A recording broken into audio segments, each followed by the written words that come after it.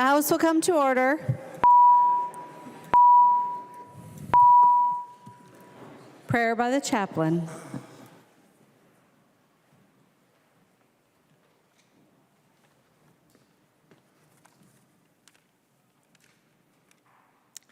Eternal and sovereign Father, the men and women gathered in this room desire to make a positive impact on this world. Lord, use their efforts today toward that end. Help each of them to focus on promoting what is good, right, and true.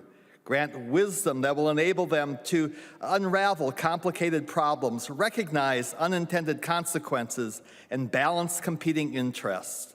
Allow them to accomplish the people's business in a manner that honors you and benefits the citizens of Minnesota. I also ask, Father, that you would enable the women and men of this body to encourage one another, empower them to speak words full of grace and truth, grant them the ability to be good listeners, and enable them to treat each other with patience, civility, and respect. Finally, Lord, I ask that every individual here would experience your grace and blessings in his or her life. Each brings personal concerns into the room. Some have health issues. Others might be concerned about a family member. Some may be struggling with personal temptations. In each case, please provide the grace and strength needed for today's challenges and tasks. Amen. The chaplain for today is Reverend Dan Erickson from Chisholm Baptist Church in Chisholm, Minnesota. Pledge of Allegiance. Please remain standing and recite the Pledge of Allegiance to the flag of the United States of America. I pledge allegiance to the flag of the United States of America and to the republic for which it stands, one nation, under God, indivisible, with liberty and justice for all. The clerk will take the roll.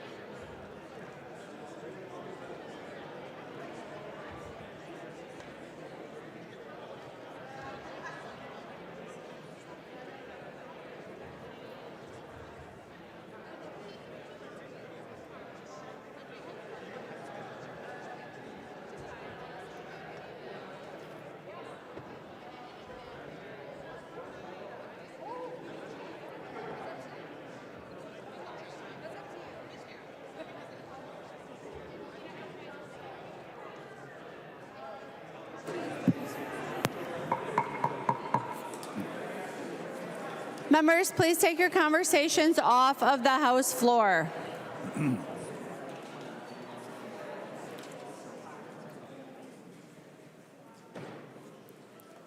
Will the chief clerk please call the names of the members who are participating remotely?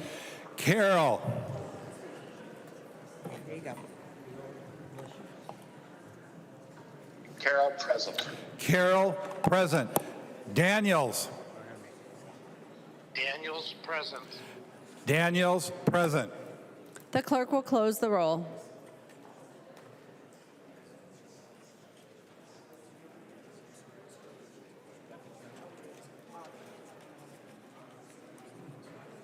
A quorum is present. The clerk will read the journal of the preceding day. Journal of the House, 93rd session, 2024, 102nd day, St. Paul, Minnesota, Monday, April 15th, 2024. If there is no objection, further reading of the journal will be dispensed with and the journal will be approved as corrected by the chief clerk. Hearing no objection, the journal is approved as corrected by the chief clerk. Reports of standing committees and divisions. A copy of this order of business is on your desk and it's also online. If there's no objection, the reports will be adopted. Hearing no objection, the reports are adopted. Second reading of House files. Second reading House File number 3689. Second reading. Second reading House File number 4010. Second reading. And second reading House File number 4444. Second reading. Introduction of House files. The following House files have been offered for introduction today. The chief clerk will report the House files and give them their first reading. Introduction of first reading of House Files 5391 through 5404. First reading, House Files 5391 through 5404.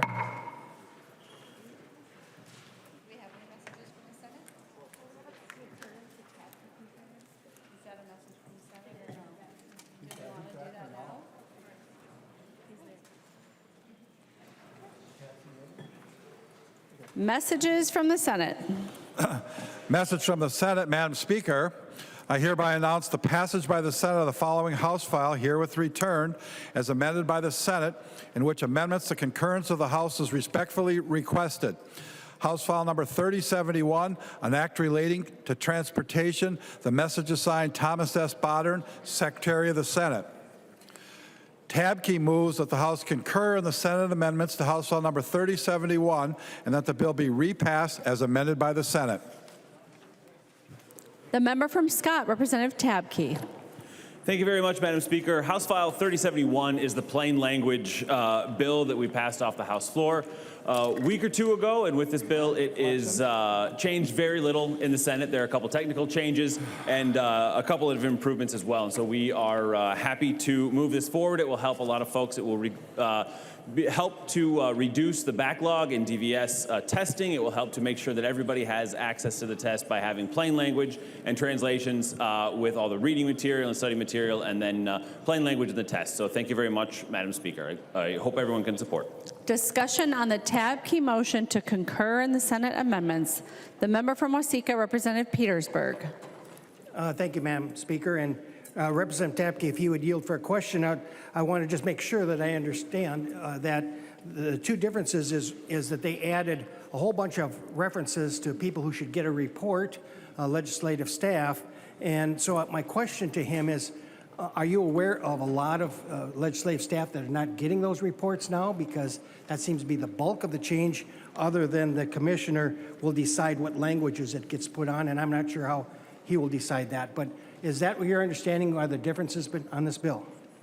He will yield. Representative Tabke. Thank you very much, Madam Speaker, and Representative Petersburg. Yes, they did expand the number of folks who are getting a report from DVS on this to make sure that everybody knows what is going on and that there's a really good understanding of where everything is with this bill. It is not something that I necessarily preferred 100%, but it is good for concurrence, and we'll move forward with it. The second thing expands the knowledge base with the plain language, and so that's a very good change. Representative Petersburg. Thank you, Madam Speaker. And that's what I understand, too. So I think the House does a very good job of letting our staff know. So apparently the Senate may not have as good a job of that, so they have to protect themselves. Thank you. In so many ways, Representative Petersburg, in so many ways. Any further discussion on the Tabke motion? Hearing none, all those in favor, please say aye. Aye. Those opposed, please say no. The motion prevails. The clerk will give the bill its third reading as amended by the Senate. Third reading, House File number 3071, as amended by the Senate. Third reading as amended by the Senate. Discussion on passage. Any discussion on passage of the bill? Seeing none, the clerk will take the roll.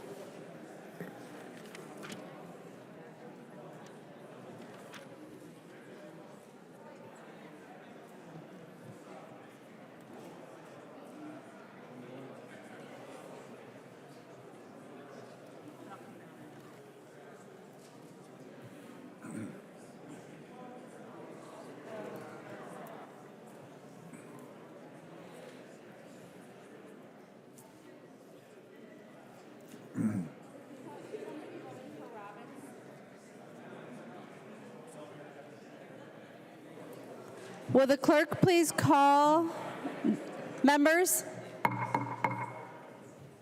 Will the clerk please call the names of the members who are voting remotely? Carroll. Here you go. Carroll, aye. Carroll votes aye. Daniels. Daniels votes aye. Daniels votes aye. The clerk will close the roll.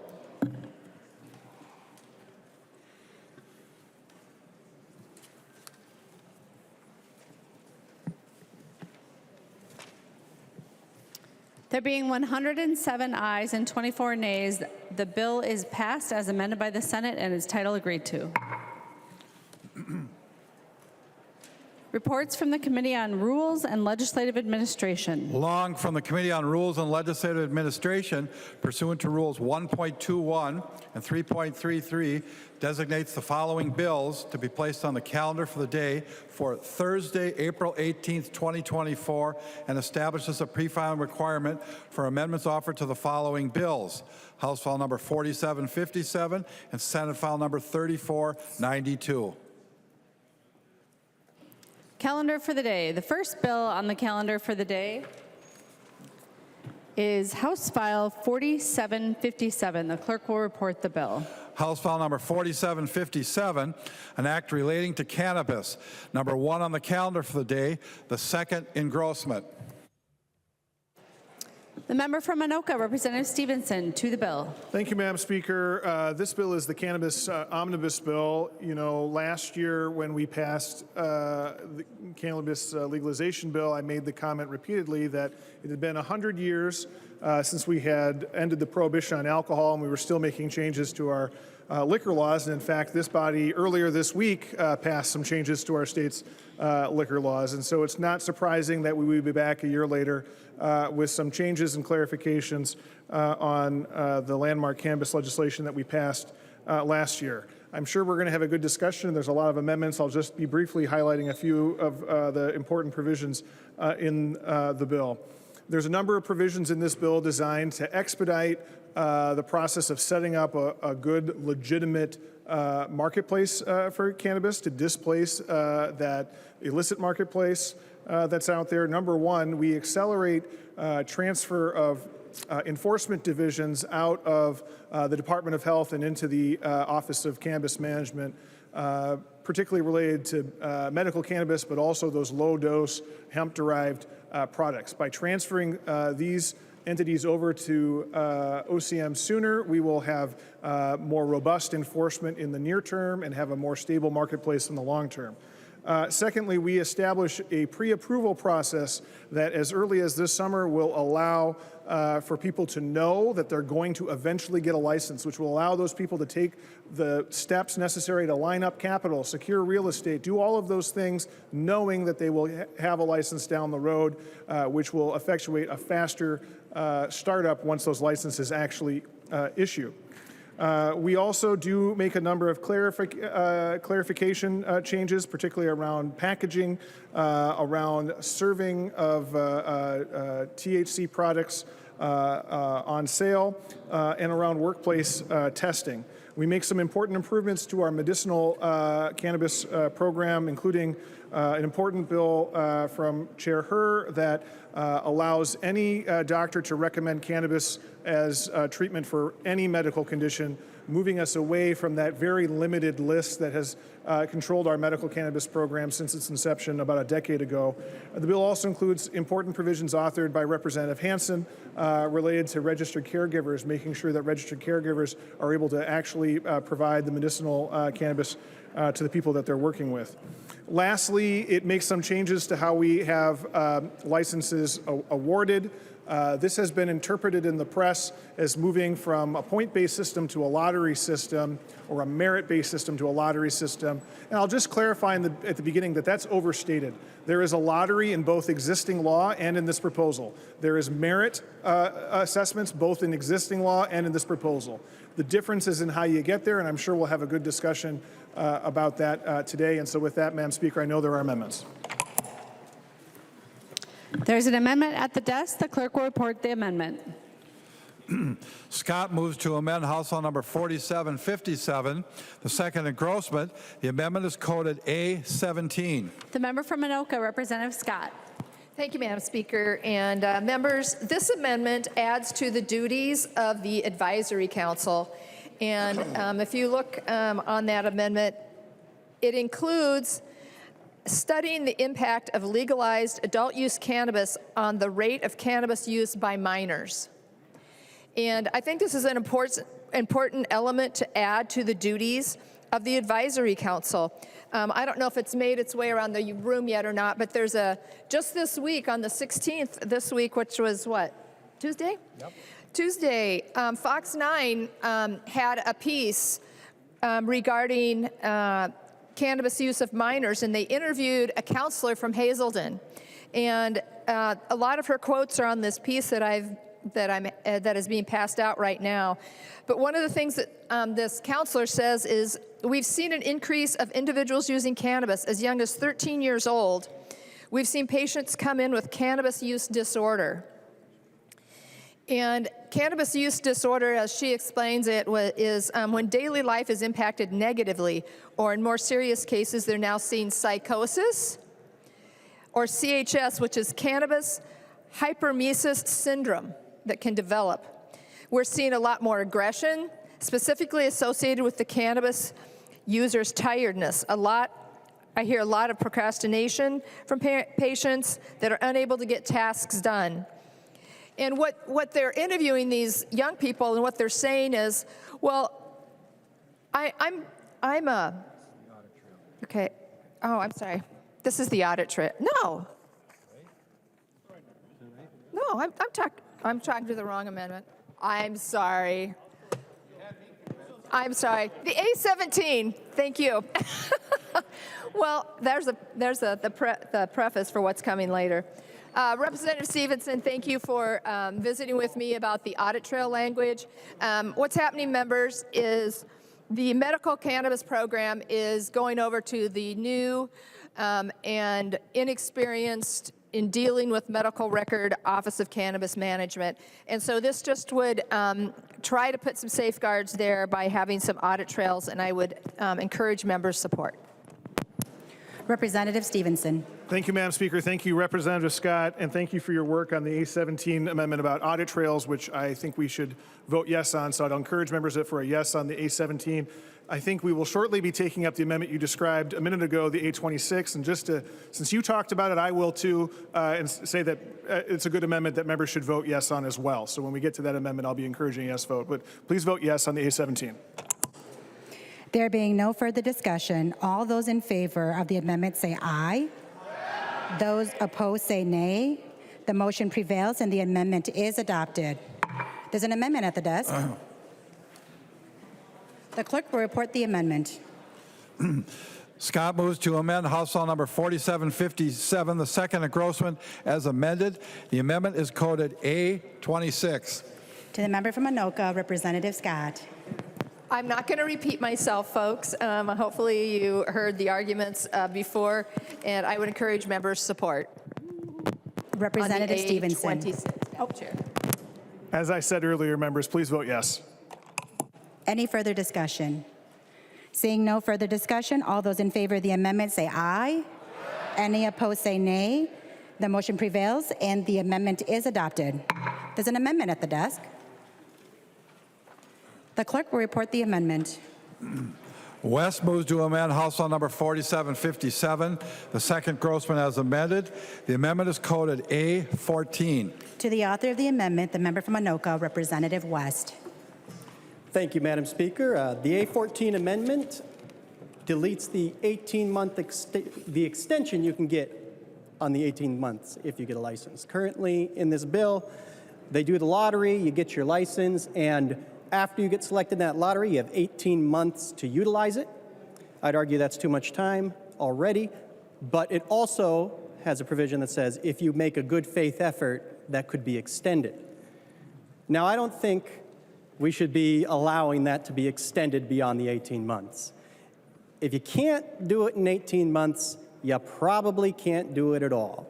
And we should discontinue that so we can clear a license spot for an individual who can actually get their business up and running and operate. And members, I urge your support. Representative Stephenson. Thank you, Madam Speaker. Thank you, members. Thank you, Representative West, for bringing the amendment. I encourage members to vote yes. I think Representative West is right that 18 months should be good enough. Any further discussion?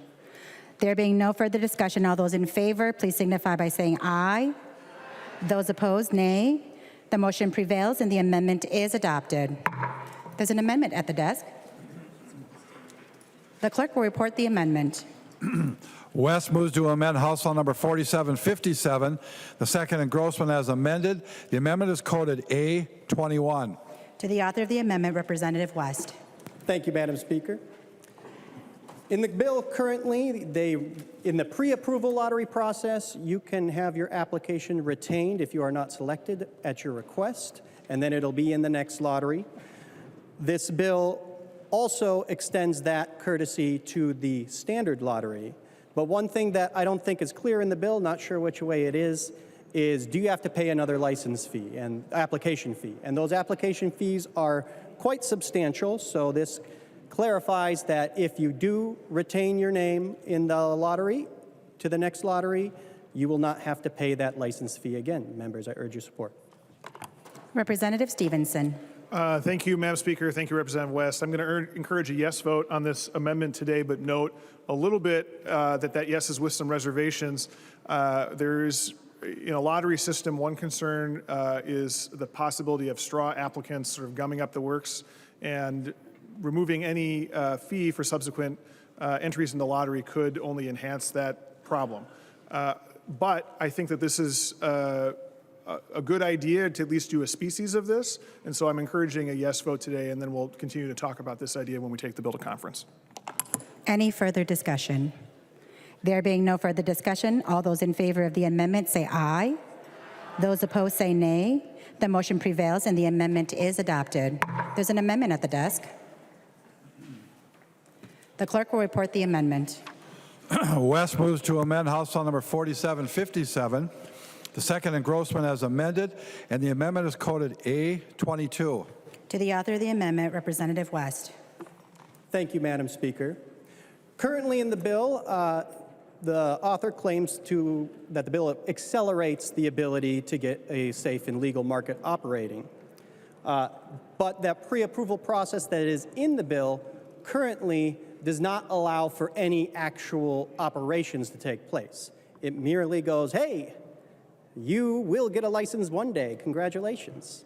But you cannot start working, can't actually start to operate your business.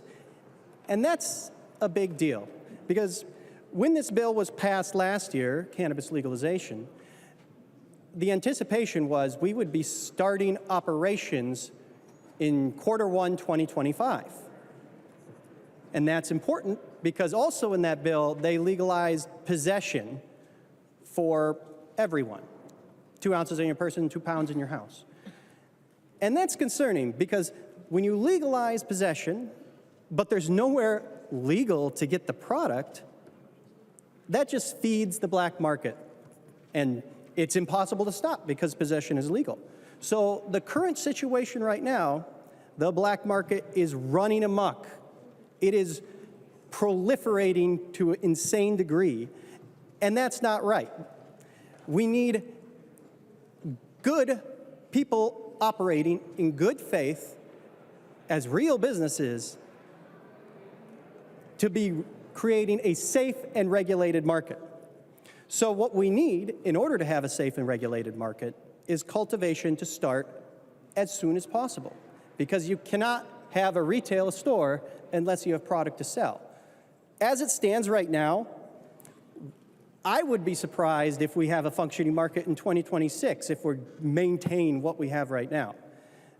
The rulemaking process alone can take a year or more. So people are out there, they can possess cannabis, but there's no legal place to buy it. So this bill does accelerate slightly the ability to actually start a business. But we need it to actually allow people to cultivate. Because if you don't have product, you cannot sell product. So what this amendment does, it sets a deadline for when the Office of Cannabis needs to distribute licenses related to cultivation. And it allows the director of the Office of Cannabis to create guidelines by policy.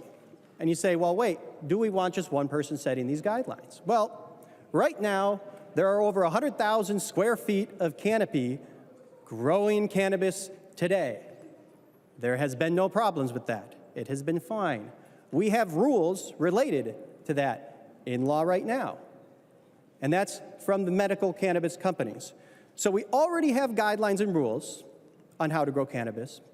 We've already been, well, we're the 23rd or something like that state to legalize. The idea that there are no rules for people to actually cultivate is ridiculous, because there are. So we should allow people to cultivate as soon as possible, because right now the black market is running amok. And the longer we let that happen, the more entrenched it will become. And Madam Speaker, I believe I have an amendment to the amendment. There's an amendment to the amendment. The clerk will report the amendment to the amendment. West moves to amend the West Amendment to House File Number 4757, the second Grossman as amended. The amendment is coded amendment to amendment is coded A30. Representative West. Thank you, Madam Speaker. So this amendment's very exciting. It just moves the dates up a couple months. When I was talking to some people about this amendment, a very wise person told me, you know what, let's move those dates up. And I said, all right, let's do it. I urge member support. Representative Stephenson. Thank you, Madam Speaker, and thank you, Representative West. And I encourage members to support your amendment to the amendment, and frankly think we could go even sooner than that, and maybe we'll talk about that in conference committee.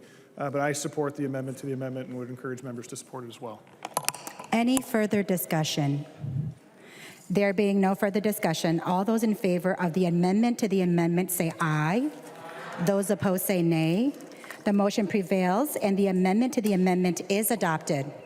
There's an amendment to the amendment at the desk. The clerk will report the amendment to the amendment. Stephenson moves to amend the West Amendment as amended to House File Number 4757, the second Grossman as amended. The amendment to the amendment is coded A28.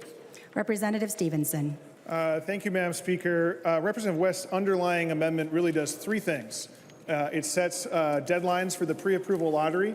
It delineates how many licenses will be in the pre-approval lottery.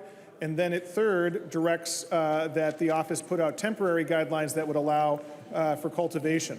I support the first two things, but think the third one would actually set us back. So Representative West said a minute ago that rulemaking can take up to a year, and it's true that rulemaking is an intensive process. What's important to know is the office has already started that process of rulemaking and started it several months ago. We also gave them expedited rulemaking authority when we passed the bill last year. I think having multiple sets of rules, the current medical rules, these temporary rules, the official rules, will sow confusion and will distract the office away from getting the actual rules out the door as quickly as possible, which I agree with Representative West is an imperative.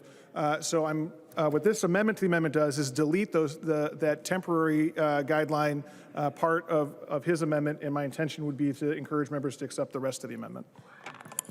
Discussion. Representative West.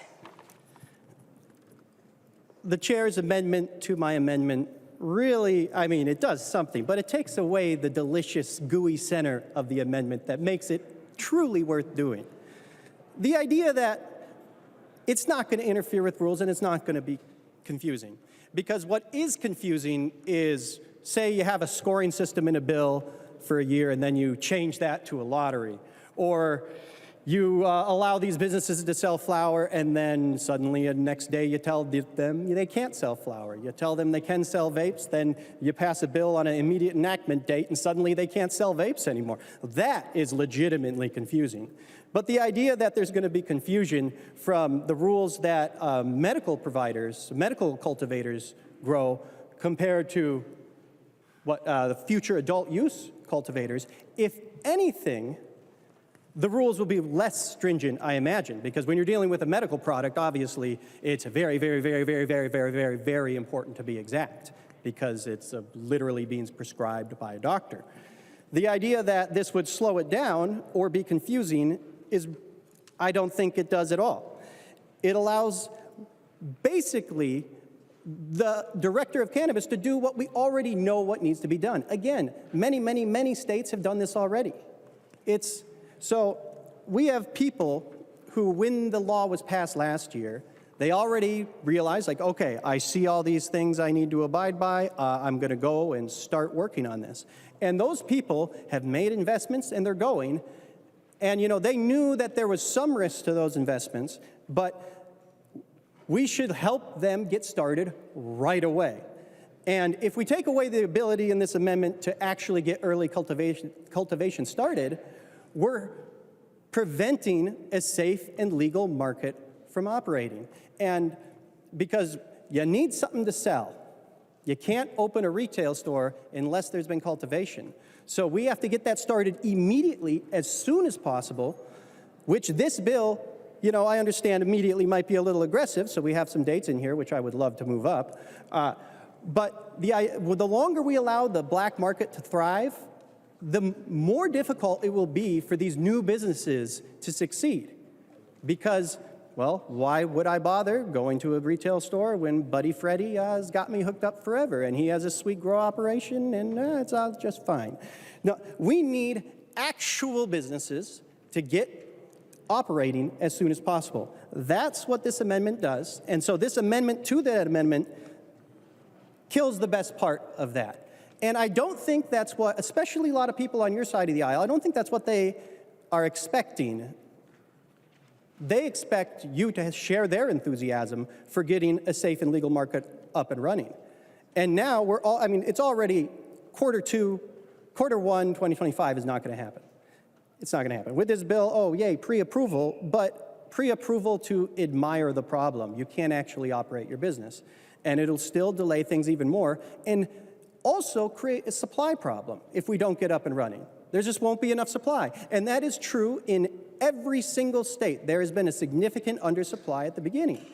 And these problems, you know, you might not care about cannabis businesses, and that's fine, but these problems allow the black market to thrive. And that is a problem, because that's where people get in trouble. That's where people have real consequences. So I would urge members to vote no on this amendment to the amendment, because we can't delay cultivation any longer.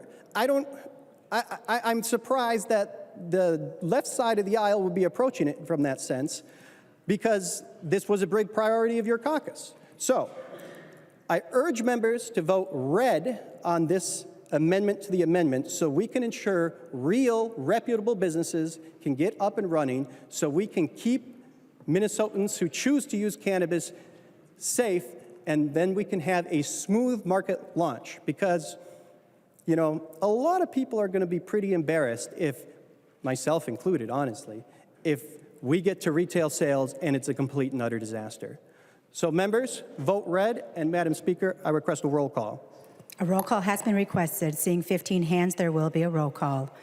Any further discussion to the Stephenson amendment to the amendment? Seeing no further discussion, the clerk will take the roll.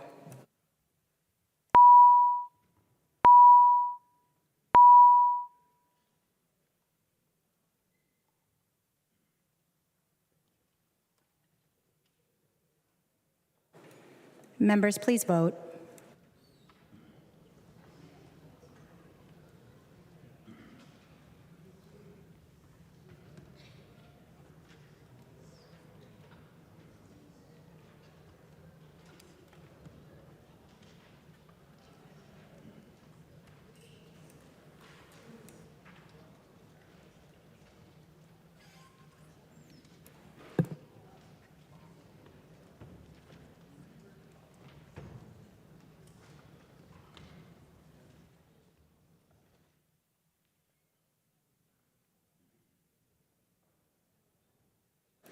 Have all members who wish to vote voted?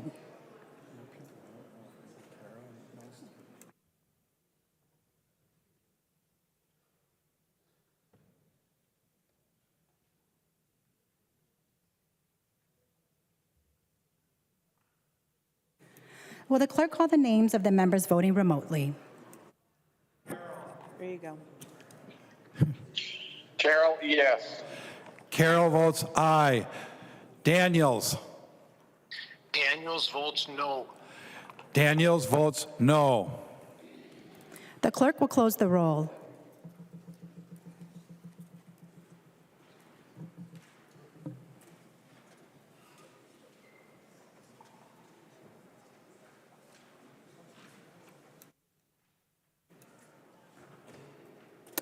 There being 68 yeas and 54 nays, the motion prevails and the amendment to the amendment is adopted. To the underlying bill, Representative West. Thank you, Madam Speaker. Well, I'm sad we lost the good part of the amendment. At least this amendment now does set deadlines for the department to get to work and make this happen. It does surprise me, and I know you're going to hear from a lot of disappointed people, that cultivation has to start before legal sales. And the longer it waits, the worse this is going to get. But this amendment still is an improvement to the bill, and I urge members' support. Further discussion to the A22 amendment. There being no further discussion, all those in favor, please signify by saying aye. Any opposed, nay. The motion prevails and the amendment is adopted. There's an amendment at the desk. The clerk will report the amendment. Kosnick moves to amend House Bill number 4757, the second engrossment as amended.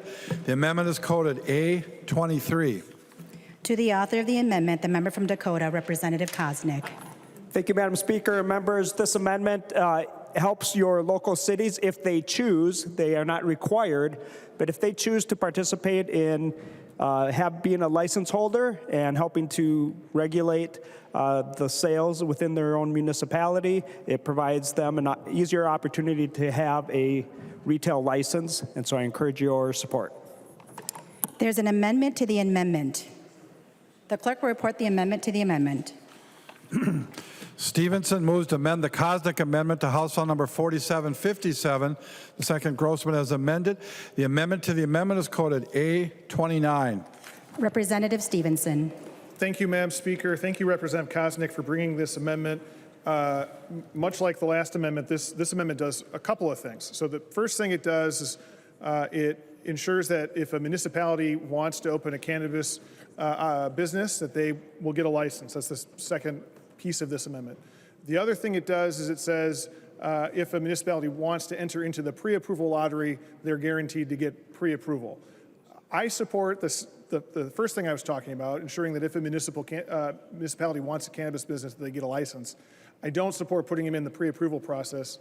I don't think it's necessary. By operation of the other part of the amendment that I like, they're kind of pre-approved already. They're going to get a license, so they don't need to be in the pre-approval thing, and it just will slow down and mess up the pre-approval process. So this amendment deletes the part referring to the pre-approval part. If it's adopted, I would encourage members to accept the underlying amendment as well. Further discussion. Representative Kosnick. Thank you, Madam Speaker. Chair Stephenson, I appreciate your clarifying amendment to the amendment, and I encourage members to support the amendment to the amendment. Any further discussion? There being no further discussion, all those in favor of the amendment to the amendment say aye. Those opposed say nay. The motion prevails, and the amendment to the amendment is adopted. Back to the underlying amendment. Representative Koznick. Thank you again, Madam Speaker and members. I encourage the adoption of the A23 amendment to help your cities if they choose to participate. Thanks. Any further discussion to the Koznick A23 amendment? Seeing no further discussion, all those in favor of the amendment signify by saying aye. Those opposed, nay. The motion prevails and the amendment is adopted. There's an amendment at the desk. The clerk will report the amendment. West moves to amend House File number 4757, the second engrossment as amended, and the amendment is coded A15. To the author of the amendment, the member from Anoka, Representative West. Thank you, Madam Speaker. The A15 amendment modifies the ownership requirement for social equity applicants. So, in the bill presently, in order to be considered a social equity applicant, you have to hit all these bullet points made up, and then the person who hits all, or the group of people who hit all those bullet points must have at least 65% ownership in the company in order to be determined a social equity applicant. Now, this amendment turns that number from 65 to 51%, which is really what's important. Majority ownership is everything. If you're a 51% owner, you own the company. And that arbitrary 65%, and honestly, I do hope to convince you on this, so please listen. That 65% actually hurts social equity applicants. It genuinely does. Because one thing that we've talked about is, well, social equity applicants don't necessarily have a lot of capital. They don't have a lot of access to people with money. They don't have a lot of money of their own. They might be first-generation immigrants or something like that. So they don't have the $1 to $50 million required to start these businesses. So they need to partner with somebody with capital, an investor who's willing to help them achieve their dreams. The American dream is owning a business. Well, what person, just think about it for a second. If I came to you and said, hey, I want to start this business, I don't have any money, but I can put up maybe $5,000. Would you mind putting up $940,000? And I'll tell you what, you put up, 99% of the money, but I'm willing to give you 35% of the company. No one would do that. No one would do that. So we're going to have a lot of these social equity applicants where this bill helps them with a pre-approval process, which is great, but it doesn't matter if you're pre-approved if nobody's going to give you the money, because you can't expect people to operate businesses solely on charity. There might be a few, but there is no possible way to get a return. Well, there is a possible way, but I cannot imagine somebody putting up hundreds of thousands of dollars. For one, they don't even control the company, even though they put up the majority of the equity. But I'm not even arguing that. I'm saying 51%. But they only can share 35% of the business? That's terrible. It's a massive risk. The majority of these businesses will likely fail in the next 3 years from opening. So when an investor looks at that saying, this is an incredibly dangerous business, it's unlikely to succeed, to be honest, and they can't get a return on their investment or have control of the company, that's something that's not going to happen. So these social equity applicants will be thrilled when they're selected in this pre-approval lottery, and you know what they're going to find? They're going to find nobody's going to give them a dime. There's no incentive.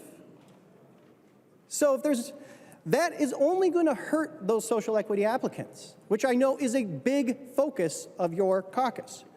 So 51% gives them the flexibility to basically do a 50-50 split, which is a significant improvement if you're talking about, $1 million in revenue or more, or even $500,000 of revenue.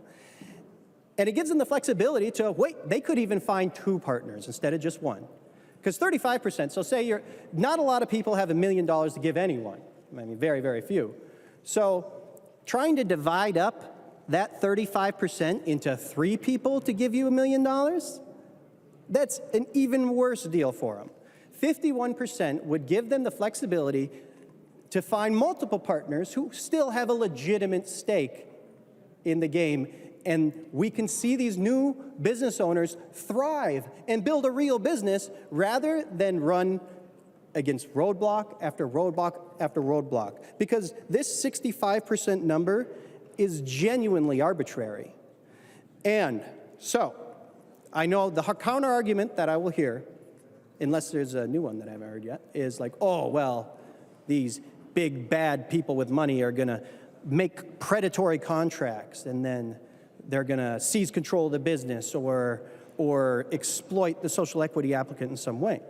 Well, one, as you know in the bill already, they cannot change ownership for the first 3 years of the business, so these predatory contracts would have to wait a long time before they could engage. And two, the idea of putting it to 65% doesn't help that at all.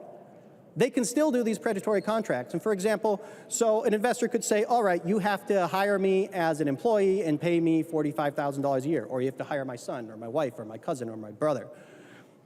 And then once you pay them $45,000 a year for X number of years, then my ownership changes. Or they just get a $45,000 salary, don't have to do a lick of work, and also get 35% of the company. It's these predatory contracts are going to happen here and there. They will. But honestly, if the business is successful, it doesn't really matter. But the 65% number doesn't prevent those in any way, shape, or form. They still can happen. There's a million different ways to do it.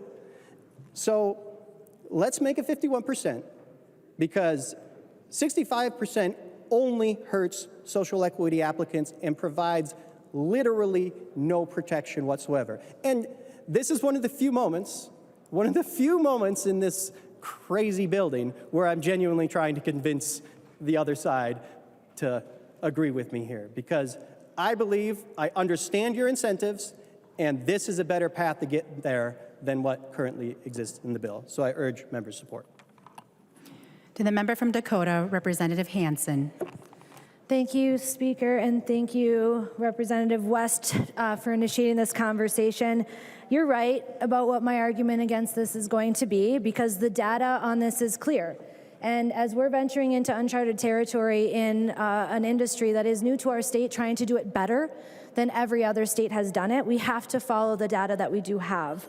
And we know that inadequate ownership percentages like this have been widely abused around the nation. We know that the financial exploitation through this method is a risk for our business owners, because obtaining capital to start a cannabis business is extremely difficult. It is not just about not knowing the right people, it is that our financial institutions are not built to necessarily support folks. And to say that this is the only way social equity applicants will be able to start a business is not accurate.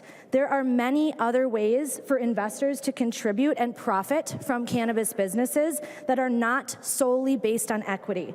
Investors seeking to support social equity applicants, as was said, and get into business does not have to be centered on owning such a large portion of their business.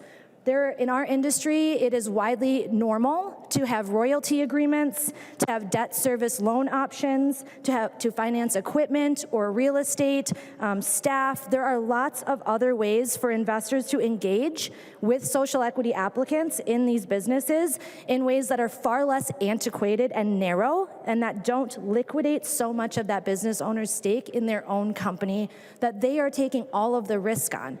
We have seen in other states that the percentages like this are, I don't even think exploited necessarily addresses how deeply predatory these practices have been around the nation. People who have invested any little bit that they do have are then entering into contracts because they want to get into business, thinking they're getting into business with folks who have their best interest in mind, but they do not. And so we must learn from the rest of the country and not fall for this trick. I ask members for a no vote on this amendment. Any further discussion? The member from Stearns, Representative O'Driscoll. Well, thank you, Madam Speaker and members. Representative West, I want to thank you for this idea. There's actually a television show that's predicated on the very same idea that you're talking about. Shark Tank. right? These small businesses that can't raise capital and grow and want to get started and get things moving, they go on television and they go in front of Mr. Wonderful and the rest of the team, and they ask for not a majority interest in those companies. They ask for a minority interest in those companies to provide additional capital to grow those. I think you're onto something, and it must be the American way, because this television show is not only on cable, it's on regular broadcast television, and I think you're trying to help out a group of people who are trying to get into business, although I may not fully agree with the business model that these people are involved with, but I think you're certainly trying to help them out. Are you this chamber's Mr. Wonderful? Any further discussion? Representative West. Thank you, Madam Speaker, and thank you, Representative O'Driscoll. I would love to think of myself as Mr. Wonderful. But what I'd say to Representative Hansen is I don't believe you addressed how 65% is any better about protecting these social equity applicants. And then you mentioned all the other contracts. And what I would say is that's harder to understand. Like, you know, if you're thinking about somebody this is their first business, they're not incredibly well versed, it's a lot harder to understand a royalty agreement and all these other ways and the impacts of them. They can understand it, but whoa, if you watch Shark Tank, you know those royalties are where the real money is. And then, hey, you might be stuck in a horrible deal forever. But an equity stake is very easy to understand. And 65% doesn't protect anyone. It doesn't provide any additional protections, and it makes it even harder to raise capital because, well, doing those deals, like in Shark Tank, a lot more deals are done on an equity basis than in these million different categories of how you can structure a deal. And I was thinking your concern was predatory contracts, but it sounds like you're advocating for not saying you're advocating for predatory contracts, but the predatory contracts that are of concern would be maneuvering in that space. So, members, let's help out the social equity applicants and make it so they can raise capital in an easier manner. Thank you, Madam Speaker. There being no further discussion, all those in favor of the amendment say aye. Those opposed say nay. The motion does not prevail and the amendment is not adopted. There's an amendment at the desk. The clerk will report the amendment. West moves to amend House File Number 4757, the second engrossment as amended. The amendment is coded A19. To the author of the amendment, the member from Anoka, Representative West. Thank you, Madam Speaker. The A19 amendment is going to solve a problem that is going to be worse because we killed my early cultivation portion of my earlier amendment, because every single state has been undersupplied when they legalize. We're in the middle of the pack, 23rd state to do it. And right now we have over 100,000 square feet of plant canopy growing in Minnesota. So when you look at, we're not going to help people early cultivate. Well, I'm assuming something will happen eventually, but we're not going to take the fast track that I suggested. We're going to be horrifically undersupplied, which is going to be a big burden on these businesses that are just starting, especially social equity businesses. If there's not product to sell, they can't make money. If they're starting these shops and they can't fill them with product, it's going to be a very substantial issue. And it's going to continue to allow the black market to thrive. So this amendment allows the medical companies to participate in the market for the first 2 years. I know there's a weird aversion on your side of the aisle against medical cannabis companies, but that's why it's only for 2 years. Let's let them participate so they can help solve the undersupply problem, because it likely will be so big they can't, but it would help. I would like to see something of this nature be included in the bill in conference committee. Something that allows them to participate a little more, because I understand we want to make sure they're still taking care of the medical customers, the kids who need their seizure meds, which admittedly is a gaping hole in this amendment, because it allows them to fully participate. And because it's not quite perfectly crafted, I would like to withdraw this amendment. Representative West withdraws the amendment. There's an amendment at the desk. The clerk will report the amendment. West moves to amend House File number 4757. The second engrossment as amended. The amendment is coded A20. To the author of the amendment, the member from Anoka, Representative West. Thank you, Madam Speaker. This amendment changes the definition of social equity applicant, and it also gets rid of the separate lottery and puts everybody in one, because two lotteries is kind of inherently unfair and it's confusing. Ideally, I'd like to go back to the scoring system, which we'll talk about at a later time. But one thing that I think we missed broad bipartisan support on is just the definition of social equity applicant. For one of those things is lives in an area of 50% poverty, a census tract with 50% or greater poverty. And it's like, well, I can tell you, who here knows what census tract you live in? I don't know. And if you don't know what, these are things that are hard to understand. Now, sure, the Cannabis Department will put out some guidelines on this, but these definitions are overly complex. But to me, the main value of social equity applicant, and I've heard this from your side of the aisle, is that, well, let's help people who are harmed by cannabis prohibition. So what I leave in there are people who have been convicted of a cannabis crime or have been convicted or discharged from the military for a cannabis offense.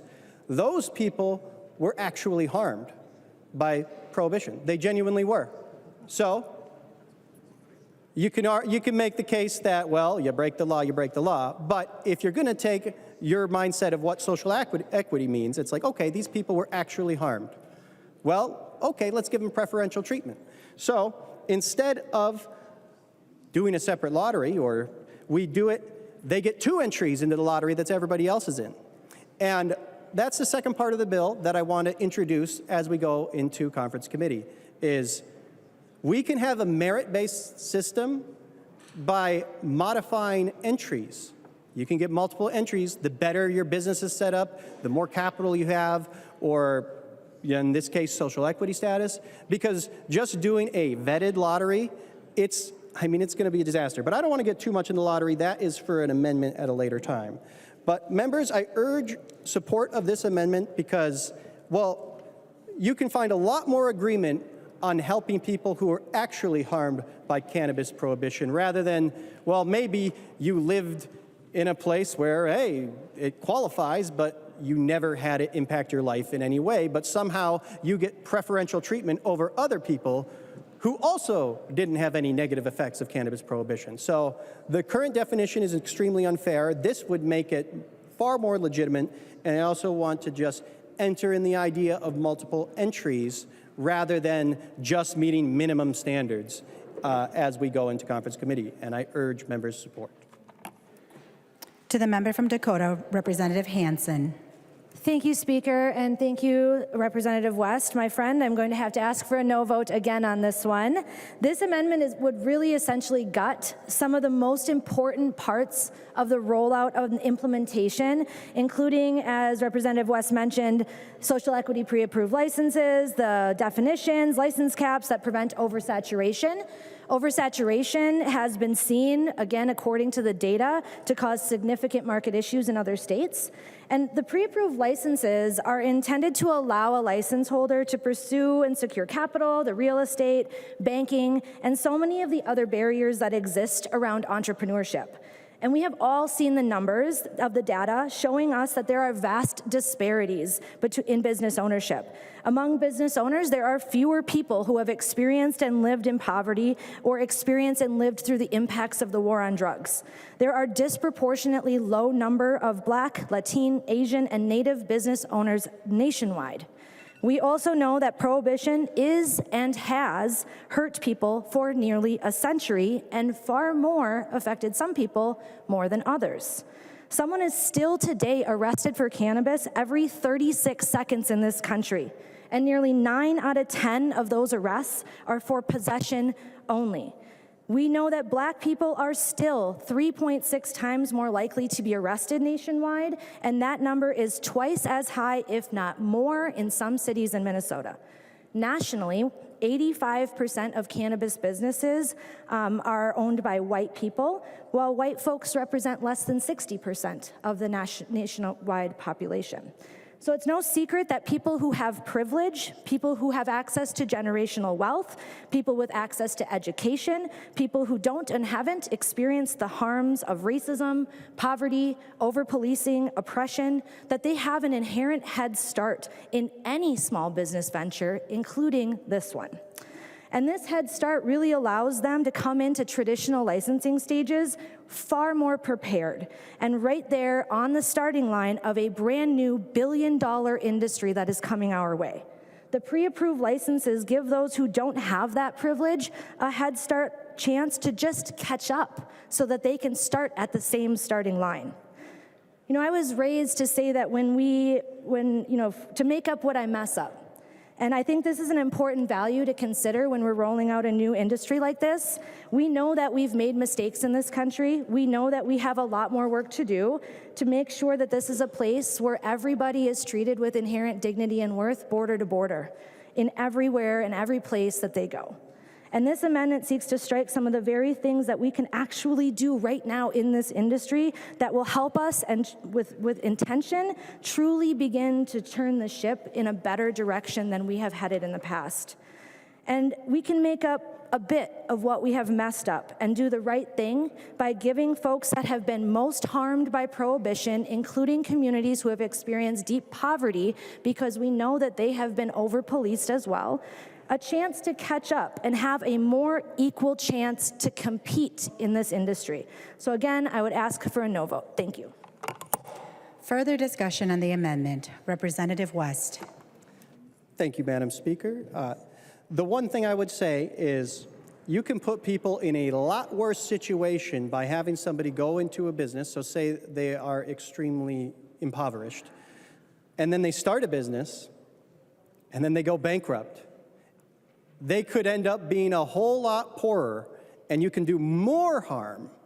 Now, we agree, well, at least I do, with you about people who have been convicted. I think, yeah, they got a raw deal, let's help them out.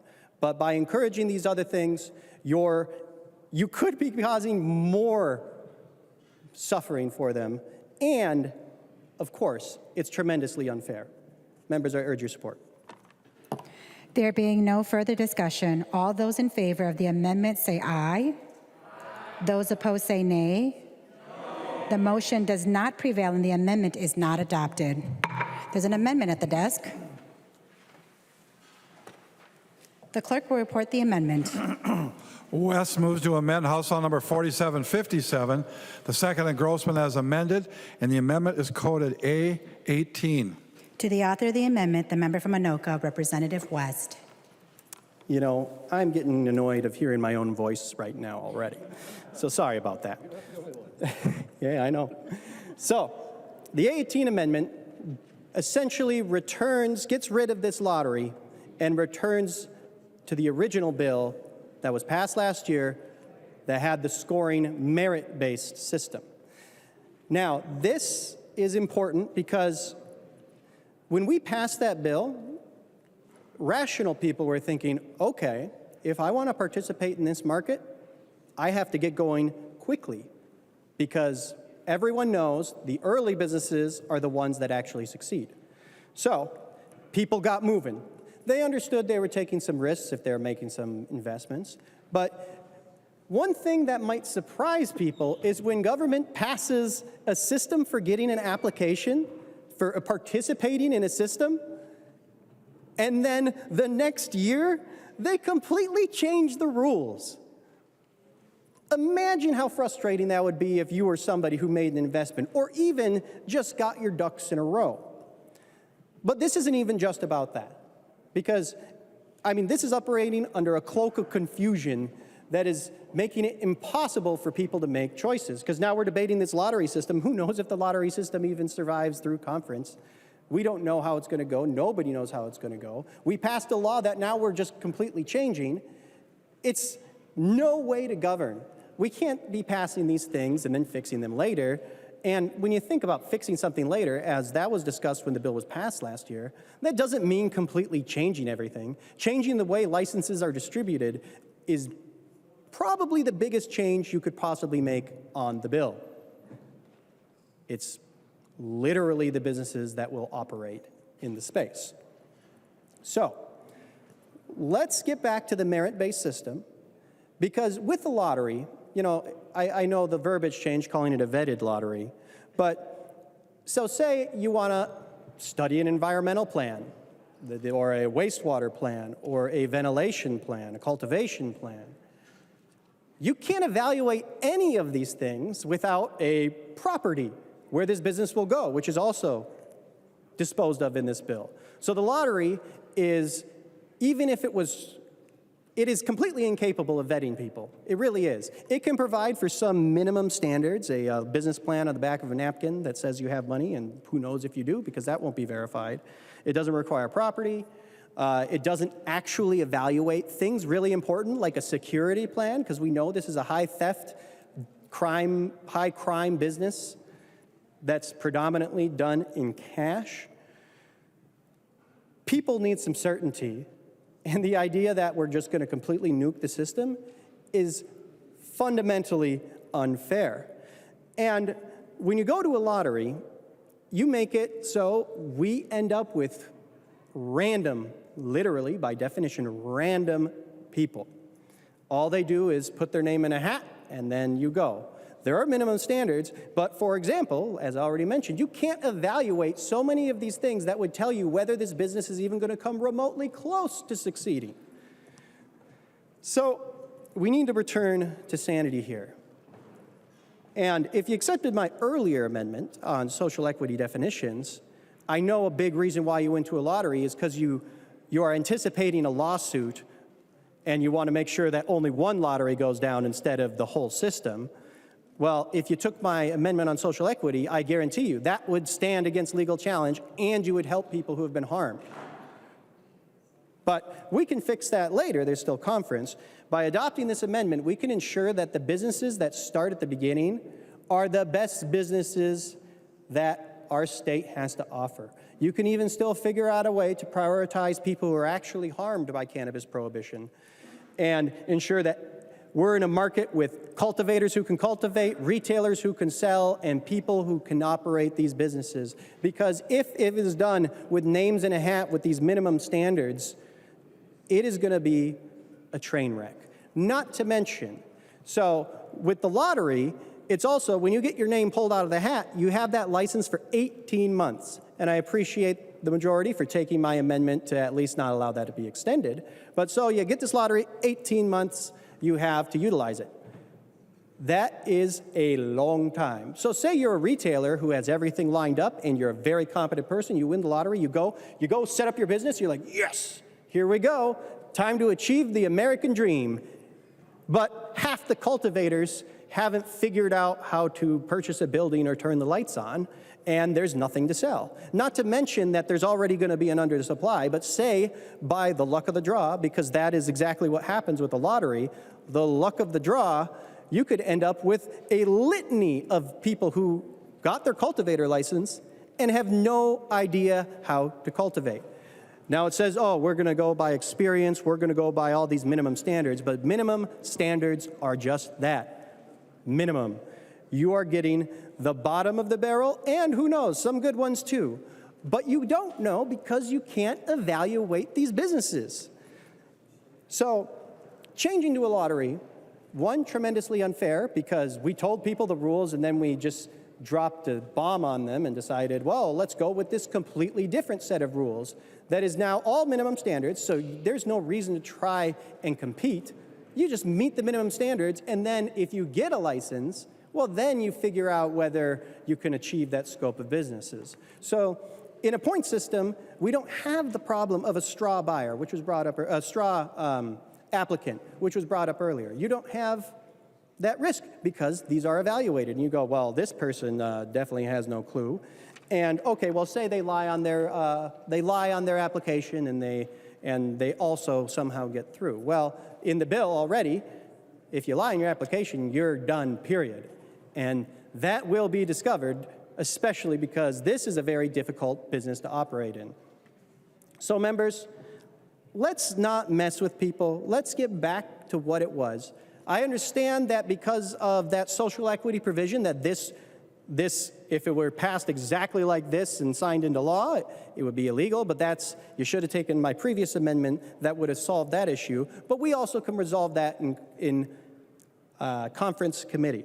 So let's be fair and be smart. If we want a functioning operation, we need the best working there.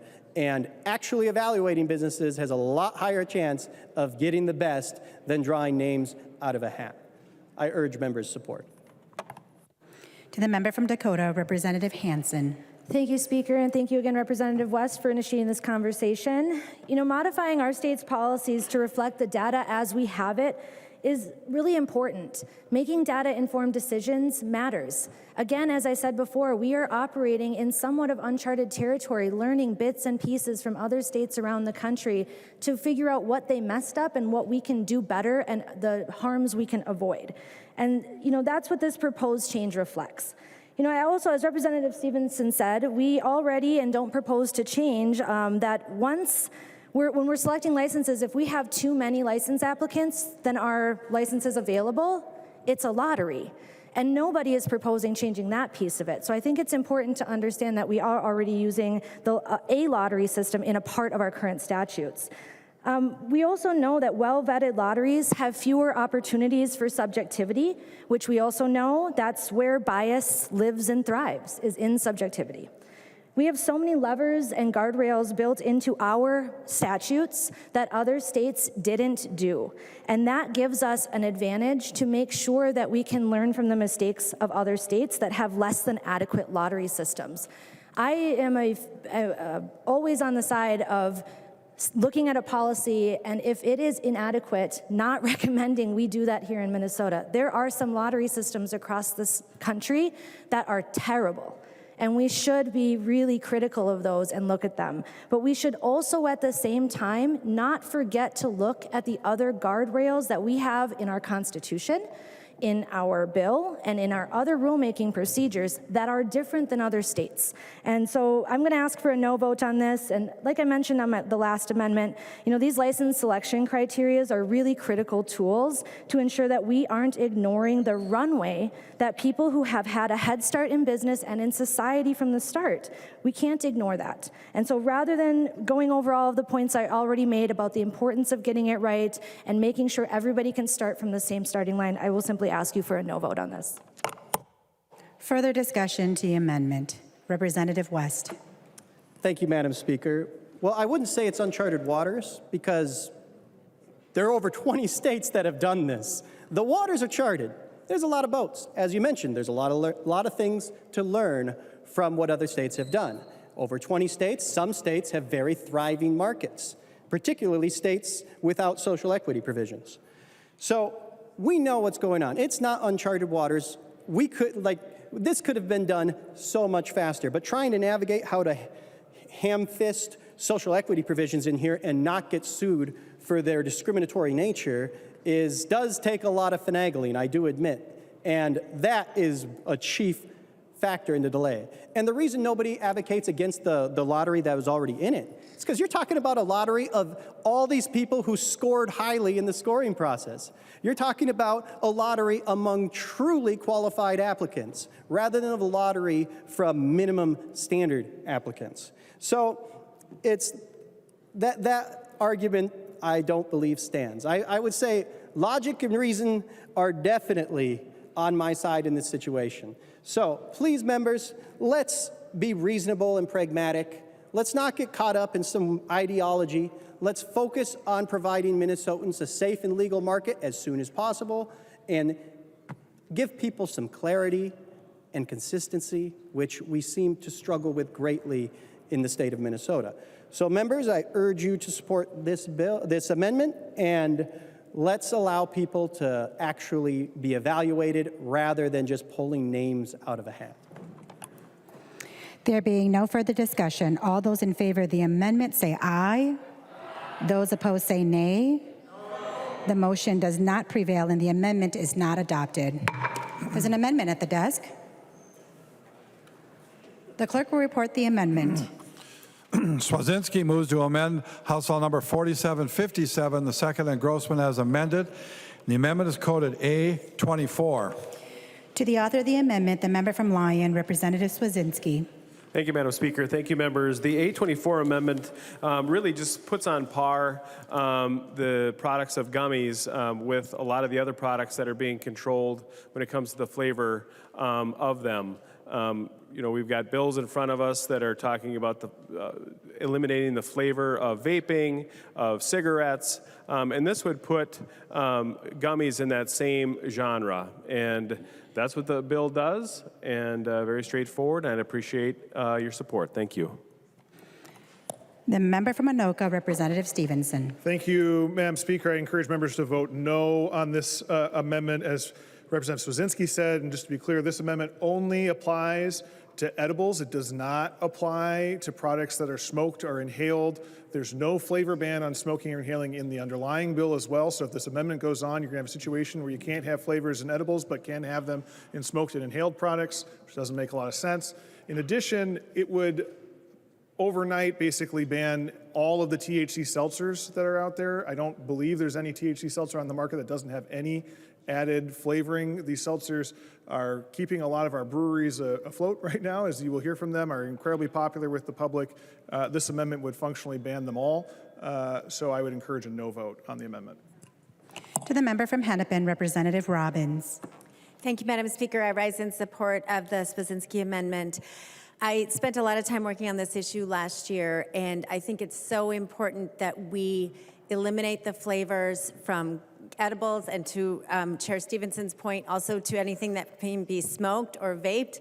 These products are designed to attract children, and they cause incredible harm. The flavors are things that are attractive to kids, you know, strawberry, different cereal type flavors, different Sour Patch candy type flavors. And that is just making them even more enticing for our kids. And the gummies are easy for kids to get their hands on and be confused about what they are.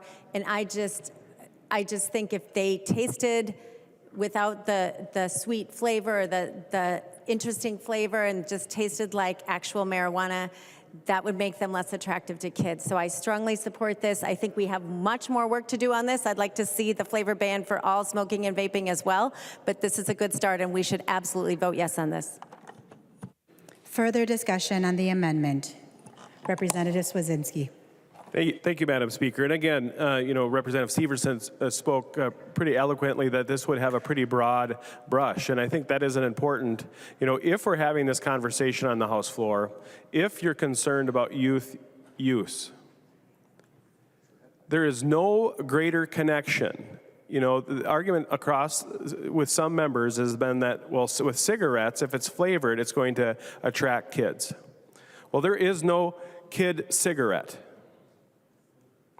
There is no kid marijuana to smoke. But there is candy that is marketed to children. Candy and juice and bubbler currently being used by kids. This is saying that if that is a concern of yours, if you are concerned of using like products to target kids, this is about a softball, slow pitch, underhand, home run hitting amendment that you could possibly get. I mean, this thing is legit as it gets. If your goal is to legitimately curb usage, then curb actual candy flavored THC products. I mean, this should be your baseline. If you're thinking of doing other things when it comes to flavor bans, candy flavored THC products, gummies, gummy worms, should be an easy foundation to build your argument. Please give me a green vote. Thank you. Any further discussion? Seeing no further discussion, all those in favor of the amendment say aye. Those opposed say nay. The motion does not prevail and the amendment is not adopted. There's an amendment at the desk. The clerk will report the amendment. Scott moves to amend House File Number 4757, the second engrossment as amended. The amendment is coded A25. To the author of the amendment, the member from Anoka, Representative Scott. Thank you, Madam Speaker. This amendment, well, let me back up.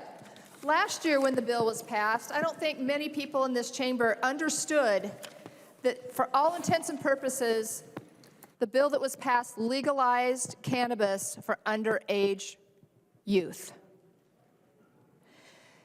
This was brought to my attention during the middle of the summer, and I wrote a letter saying we needed to go into special session to fix this so that our youth are not exposing themselves to these products. Because as we all know, was it August, I think, that the ability to legally possess and grow your own became law.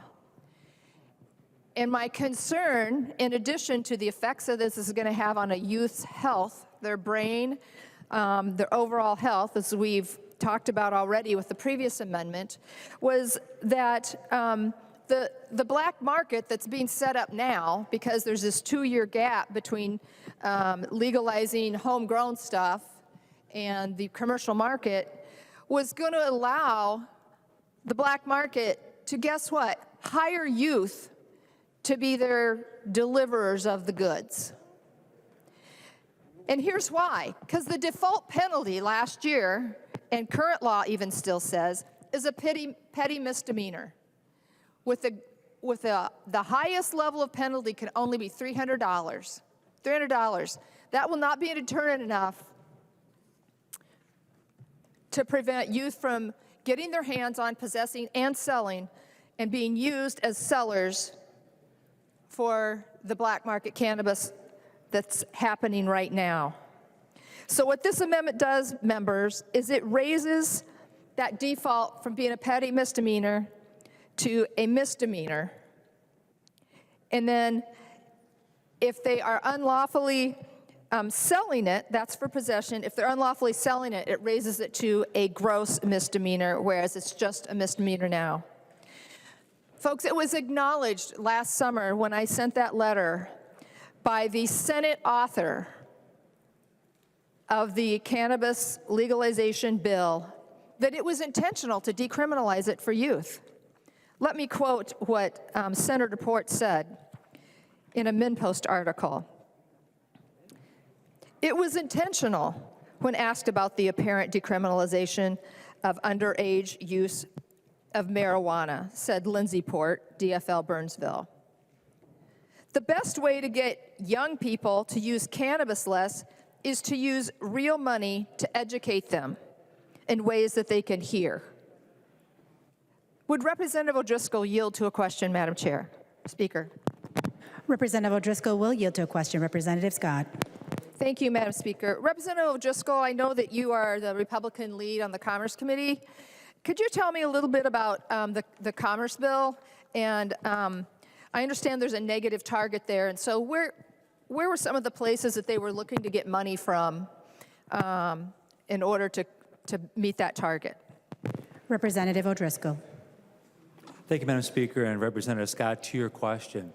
There are actually two bills that we had, the policy bill, which we voted off the House floor here within the last 7 days, and then yesterday for the final committee meeting, we took up a small finance bill, and it had a negative target of somewhere between, I don't remember the exact number, about $5.5 million. And what had happened was the bill author, who is the same bill author of that bill as the bill author of the bill that's before us, State Representative Stephenson, had a DE amendment that took money from all the different cannabis sources that were monies out there for things like poison control, prevention, youth education, and different things, and kind of called some of that money together and put it into the Office of Cannabis Management. Representative Scott. Thank you, Madam Speaker. And would Representative O'Driscoll continue to yield? Representative O'Driscoll will continue to yield. Representative Scott. Thank you, Madam Speaker. Representative O'Driscoll, so what you're saying is the money that was intended for grants for youth education, that pot of money was being taken from to put in the overall larger Office of Cannabis Management? Representative O'Driscoll. Generally, thank you, Madam Speaker, and Representative Scott. Generally, your interpretation is correct. Because there was no new money that was brought to the table, existing appropriations were then reduced as a result of this. And I actually did bring an amendment to the committee to try to once again not necessarily restore back to the full dollar amount for the prevention programs for youth, but at least trying to put more money to that cause.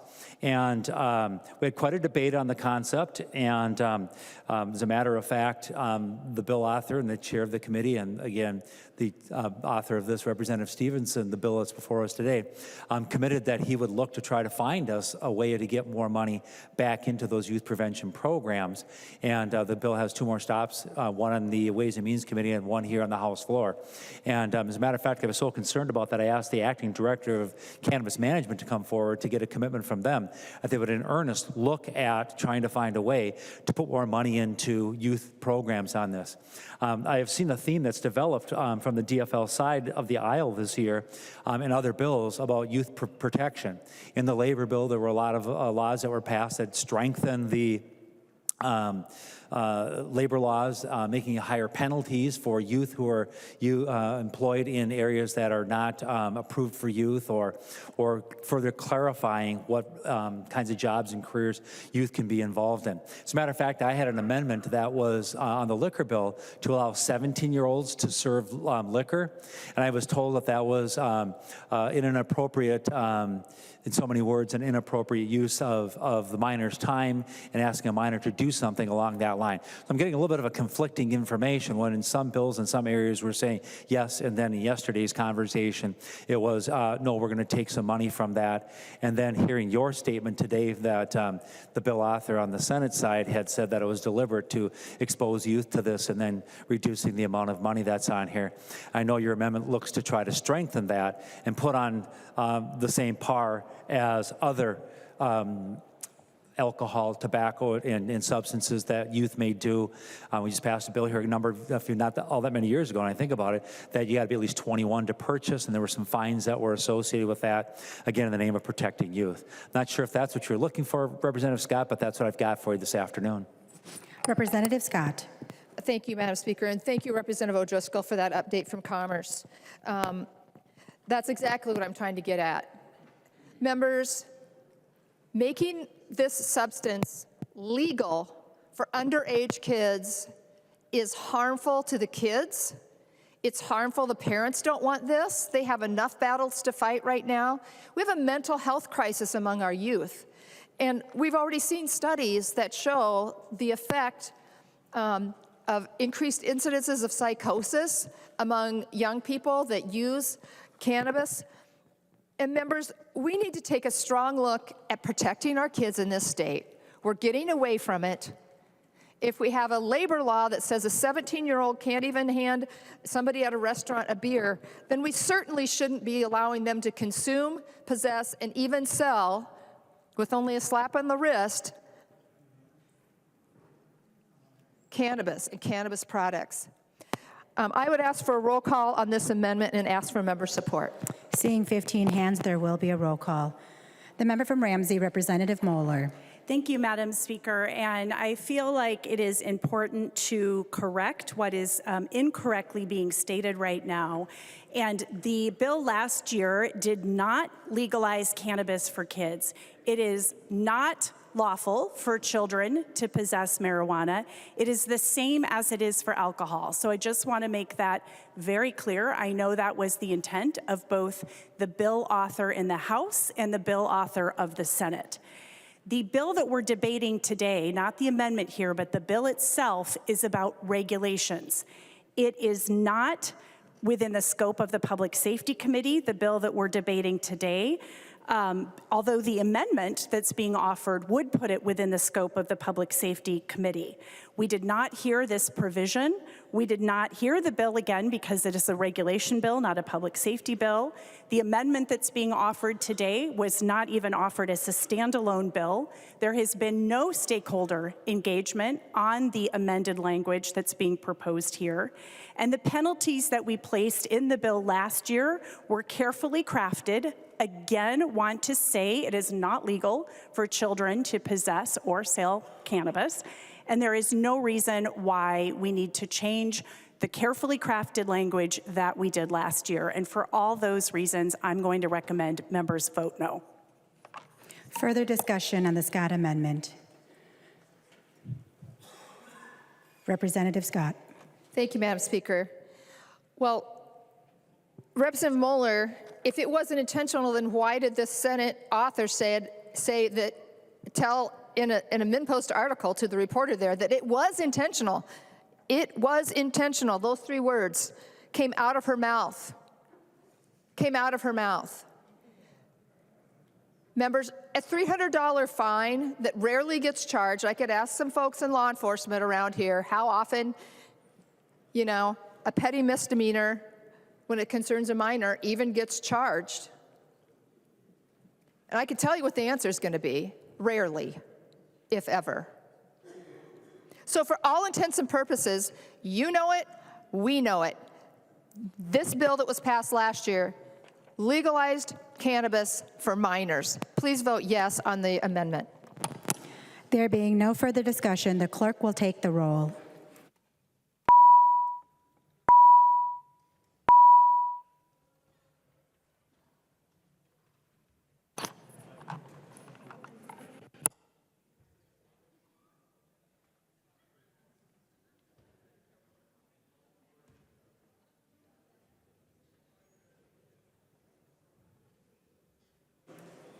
Will the clerk call the names of the members voting remotely?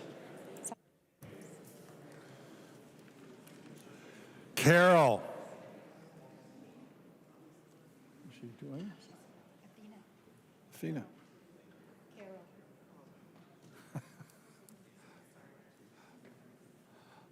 I'll call Daniels. Daniels. Daniels, yes. Daniels votes aye.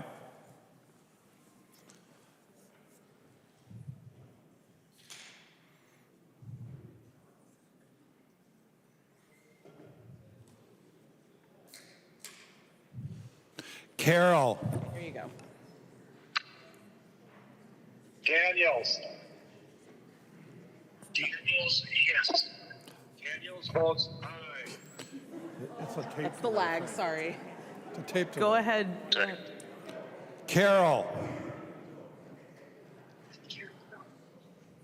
Ned, go ahead. Carol, no. Carol votes no. The clerk will close the roll.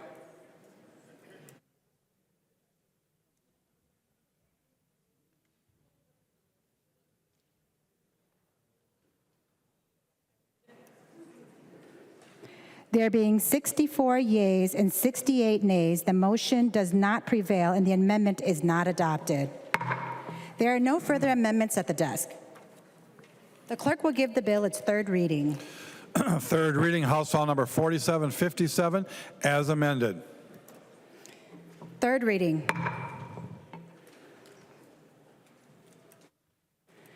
The member from Dakota, Representative Hanson. Oh, she's not there.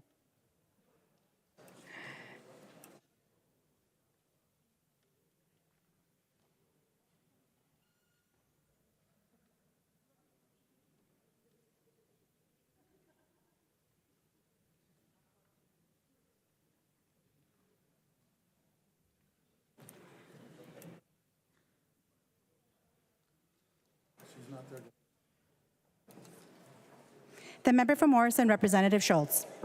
Thank you, Madam Speaker. Just quickly here, I wanted to touch on a key point that I think that is important for the body. I'm not going to kind of get into the whole of the policy at all, but I did have a question that I wondered if Representative O'Driscoll could yield to. Representative O'Driscoll will yield to the question. Representative Schultz. Thank you, Madam Speaker. Representative O'Driscoll, looking at this bill, it came through the Commerce Committee of which you and I sit. I wanted to find out, based upon the conversation in that Commerce Committee and the underlying bill language, is there any language to protect Minnesotans and our taxpayers by ensuring that our dollars aren't going to out-of-state corporations or nonprofits? Representative O'Driscoll. Well, thank you, Madam Speaker.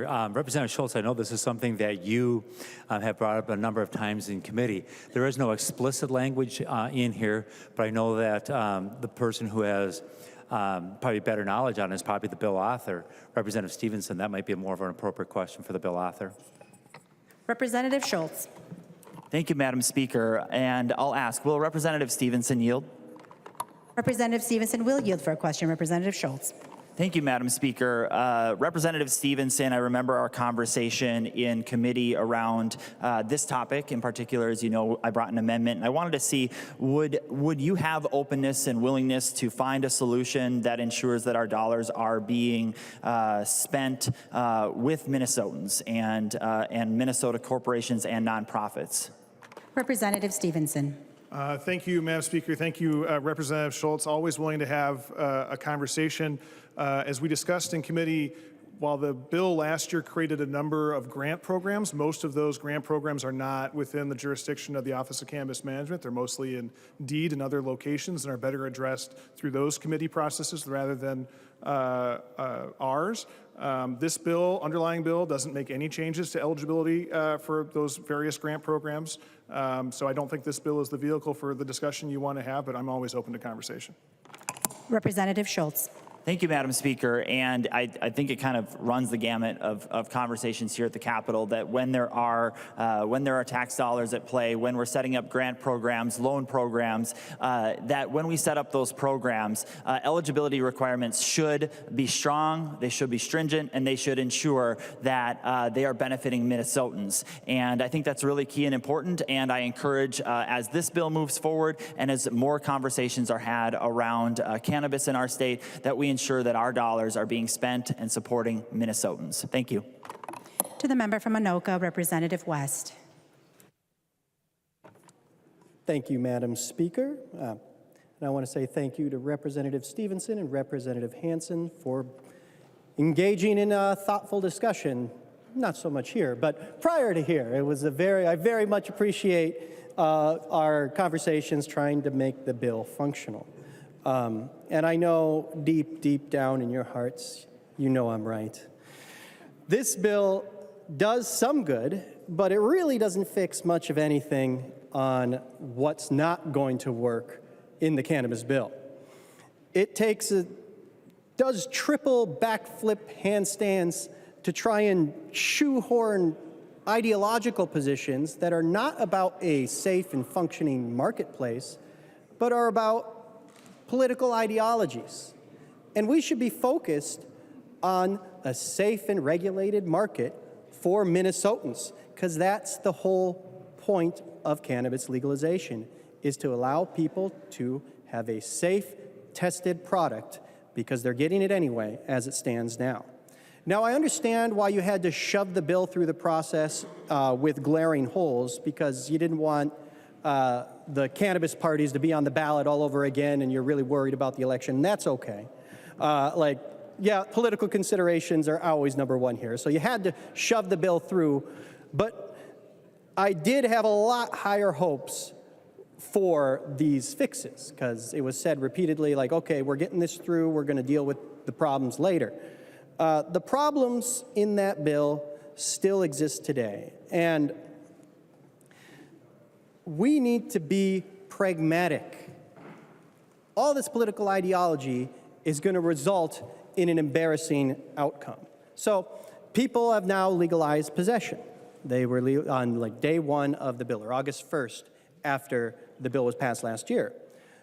But there's no place to buy a legal product with no place to buy it legally.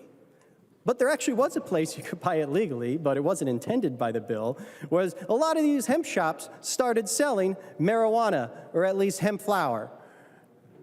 And so, well, people lined up and they got their product. Honestly, I think a lot of Minnesotans thought that legalization had happened. But no, legalization is still far, far in the future. Only possession was legalized. So people were able to go to these stores, and then as the Department of Health and the Office of Cannabis started going on, well, then suddenly they were pulled off the shelves at all these hemp stores. And it's like, well, I get that's what the law says, but it only goes to show having a legal, something that is made legal and no place to legally buy it is an obvious problem. And the longer that kind of situation exists, the more the black market will become entrenched. And that puts people at risk. Well, as THC is not lethal, THC itself is not dangerous, there are examples of people going to the black market and buying something that isn't just marijuana. And that is the point of ending the prohibition of cannabis. So people have a safe and regulated place to buy it rather than doing what they were already doing. Because we know even in a Catholic school, I guarantee you, there was a weed dealer there.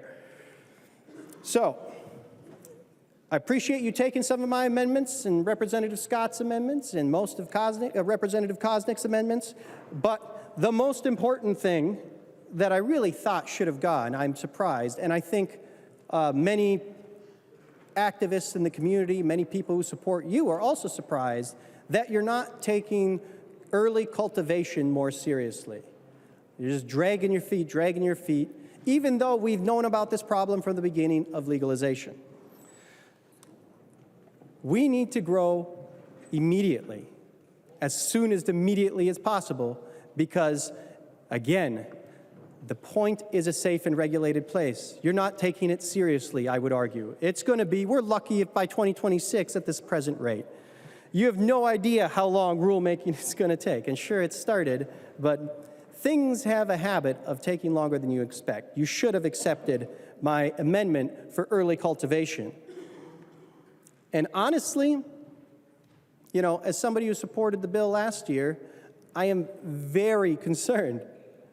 You know, it's going to be embarrassing at the present rates. The things won't function.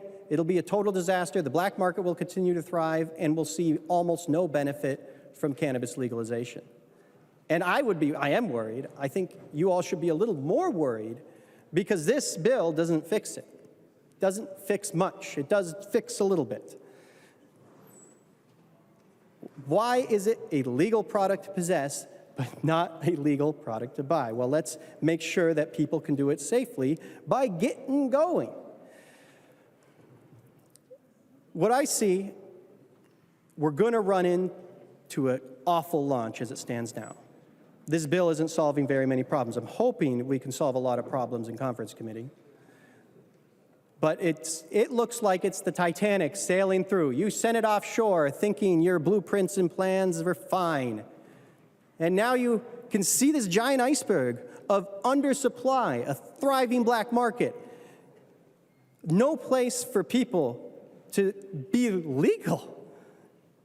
And you're just ever so slightly altering course, when what's needed is a hard turn. So, in conference committee, you got to do early cultivation. You have to help the department give them clarity.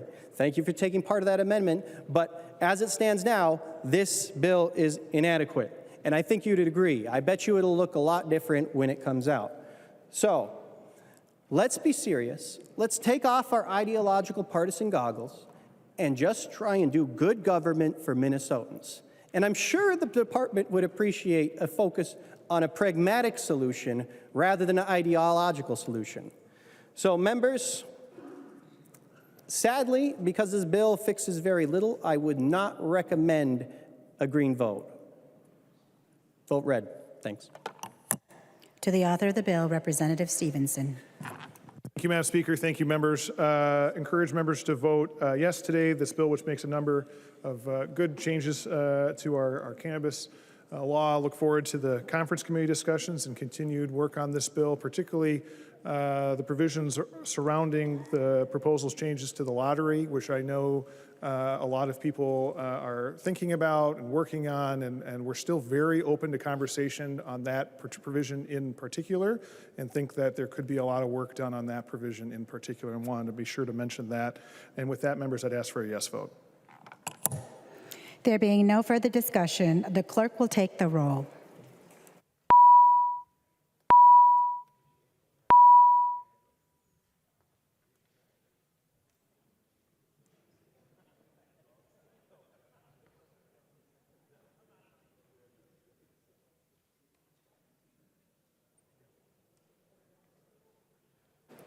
Members, please vote.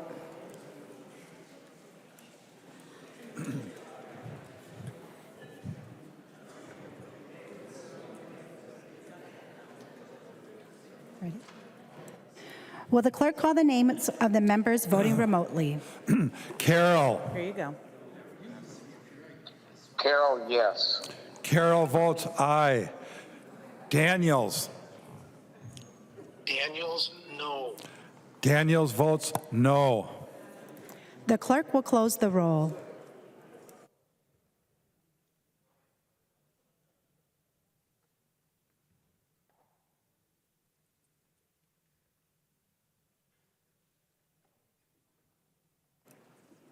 There being 69 yeas and 62 nays, the bill is passed as amended and its title agreed to. The next bill on the calendar for the day is Senate File 3492. The clerk will report the bill. Senate File 3492, number 2 on the calendar for the day, an act relating to housing, the third engrossment. Representative Agbaje, before you explain your bill, do you want to put the House language into your bill? Yes, Speaker.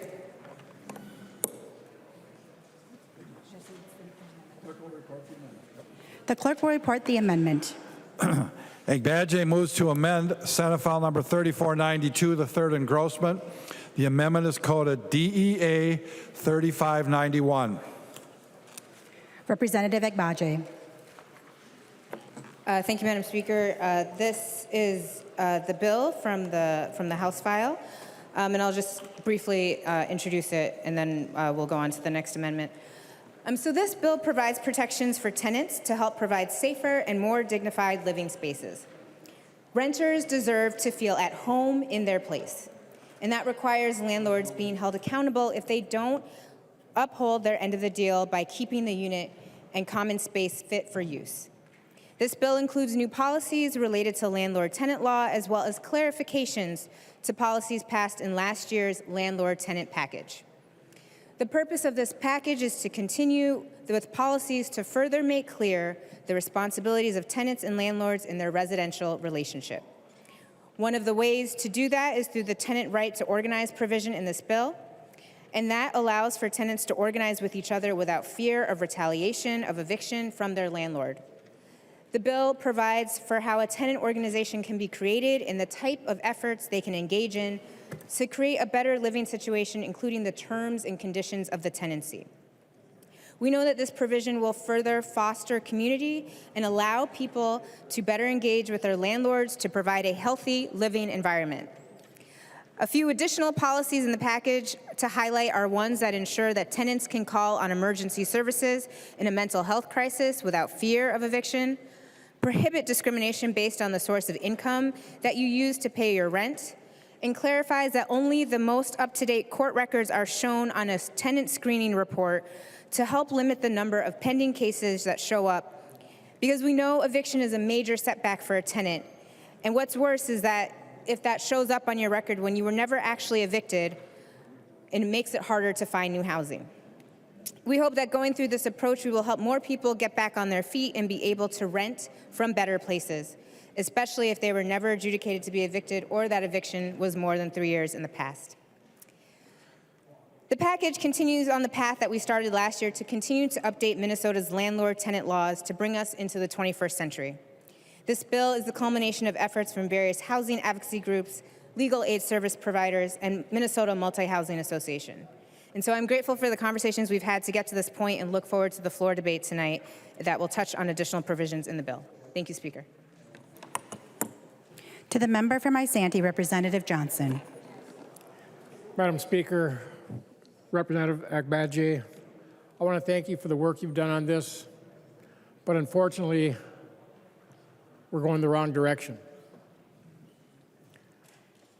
With this DE amendment, we go from a 16-page bill to a 35-page bill. The 16-page bill that was brought over by the other body is the work of those same groups that was all agreed upon. There was peace in the valley. The 19 extra pages in the House file, that is the DE amendment that we're looking at, is not agreed upon. It's all one-sided. So as we go through this, I hope you will take some of the amendments that we have brought forward to try to make this somewhat better. So with that, we'll start with the amendments. There being no further discussions, all those in favor of the amendment say aye. Those opposed say nay. The motion prevails and the amendment is adopted. Madam Speaker, point of order. State your point of order, Representative Nash. Thank you, Madam Speaker. The DEA amendment has a $33,000 appropriation. There's a fiscal note that I had signed to have distributed. But because, as you'll look on the top of the bill, it was never sent to Ways and Means, because it has an appropriation in it, it cannot have skipped Ways and Means. So I would make a motion to refer it back to Ways and Means and request a roll call.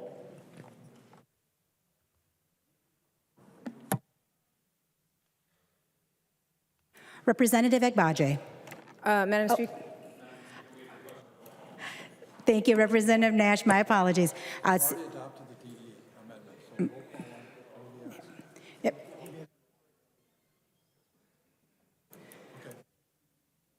There being 15 hands, there will be a roll call. Representative Agbaje.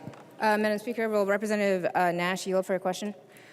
Representative Nash will yield for a question. Representative Agbaje. Madam Speaker, could Representative Nash clarify what the fiscal note is referring to? Because if I think what it is, I have an amendment that clarifies that. Representative Nash. Thank you, Madam Speaker. Well, I have it here in my hand, and I believe it is being distributed. It is coded HF 3591E, Landlord Tenant Rights Modified, and it is this fiscal note. And it says quite clearly there that it has a $33,000 fiscal note. Representative Agbaje. Madam Speaker, yes, I do actually have an amendment that addresses this fiscal note, and so that there would not be a cost to it, and I believe that is the A25 amendment. I've had discussions with the Attorney General's office. If the A25 amendment goes on, they have agreed to absorb those costs. Representative Nash. Well, Madam Speaker, irrespective of whether you're putting on an amendment now, because when it moved, it had a fiscal note to it, it should have gone to Ways and Means. And that's just process. So we're bypassing process, I guess. So, Madam Speaker, would the Ways and Means Chair yield? The Ways and Means Chair will yield. Representative Nash. Thank you, Madam Speaker. Representative Olson, this has a $33,000 fiscal note that predates the A25 amendment that may or may not go on. We have to deal with the bill in its current engrossed format. So the DEA amendment is now what we have in front of us. Subsequently, we can't speak about things as if they may happen down the road, but we have to deal with it as it sits now. My referral is to send it back to Ways and Means because in its current condition, it has a $33,000 fiscal note. Representative Olson. Thank you, Madam Chair, or Madam Speaker. And Representative Nash, I'll just say that this is not the first time and probably won't be the last time. So just to clear up some confusion about what comes to Ways and why. So any bill that has fiscal impact in terms of like it's a policy as a fiscal, like we're talking about like metro mobility forecasting, that is a forecasted program. It has fiscal impact, even if we're not appropriating, that bill would come to Ways. The House file you're talking about, aside from this fiscal note, has no fiscal impact. And the representative already explained that there's no appropriation in the bill. The AG has decided to absorb the cost, and I've talked with our House fiscal staff to verify that if we don't appropriate, if there is no fiscal policy or fiscal impact of the bill otherwise, the bill does not actually need to come to Ways. And so, yes, it has a fiscal note, but if we're not appropriating, there's no fiscal impact of this bill. Further discussion. Representative Nash. Thank you, Madam Speaker. I know Representative Garofalo is going to seek recognition here in a second, but members, I would refer you to page 4 out of 10 on the fiscal note. It is under the assumptions. It's the last 2 lines. It says the Attorney General's office estimates that it will spend 104 hours of attorney time and 156 hours of legal assistant time. So those are 2 different rates, and those are broken out for you in the fiscal note. I don't know how they absorb 104 hours and 156 hours of legal time. That's real salaries that we're paying to real people, and those account to real money. And it is not even, it's well above the de minimis amount. I had an amendment of mine ruled out of order, I don't know, 3 years ago, 2 years ago, it all runs together, that had required a $3,000 report that the department said that they could generate easily, but my amendment was ruled out of order because it was greater than the de minimis amount. This well past the de minimis amount. Just saying that you'll absorb something doesn't really absolve you from actually spending money on this. So it is very clear that money is going to get spent on doing these things. And whether or not you have the 825 amendment down the road to adopt, it may not go on. So we have to deal with the bill in its current format as it sits today. So I know that Representative Garofalo is interested in illuminating the conversation here in the chamber, but and I did request a roll call. Thank you, Madam Chair. Madam Speaker. Further discussion on the motion. The member from Dakota, Representative Garofalo. Thank you, Madam Speaker. And Representative Nash, thank you for bringing this to the body's attention. So I think if I understand right, this bill did not go to Ways and Means. Is that correct? And that this bill has a fiscal note in it, and we have from the Legislative Budget Office, we have a document here that says that it spends money. Whether the department or the Attorney General or really some guy standing out on a street says they're going to absorb the cost is irrelevant. And the fact of the matter is this spends money. This is why we have budget rules. Now, if we're going to have a new description of what spending money is, this would be an exciting decision by the DFL for this caucus going into the budget bills next week, that we can just proclaim whatever spending we want to have can be absorbed by the department. And we got a memo from the Assistant Committee of Irrelevancy telling us it's okay that we can do that. But I mean, the bill spends money. It's cut and dry. This is a 4.05 issue. It spends money. Didn't go to Ways and Means. It's got to go to Ways and Means. Game, set, match. Further discussion on the motion. Behind you. Representative Petersburg. Thank you, Madam Speaker. I'll just quickly say, so what we're doing here in regards to process, and I kind of really push for process. It'd be the same as when a police officer stops us for speeding and we say, yeah, but next time I go by here, I'm not going to speed, so therefore it should be null and void. You can't go backwards and in reverse and then say, hey, we'll fix it, even though we've stepped on the process. That's not right. This should go back to Ways and Means. Thank you. The member from Stearns, Leader Demuth. Thank you, Madam Speaker. And Representative Nash, thank you for bringing this forward. And members in this chamber, I would encourage you to support the motion to re-refer. This is sloppy legislating. There is a full majority in this body that can do things on time. And as we've seen in the Rules Committee multiple times for the last 2 weeks, we are giving deadline waiver after deadline waiver after deadline waiver. This is sloppy legislating here in this body. Rule 4.05, amendment limits. An amendment to a bill that has received the second reading being considered the House is out of order. Well, I'm glad that there is actually an amendment that would fix this bill. But as this bill is before the body right now, it is not ready to be heard. This bill needs to be re-referred back to Ways and Means, get a confirmation that the Attorney General's office is going to absorb what we know from the fiscal note, hand it out to every member of this chamber. Let's get the confirmation, put the amendment on the bill in committee, and then bring a bill that is actually ready for the full body to vote on and give it a fair hearing. Please support the Nash amendment to re-refer this bill back to where it should be, and let's do better legislating for the state of Minnesota. Representative Nash. Thank you, Madam Speaker. So I've served on Ways and Means for a while now, I think 4 years, 6 years, something like that. And you know where we do this amendment that has money in it? The answer is Ways and Means. That is where we do these things. So that is where we can ask questions of the Attorney General's office. They'll send their legislative liaison, and we in Ways and Means can say, hey, Legislative Director, is this really going to be able to be absorbed by your department? Because, you know, curiously, 104 hours and 156 hours, that's not free. That's not just incidental staff time. That's not, hey, we have an intern that we're going to give a chuck on the shoulder and a nice certificate when they're done, and they'll be able to say, oh, it's all good. That's where we put this amendment on, Madam Chair, Representative Olson. That's in your committee, and you run a very good committee.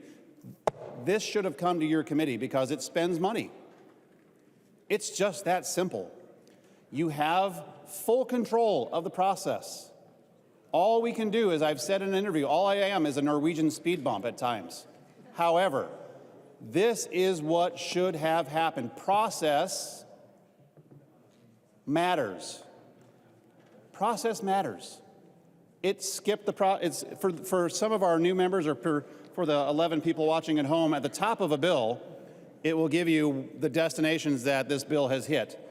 This bill, according to what's on top, was introduced on 2/13, adopted the report and referred to the Committee on Judiciary, or it went to Housing first on 2/13, that's where it was referred. Then it was sent to, amended and sent to Judiciary, and then it was sent to the General Register. Well, that was a misstep because it spends money. So if you care one iota about process, even a little bit, if you've said process here at the Capitol, you should put up a green vote. It spends money. It didn't go to Ways. It can go to Ways. I'm making the referral right now. Members, vote green. As a reminder, the motion before us is to re-refer Senate File 3492 to Ways and Means. A roll call has been requested. The clerk will take the roll.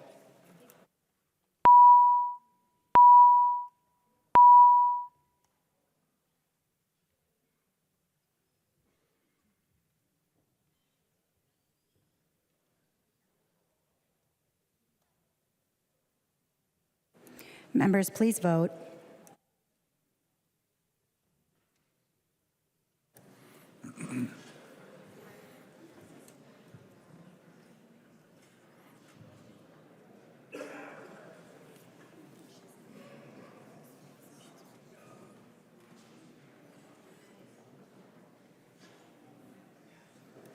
Will the clerk call the names of the members voting remotely?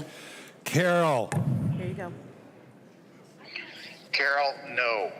Carol votes no. Daniels. Daniels votes yes. Daniels votes aye.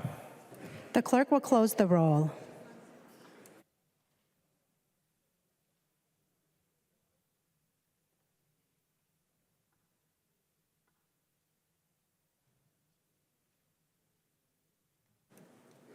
There being 62 yeas and 69 nays, the motion does not prevail.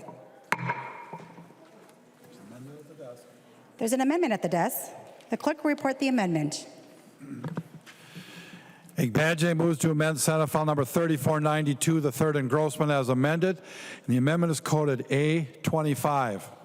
To the member from Hennepin, Representative Agbaje. Thank you, Madam Speaker. This amendment is primarily a technical amendment, but I will go a little bit deeper considering the previous discussion we had. This amendment also gives authority to the Attorney General's office over the Chapter 504B, which is the chapter that deals with landlord-tenant relations. With this, they are able to step into this role should they need to prosecute a case, defend a case, and with that, they are willing to take on those costs with that expanded authority. In addition, the amendment has technical updates which matches enactment dates in the Senate, specifying that tenant organization activities are the ones that are protected, clarifying the language for the updated eviction process and remedies under covenants of habitability to make it simpler to understand, and again, the Attorney General's authority. So with that, I would ask for a green vote on the A25 amendment. Thank you. Madam Speaker, point of order. Representative Nash, state your point of order. Madam Speaker, I rise under House Rules 4.05, amendment limits. We just heard that this is going to create costs for the Attorney General, not what we just talked, but it says that the amendment is going to give the Attorney General now even more ability to prosecute things. So it is going to create additional costs. Therefore, it has expanded the fiscal cost of the bill and is out of order. And I would be happy to have a discussion, but I hope others would rise to offer advice. Advice. Representative Agbaje. Thank you, Madam Speaker. There is no cost to this bill. There is no appropriation in this bill. Anything in here is really just what the policy is under 504B. The Attorney General's office has just asked for that additional authority to step in should they need to if a case arises. But that's only if they want to. Otherwise, there is no cost in this bill. There is no appropriation in this bill. And again, a fiscal note is just simply an advisory document. To the member from Martin, Representative Olson. Thank you, Madam Speaker. I'm very excited. We use this vocabulary word, absorb, right? We've talked about this vocabulary word multiple times here on the House floor, saying that the Attorney General's office will absorb this cost. Now, this is great news, members. And the reason why is because in the next couple weeks, we will be providing amendments to bills where we will determine there is actually no fiscal cost whatsoever.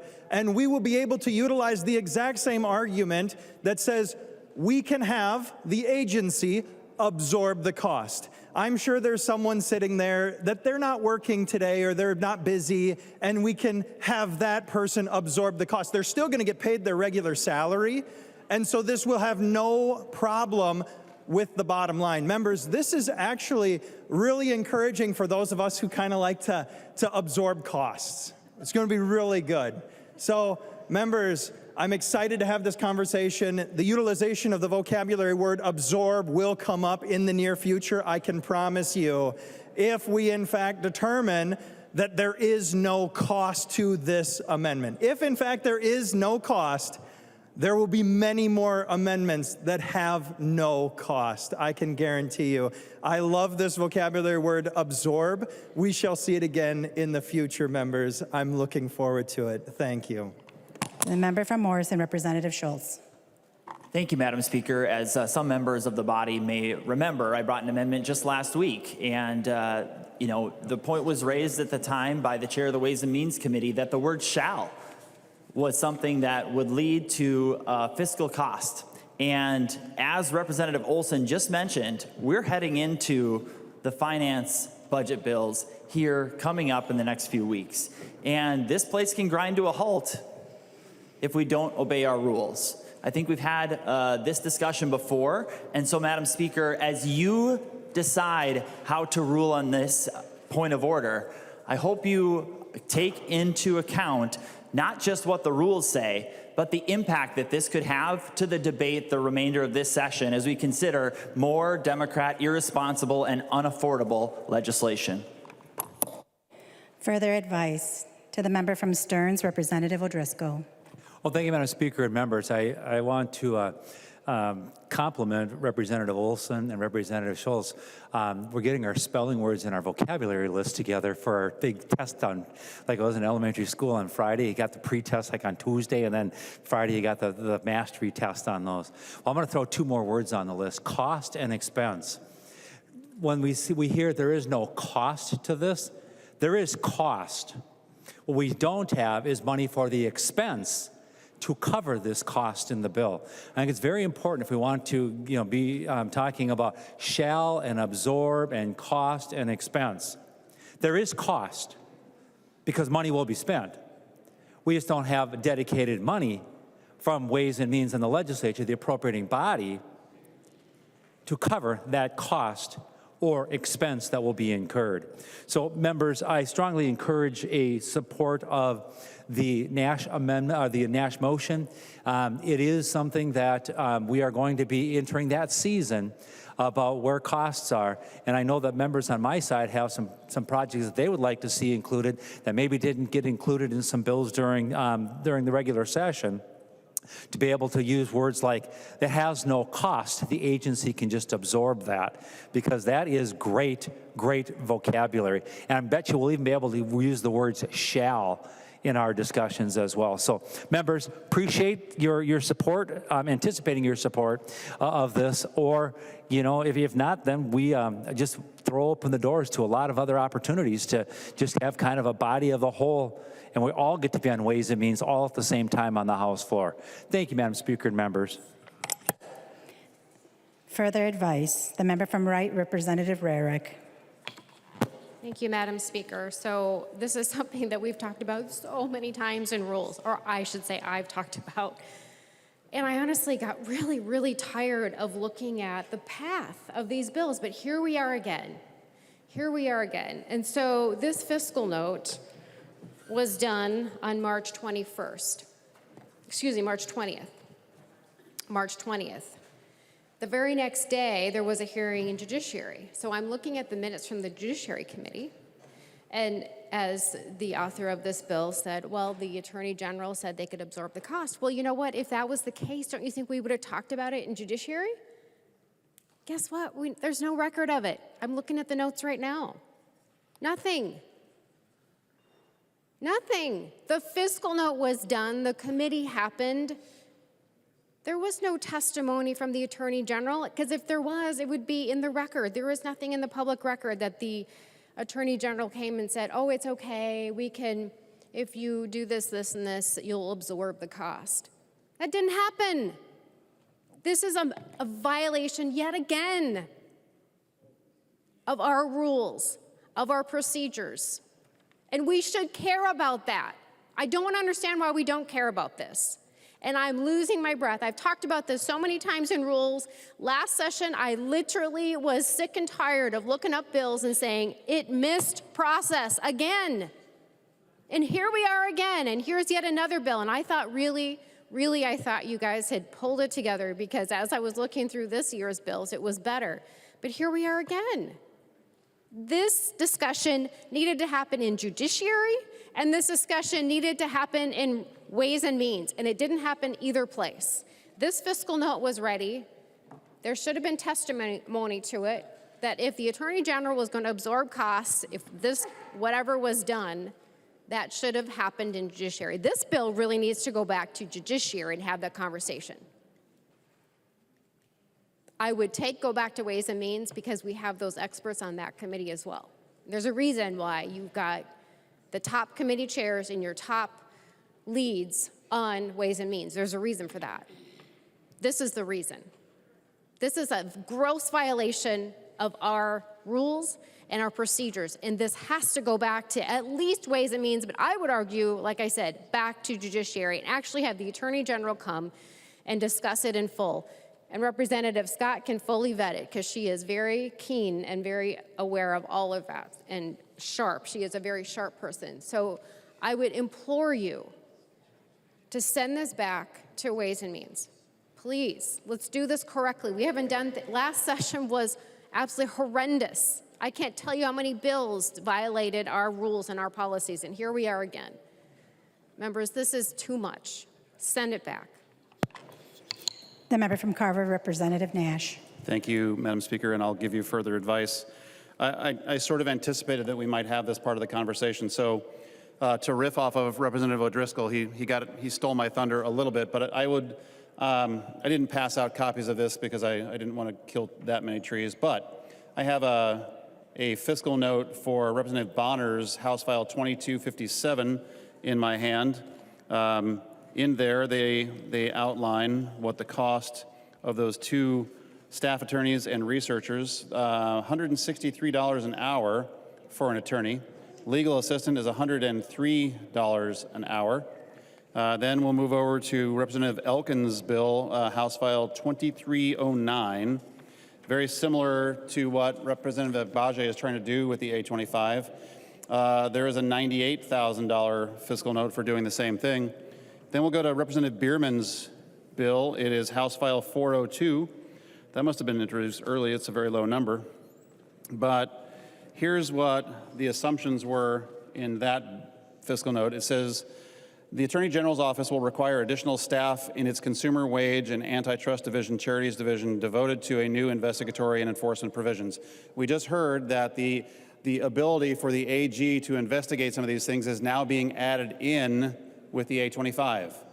So don't confuse what I just rose to a point of order on. We're now on this new amendment on the A25 point of order. It is expanding, Madam Speaker, it is expanding the AG's purview. I've provided the fiscal note example of this bill and 3 other ancillary fiscal notes, all stating very clearly that when you expand the ability of the AG, you are creating an expense. Because you are putting fiscal impacts into the bill now, it has to go back to Ways and Means. It is out of order under 4.05, and we've debated these before.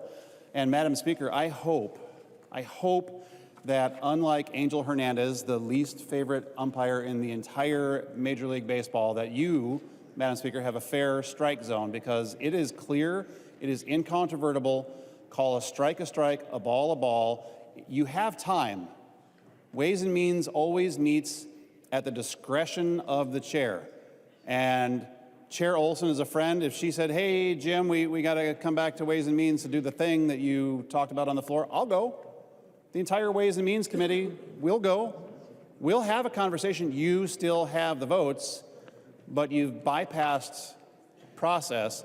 And I would point out, much like Representative Rarick, I will get Rarick, it'll just kind of come off my tongue.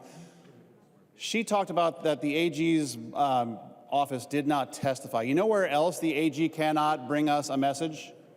Here on this floor. The AG has no ability to come in and lift up a microphone and get recognized at all, Madam Speaker. Please, in the name of process, let's hold on to the thinly veiled fealty that we have to process and do the right thing. The member from St. Louis, Representative Olson. Thank you, Madam Chair, or Madam Speaker. So everything I said still stands from the previous part about why a bill does or doesn't go to Ways based on the appropriation. That aside, I believe, and there was some confusion under here, and we're trying to understand, you rose to a point of order under the A25 amendment, which does, the fiscal note that you passed out has nothing to do with the A25 amendment. There is no cost, there is no fiscal note, there is nothing to do with the A25 amendment, which you're rising to. Second piece that I talked with Chair Howard and confirmed, the DE substantively changes the bill from what the fiscal note was noted on. So Representative Nash, the fiscal note that you're noting, the bill has substantively changed with the adoption of the DE that we just adopted. The fiscal note is not on the language that we just adopted. So for multiple reasons, I do not think you should find the point of order well taken. This will be my last bit of advice from the member from Stearns, Representative Demuth. Thank you, Madam Speaker. I just want to point out to this body that we are, again, being irresponsible in this body. When we say that there is no cost or the Attorney General's office can just absorb it, I just want to remind the body and anyone in Minnesota that may be paying attention to what is happening here in this chamber right now. Previously, we had funded the Attorney General at $54 million. Last year, we increased that. We are now funding the Attorney General's office at $96 million. Of course, they can just absorb it, which is ridiculous. We are being gaslit in the state of Minnesota. I want to bring people's minds back to January of 2023, we had an $18 billion surplus in the state of Minnesota that was spent. And not only was it spent, everyone in Minnesota was going to get $2,000 checks, and we were looking forward to that. But we waited a little bit too long, spent all of the money, and returned $260 checks to some Minnesotans, and we couldn't get that done on time, so those Minnesotans are being taxed at this point.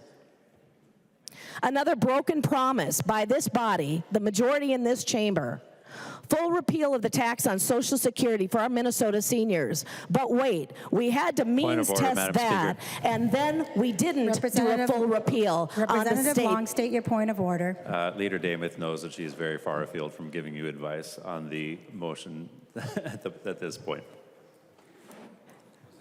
Leader Dameth. Thank you, Madam Speaker, for allowing me to continue giving you advice on this point of order. That is very much appreciated. In this body right now, I would request that you would vote to take the point of order brought up by Representative Nash and support that point of order. We are out of order on this bill.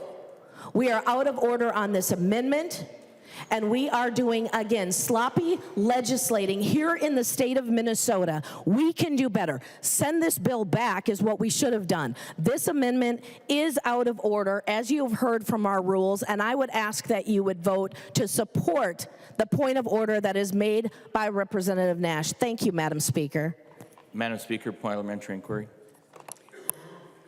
Representative Creech, state your parliamentary inquiry. And Madam Speaker, according to the rules we've adopted, the permanent rules, what is the purpose of the Ways and Means Committee?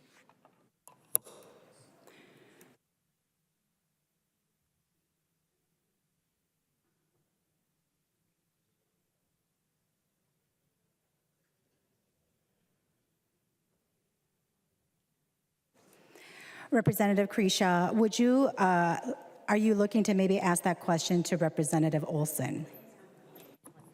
No, Madam Speaker, I'm asking you, parliamentary inquiry, according to our rules in the Article 6 rule committees and divisions, what is the purpose of the Ways and Means Committee? Why does it exist? Representative Creeshaw, that is a question that is not for me to answer. That is actually something that Representative Olson can, but I'm actually at the point of which I'm going to rule on the point of order by Representative Nash. And so I would like to move to that, point of order from Representative Nash. I have studied the amendment. I have reviewed the bill. I have considered your advice, and I have a ruling, and that I find the point of order is not well taken. Madam Speaker, point of order. Representative Nash, state your point of order. Madam Speaker, I would appeal the ruling of the chair and request a roll call. Representative Nash appeals the ruling of the Speaker and requests a roll call. Seeing 15 hands, there will be a roll call. Representative Nash. Thank you, Madam Speaker. Well, Chair Olson, I did state that there were three three fiscal notes that were not this bill, and they each are doing the same thing that Representative Agbaje is doing in her A25. I'm not referring to the previous fiscal note. I'm referring to these other fiscal notes. They are giving the AG additional abilities that Representative Agbaje just said she was doing. They do incur an expense. Therefore, Madam Speaker, here's your chance. Here's your chance to do the right thing and actually respect process. We have the ability to send this back to Ways and Means if you rule for process.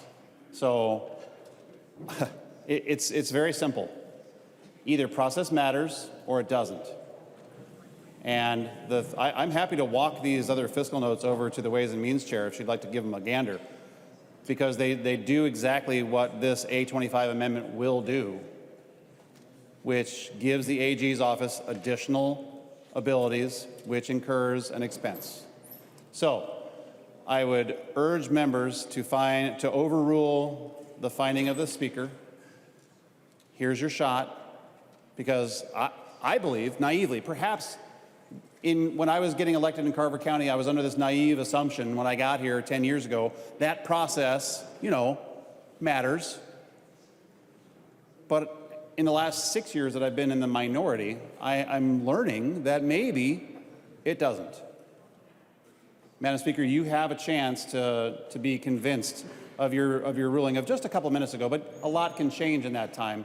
We can realize that simply sending something back to committee to check a box, you've got the votes, you can outvote us.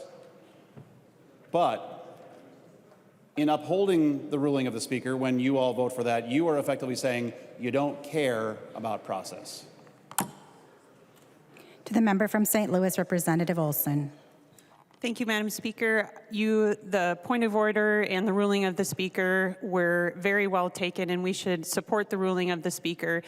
Representative Agbaje was very clear in describing the A25 with her amendment in lines 4.19 through 4.24 with the 8.31 section authority. It's substantively different than whatever Representative Nash is talking about. This underlying amendment did not have a cost, and you ruled correctly, and I invite the body to support your ruling, Madam Speaker.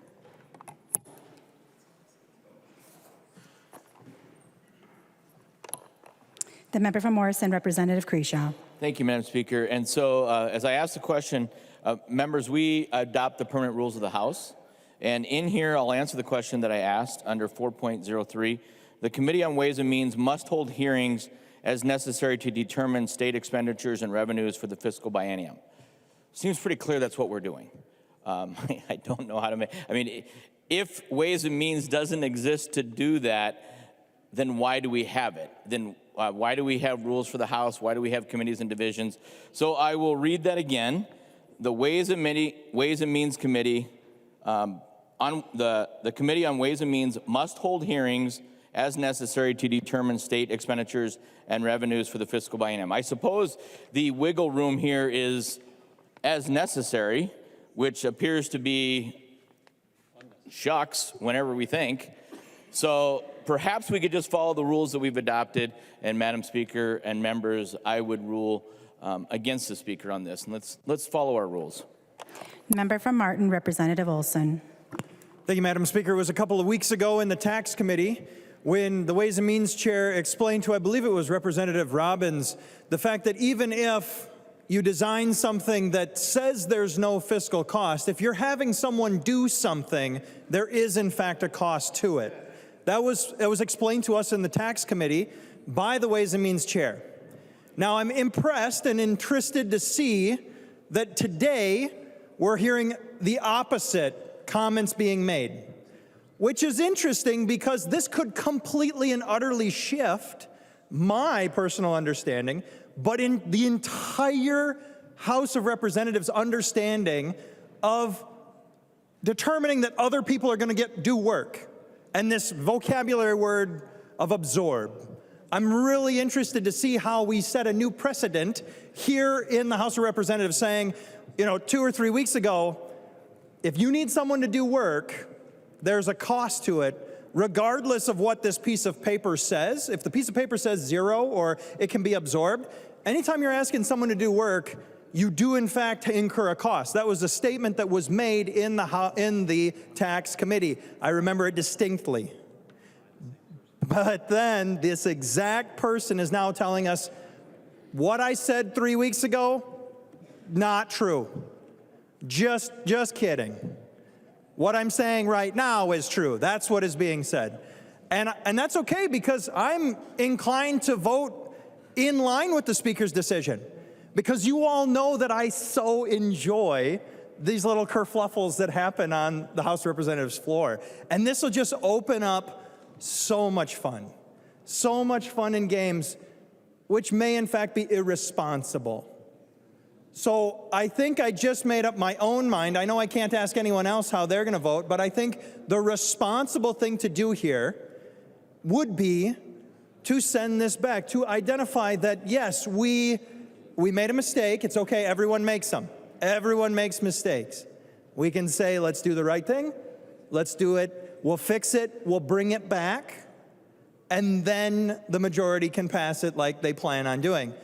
But if they choose not to, if they choose to say, never mind to what I said 3 weeks ago, only mind what I say now, first of all, I then question that person's integrity as to, tomorrow, are they going to change? Madam Speaker, point of order. I can't point question. of order. Representative That's right. Olson, You state your cannot point of arraign order. motives on the House floor. Representative Olson knows exactly what he is doing. Motives. Trying to test my character in what I said 3 weeks ago, and then questioning my integrity is clearly about motives. Representative Olson, Please confine your remarks to the topic at hand and not arraign motives. Interesting. I guess I don't make that connection, but that's okay. I'll let it go. I think that we need to do the right thing. We need to follow the rules as they are written, not as we say they are. They're written for a reason. We should uphold, not uphold. We should say no, because, you know, I've made that decision. I was thinking about upholding the ruling of the Speaker because I think it'd be fun. That's irresponsible. Let's overturn the ruling of the Speaker. Vote red, please. The member from Isanti, Representative Johnson. Madam Speaker, members, we need to overturn this ruling of the Speaker. As Representative Creasha said, this is an expense. Ways and Means needs to hear something that deals with expenses. Now, the amendment strikes one area that costs $33,000 to the Attorney General's office. It removes that. But guess what? It gives more authority and more responsibilities and more duties. So it's more than $33,000. We don't know. We need a fiscal note to find out how much it is. It could be $200,000. We don't know.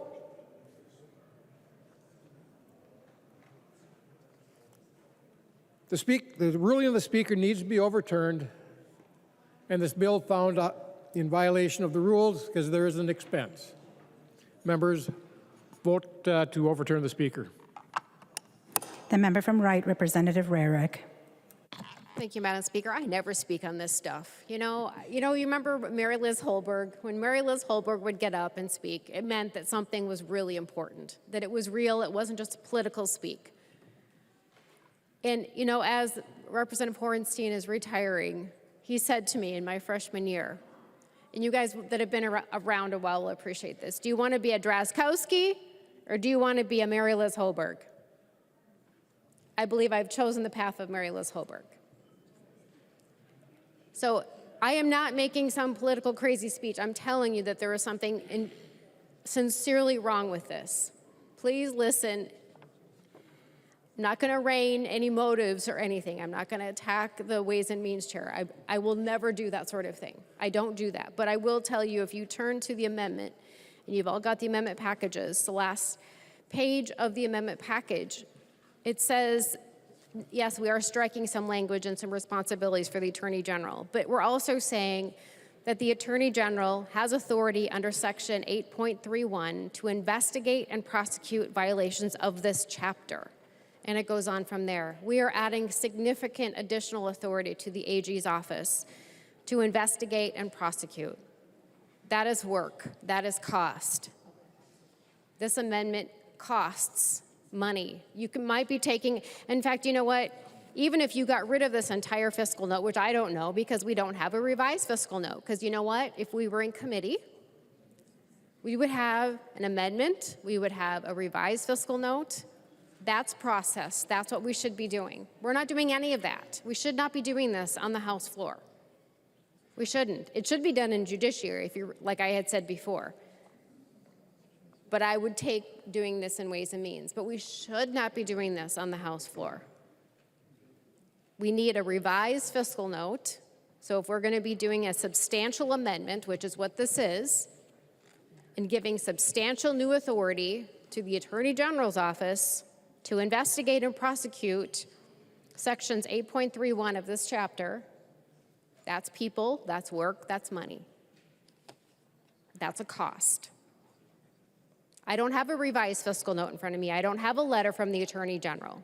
I don't even have a letter from the Attorney General, members. If I had a letter from the Attorney General, I might be less likely to stand up and talk about this. But in the spirit of Mary Liz Holberg, I implore you, please, let's do the process and let's do it correctly.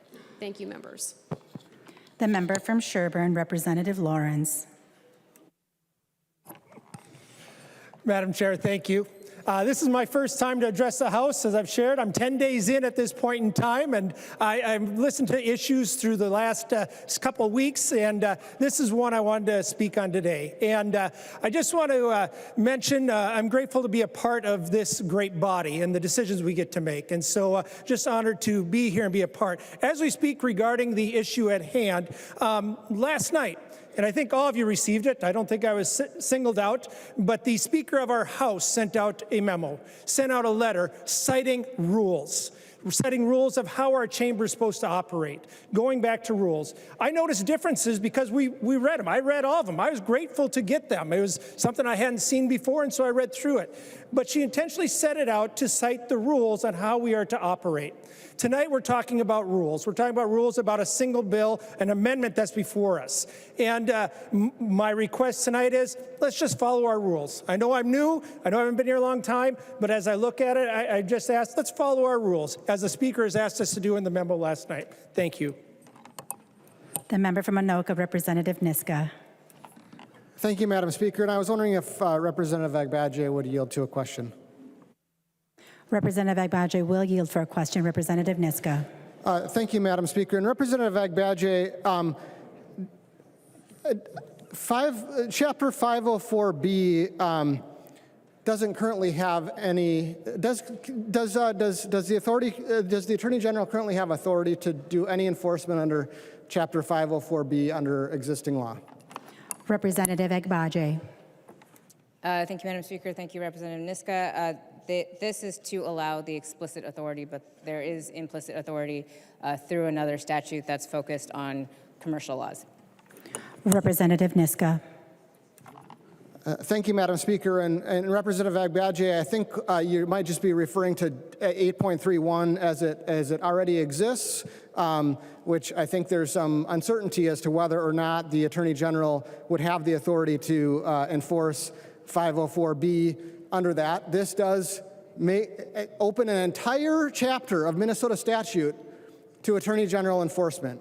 And as Representative Agbaje, you, I'm sure, are aware, as many of the members of this body are aware, as anyone who's ever hired a lawyer is aware, lawyers taking cases, that's not free. Costs money. So when we write into a new statute that the Attorney General's office now has authority to enforce an entire new chapter of Minnesota law, I think that's probably going to cost some money. At the very least, it's worth inquiring through the Ways and Means Committee, through the State and Local Government Committee, maybe through the Judiciary Committee, what that's going to do. But if we're just amending new enforcement mechanisms into statutes on the floor, and we're not even willing to say, well, that new agency that we've just given enforcement authority to, we're not willing to have some sort of inquiry as to what kind of cost is involved in that? Come on, what are we doing here? Do you really want to go into this with, 17 legislative days left? Do you really want the next 17 legislative days to be, as we talk about budget bills, do you really want this to be the precedent that you set? Do you really think you're going to pass budget bills in the next 17 legislative days if this is the precedent that you set? Think very, very seriously about that question. Think very seriously about that question.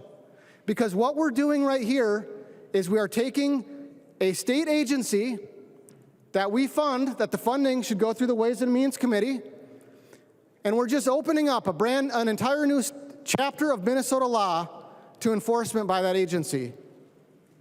And we're not going to send it to the Ways and Means Committee to look at the expenditures that are going to happen there? Members, think about what you're doing for the next 17 legislative days that we have left. If you think we're going to pass budget bills and then conference committee reports, think seriously about the precedent that you're setting and the implications of that precedent. Please vote to overturn the ruling of the Speaker. The member from Stearns, Leader Damath. Thank you, Madam Chair, or Madam Speaker. And before we actually vote on the appealing of the ruling of our speaker, this goes far beyond the bill that is in front of us, but this goes to the integrity of the work and the process and following the rules in this place that we have in front of us. We know that we had a fiscal note of $33 million. I'm sorry, $33,000. We know, I mean, here in this body.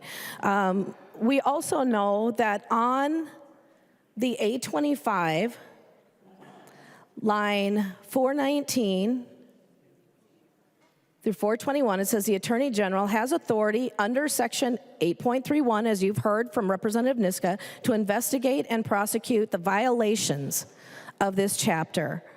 Madam Speaker, would Representative Agbaje yield for a question? Representative Agbaje will yield for a question. Representative Demuth. Thank you, Madam Speaker. And Representative Agbaje, could you tell me what in 4.19 through 4.21 would make it optional for the cost that the Attorney General's office is going to be incurring on this? Representative Agbaje. Thank you, Madam Speaker. Thank you, Minority Leader Demuth.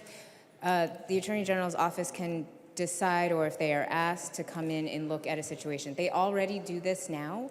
If we remember the Havenbrook homes, that was something that they decided to take on their own.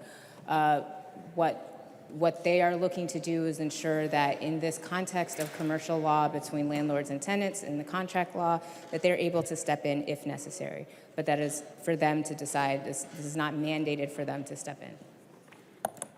Representative Demuth. Thank you, Madam Speaker, and thank you, Representative Agbaje, for that answer. I appreciate that. You know, when I look at what we are doing here, there is going to be a cost. It's either in the fiscal note or it's in this amendment. I see a cost in this amendment, and if there is not, we have no guarantee that there isn't going to be a cost. So either it will have a cost, or what I'm hearing is that no one is going to violate these laws and need proceedings held against them, and I don't really think that is the case.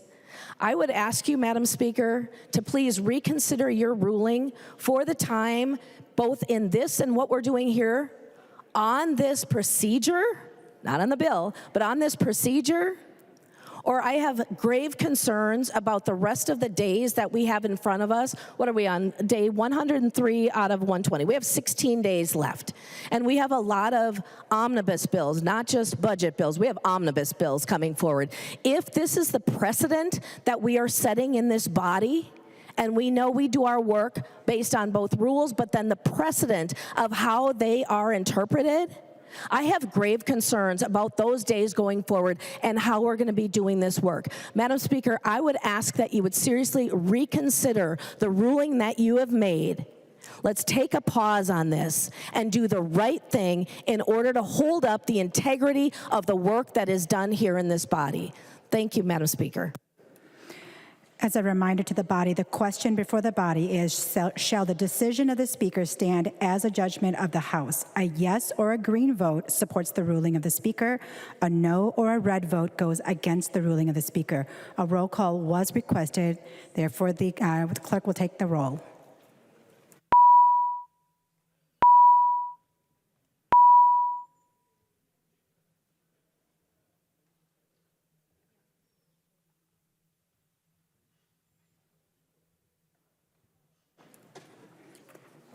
Members, please vote. Will the clerk call the names of the members voting remotely? Carroll. There you go. Carroll, yes. Carroll votes aye. Daniels. Daniels votes no. Daniels votes no. The clerk will close the roll.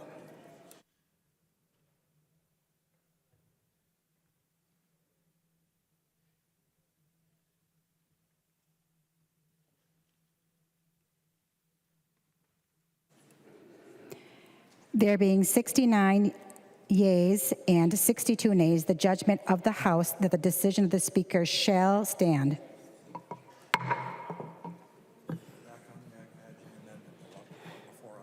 Back onto the Agbaje amendment. The A25. Discussion to the A25.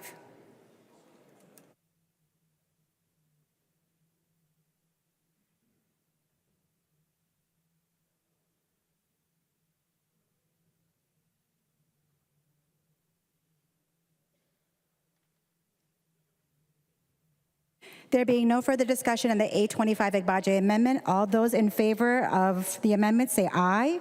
Aye. Those opposed say nay. Nay. The motion prevails and the amendment is adopted. There's an amendment at the desk. The clerk will report the amendment. Dodseth moves to amend Senate File Number 3492, the third engrossment as amended. The amendment is coded A14. The member from Carlton, Representative Dodseth. Thank you, Madam Speaker. Members, my amendment's a real simple amendment. What I'm looking to do is amend and basically just amend page 13 through 15, delete sections 2 through 5, amend it as follows. Basically to delete and eliminate the language that's in there right now that allows a housing provider the ability to deny rental applications based on past pending evictions, actions, and/or court filings. What that means is if you've got someone that has past evictions, you can, the current language in there doesn't allow you to actually evict or eliminate them. I would ask that if you were to actually be forced to rent your current property out that you own right now and become a housing provider, would that be something that you'd want to do, is actually not be able to screen your tenants and verify if there are any evictions or any issues on their record?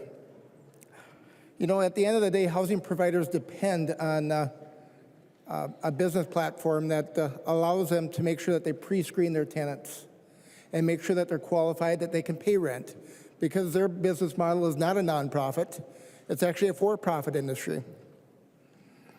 This provision is to protect the tenants and others that are also in the units as well. Currently, there's language in there that would force you to actually rent the unit to someone that might have criminal activity. I would also ask you, would you, if you had a duplex and you live next door and you have a family member on one side, you're forced to move out of your unit, would you want to at least have that choice of choosing who's going to be able to live in that unit next to them, that they've been properly vetted? I would sure hope so. You know, the concern you've got is if you've got unsafe activity where individuals are selling drugs, doing illegal activity, you should be able to pre-screen and make sure that these tenants have been properly vetted. I would ask that you consider this amendment. This is a good amendment. It's a reasonable amendment. I thank you. The member from Hennepin, Representative Agbaje. Thank you, Madam Speaker. I would urge the body to vote no on this amendment. We need this provision as a mechanism to protect tenants from the stigma of eviction. That's why it was written. What this section actually does is when a landlord is screening for tenants, we want to make sure that they're not only using the fact that a person may have a filing of an eviction on their record and then tossing out that application. We want them to do a full review of the application. Additionally, another part of the section that is being sought to be deleted also works with tenant screening agencies, that they are providing the most up-to-date information about what is on a person's record should any court proceedings show up on that.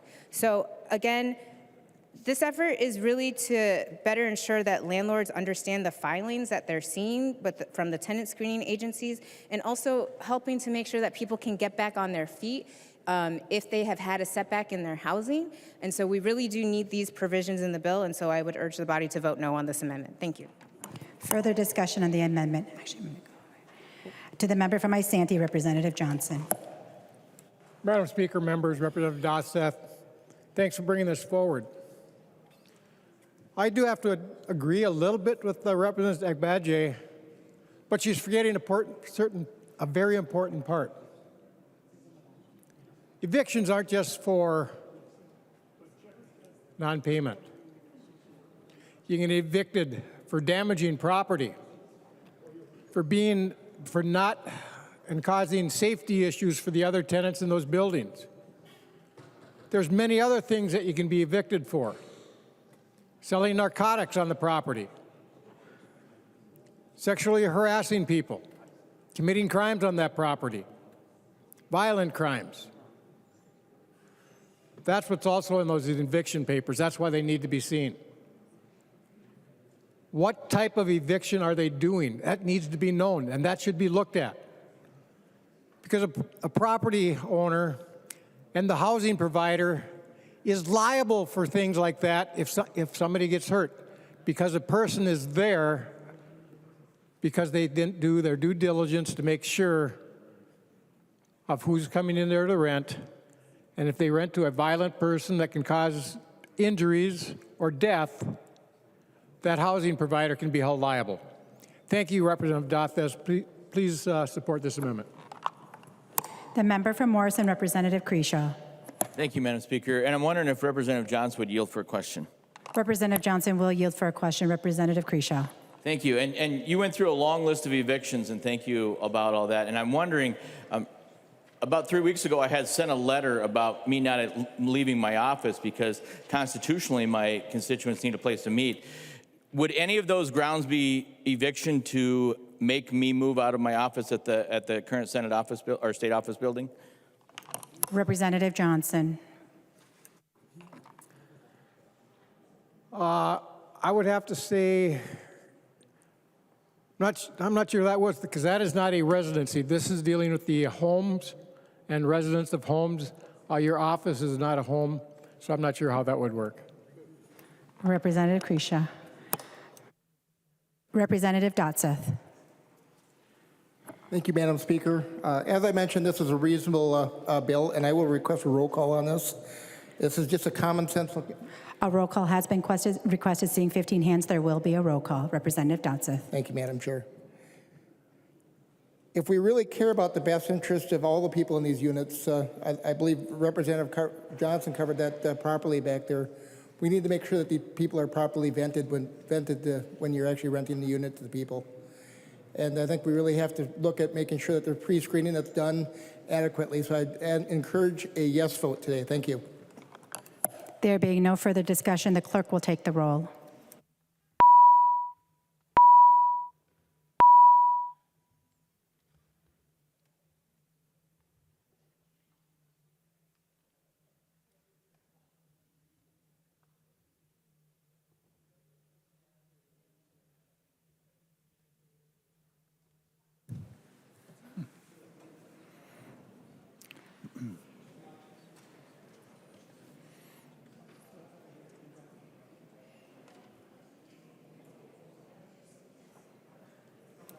Will the clerk call the names of the members voting remotely?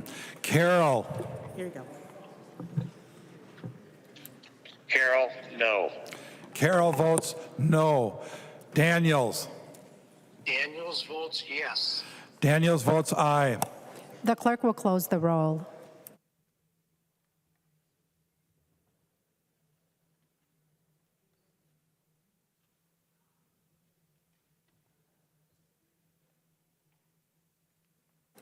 There being 62 yeas and 69 nays, the motion does not prevail and the amendment is not adopted.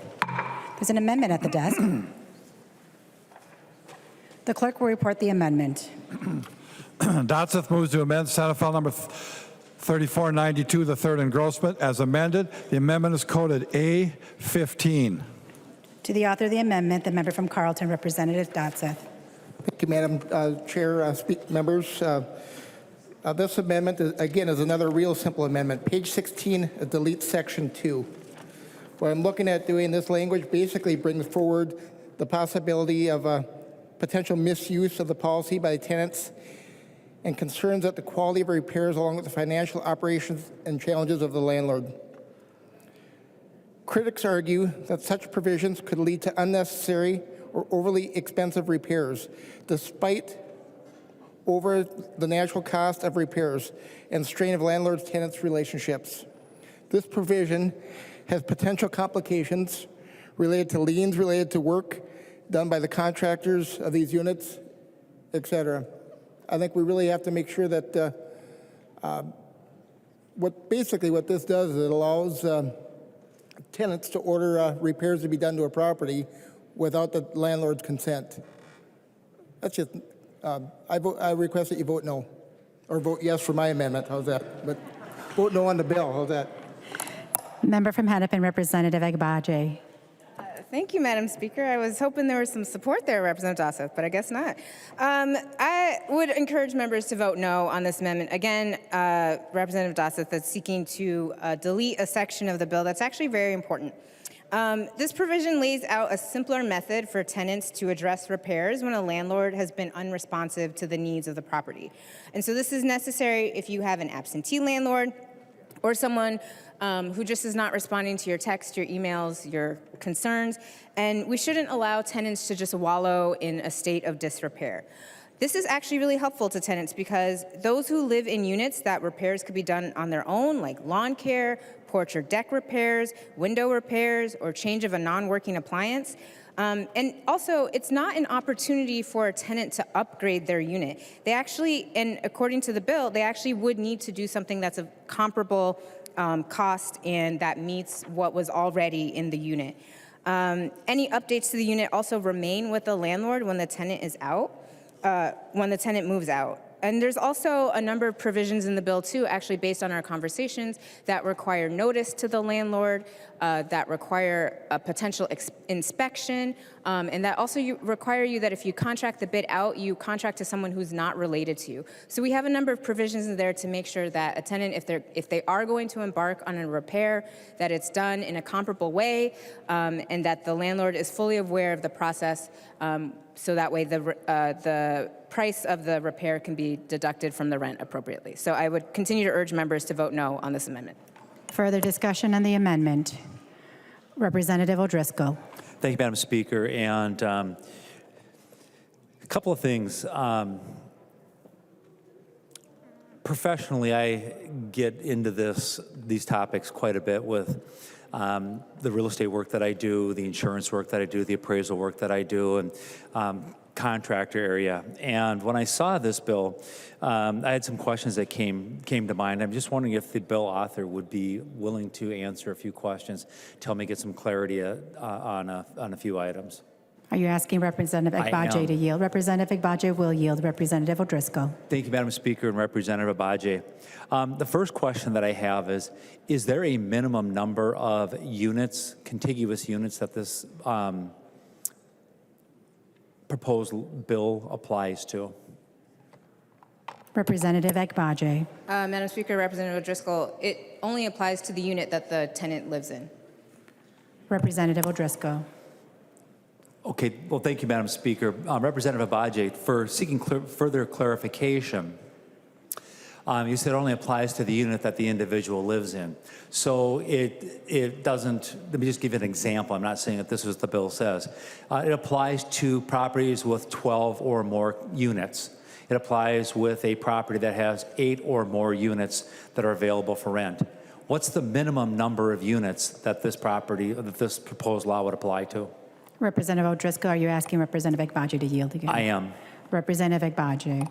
Thank you, Madam Chair. Thank you, Representative O'Driscoll. I think I now understand the premise of your question. I mean, it would apply to anyone who's renting out a unit to someone. So if a tenant is living in that unit and they make a repair, should this go through, they would have the ability, if following the process of a 14-day notice, doing inspection, bids, all that, they could do the repair. Representative O'Driscoll. Thank you, Madam Speaker. Representative Agbaje, the reason I asked that question is that we have exceptions where laws apply, particularly if the tenant lives in the same unit in a single-family home where the tenant is renting a room. And I'm wondering if your proposed legislation would apply to a homeowner who is opening up their home to bring someone in to rent a room. Would this particular proposed legislation apply to that homeowner who's renting a room in their own home? Are you asking Representative Agbaje to yield? I am. Representative Agbaje. Thank you, Madam Speaker. Thank you, Representative O'Driscoll. I mean, I believe it would apply. I would hope that in that type of situation, there's more conversations happening, and hopefully they can work on it together. But if not, and there's a repair that the landlord or the owner-occupied landlord is not addressing, the tenant should have the ability to engage and make those repairs. Representative O'Driscoll. Thank you, Madam Speaker. And Representative Agbaje, under Minnesota statute 363A, which is the Minnesota Human Rights Act, in real estate, it exempts a owner-occupied single-family home from a lot of different regulations under the Human Rights Act. But yet, in this particular piece of legislation, you're saying that it does include the homeowner who's renting out a room in their own home. And the reason I ask that question is this could apply to just about any property, but it could apply more likely to someone who's renting out a room in the residence that they occupy and own, and that's got to be both, occupy and own as their primary residence. And here's the problem. Mail will most likely come to both the tenant and the homeowner who is renting out a room in their home. So the system could be gamed in a situation like this where the tenant wants to have some kind of a repair done in the property, and the landlord is quote unquote unresponsive to the tenant's request. So the tenant invites a contractor to come to the property to make the repairs. And under Minnesota statute 514.011, which is the Minnesota Mechanics Lien statute, a notice has to be provided by anyone who provides skilled labor materials for the improvement of that real estate to give a notice in writing no later than 10 days from the time you enter into an agreement for services. So you look at this and you say to yourself, well, the notice could have been sent to the address. An occupant in that property could have intercepted that communication, where the homeowner who is renting a room in that home to a tenant would have no idea whatsoever that they have been served a lien notice, because the statute calls for the method of delivery under 514.011, which is the actual physical statutory notice, that it needs to be delivered either personally or via certified mail. And it can be received by the owner or a designated agent of the owner. And a designated agent of the owner might be a property management company or something along that line. So an unsuspecting homeowner who is probably an elderly person or a young person who bought a home and is trying to make payments on that home, renting out a room for extra income on either end of the spectrum, may have a mechanics lien placed on their home as a result of work that was ordered by a tenant that the homeowner wasn't even aware of, because of the form of living arrangement and no exception to protect the homeowner. So why does that become a problem? Well, that homeowner wants to go and refinance that home. They now have a lien on the property that they have to pay. They're responsible for paying that. And that tenant may have moved out. That homeowner may be unsuspecting, not a big corporation, not a big mega housing provider that I think this bill is trying to go after. It goes after the mom and pop operation equally as it goes against the mega corporation that may own housing units. Representative Dotseth, thanks for taking care of the small homeowner who's just trying to make ends meet by renting a room in their home and not making them and others subject to the issues under this statute or proposed language. And that young professional who's going to take a shot at buying the American dream, buying a home, and rents out a room to try to help cover the expenses. It's nice to know that you've got their back. And I would encourage a yes vote on the Dotseth Amendment. Thank you, members, and Madam Speaker. The member from Isanti, Representative Johnson. Madam Speaker, members, Representative O'Driscoll, thank you for explaining that. Because property owners need to know what's being done on their property to make sure it's done properly and to code. There could be somebody that the tenant hired to come and do a little bit of electrical work, just got off apprenticeship, got their license, or they're not even doing anything with electrical, but they happen to cause some electrical issues. So who's liable? We don't know. The owner of the property, the housing provider, probably didn't even know any work was done. Yet there could be a fire and his property is destroyed. I also know what it's like to have a mechanics lien. Years ago, when my father-in-law built his new building for his bowling center, we paid the general contractor, who paid the subcontractor, who didn't pay for the materials. Guess who got the mechanics lien? My father-in-law. Even though he paid for it, he still got the mechanics lien, and we had to go to court to get that settled and verify that we paid the money. The general contractor had to verify that they paid the subcontractor. After quite a few dollars in legal fees and a lot of time, we got it resolved. But it did cost quite a bit. So, Representative Dotseth, thank you so much for this amendment. It's important. It's important that whoever's doing the work in these buildings, whether it's a single family home that's to have a bedroom rented out, or a mega complex owned by a nonprofit, we need to make sure that the work is done properly. And in those large properties, guess what? They have a maintenance contract.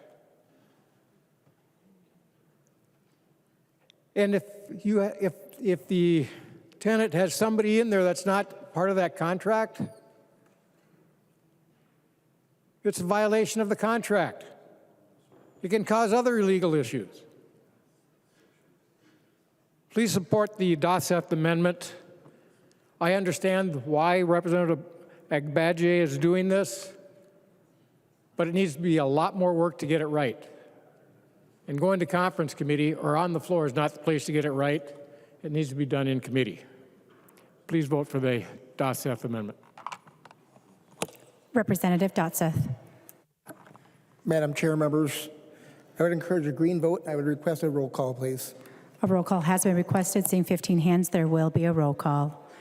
Seeing no further discussion, the clerk will take the roll.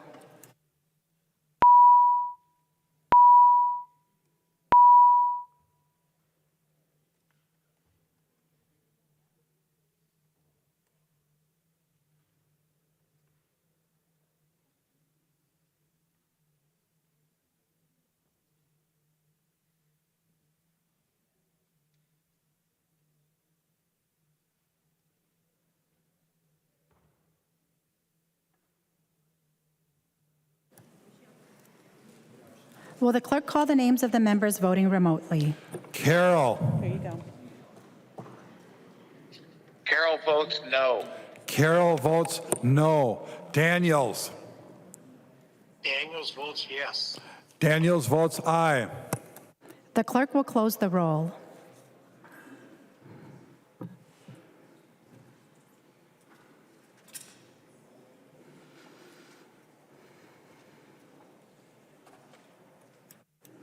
There being 61 yeas and 69 nays, the motion does not prevail and the amendment is not adopted. There's an amendment at the desk. The clerk will report the amendment. Nash moves to amend Senate File Number 3492, the third engrossment as amended, and the amendment is coded A16. To the member from Carver, Representative Nash. Thank you, Madam Speaker. The A16 is indeed my amendment, and I would request a roll call. A roll call has been requested. Seeing 15 hands, there will be a roll call. Thank you, Madam Speaker. The A16 would remove the portion of the bill that provides for tenant associations to have organizers come into the building. And the principal reason for that isn't because I'm trying to not allow someone to organize. It's because the request that we made, I think 2 times in committee, for there to be one piece of language added in to ask for those organizers to be to undergo a background check. Now, I know that the DFL majority loves background checks. That last year you passed universal background checks for guns, and I thought, once again, potentially naively, I thought that a background check for somebody who is going to be invited into an apartment building with the specific intent of organizing should at least stand the test of a background check. Now, in committee, we heard, well, these are good people. They don't need to. They're known quantities. Well, then I got the answer of, well, not always known quantities. So on the very fact that they are not all known quantities, what's the harm? What's the damage in saying, hey, person who's going to be going in there to organize, you should, before you do so, undergo a background check. If they are truly benign human beings and they've got nothing but love and charity in their heart, then we should have no problems, no qualms with them undergoing a background check. So I'm going to ask 4 members to support this amendment because we have seen a number of times. How many times have we seen in the news after somebody loses their mind and chops somebody up or kills them? Oh, they were just the nicest person. So quiet. I can't imagine that this happened. This is crazy. We never thought that little Johnny would have done that. And that's an homage to one of our former members, little Johnny, Chair Marquardt. But this is the point that we tried to make benignly in committee, that if you're going to have these organizers, and you've got the votes to make that happen, you should say before they are allowed into the building that they should undergo a background check with the intent of weeding those people out that we sometimes hear about in the news being such a quiet kid and he's just apparently misunderstood and we're not sure how he snapped. So members, I would encourage a green vote on this. It's a very easy thing. Thank you, Madam Speaker. To the member from Ramsey, Representative Perez-Vega. Thank you, Madam Speaker.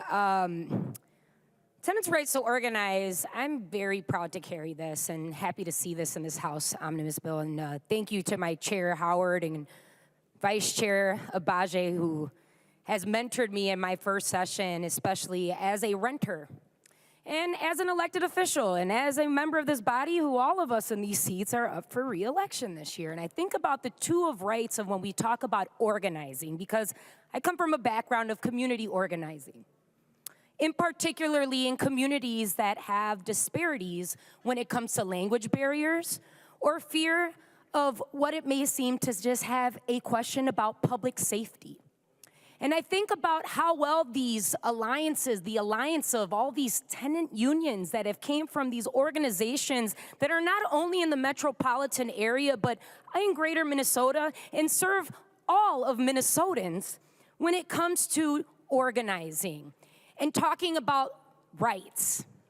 In particularly the 20 organizations that I've been able to meet with personally and talk about why rights for tenants to organize is important. These 20 organizations, I mean, I can name them if you'd like, and I do feel the positive and amazing work from the members that are here in the gallery of the chambers that work dedicated day and night, that if a tenant has a question, they've actually felt safe enough to contact those organizations when it is beyond just landlord delinquencies, but also the need to feel safe in their home, like children and families who don't know what those social services are, because these organizations provide that. And they've even gone to the extreme where they didn't start like a housing organization such as the Great Work like Homeline, but they've organized to create tenant unions like Westside Community Organization. I think about the fact that they all hire tenant organized to conduct their own background check, but I think about us running our campaigns as well.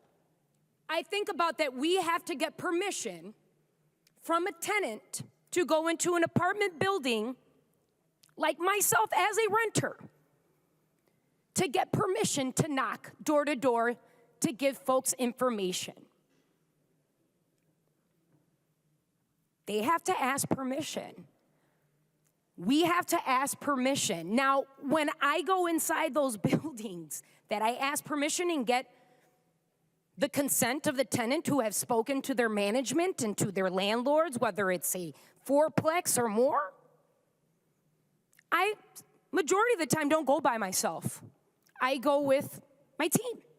So I look at the organizations that are doing the work to talk about renters' rights with their team. And I, as someone that's running a campaign, going with my manager, going with my team, just like everybody in this chamber, I don't believe that our campaign goes through a background check or every member goes through a background check when we're going into these buildings. So it's very difficult to understand why this would be any different.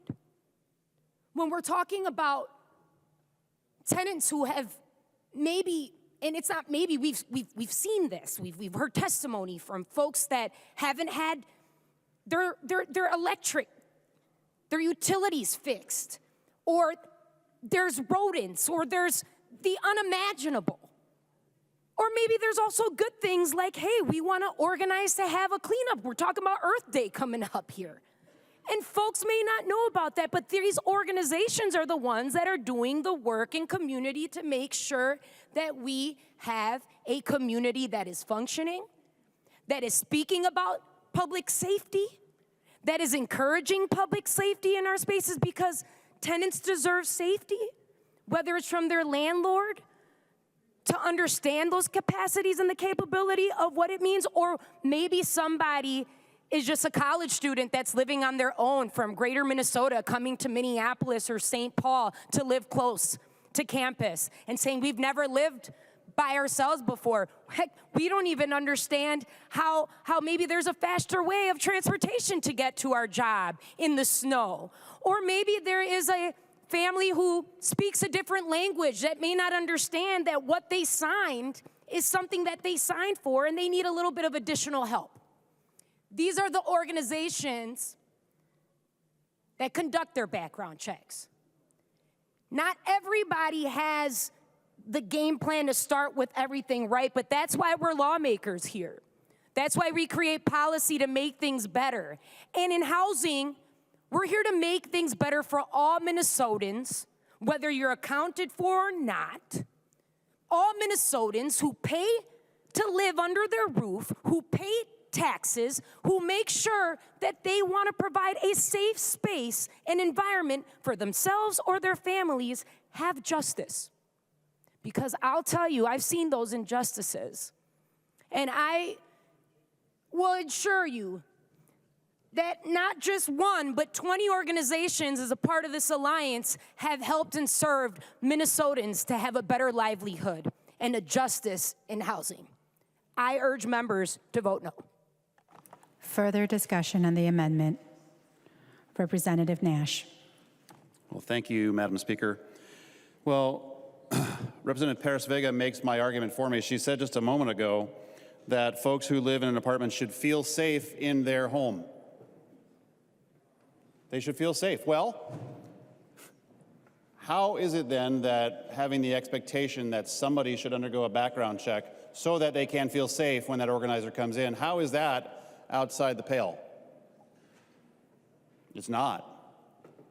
You know, I have kids that rent apartments, And I asked them about this, and they said, yeah, I think that if someone's coming in to do this very thing, they're going to have access, because they will have access, almost unfettered access, to be able to go around, that they should undergo a background check, if for no other reason than to add greater validity to the fact that they're there with apparently a good idea from Representative Perez Vega. So the argument was made by Representative Perez Vega to do a background check because she says that people should feel safe in their own home. Members vote green. There being no further discussion, the clerk will take the roll on the amendment.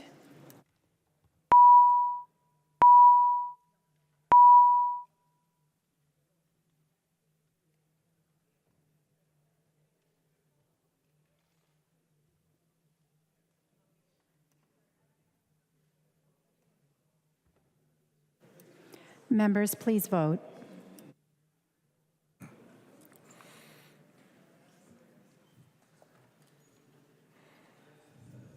Hi, Paul. Will the clerk call the names of the members voting remotely? Carol. You're up, Ned. Carol, no. Carol votes no. Daniels. Daniels votes yes. Daniels votes aye. The clerk will close the roll.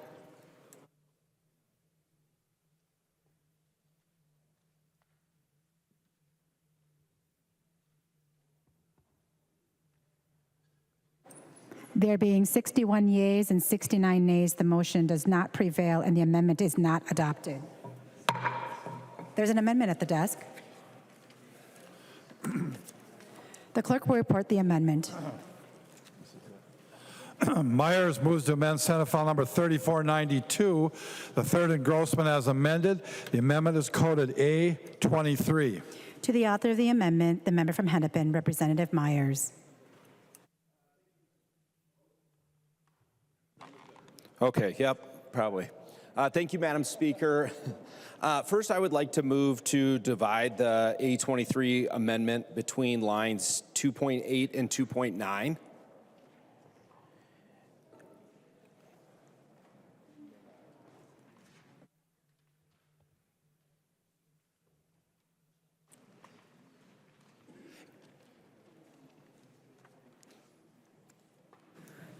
Representative Myers, could you say that again? Yeah, we'd just like to divide this amendment up between 2.8 and 2.9. So the 1.1 through 2.8 discuss penalties, and then the 2.9 and beyond talks about the findings.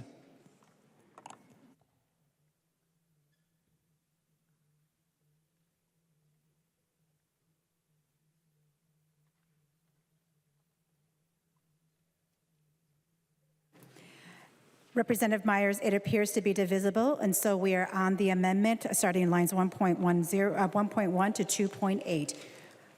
Madam Speaker, would it be okay if we took up the second section first?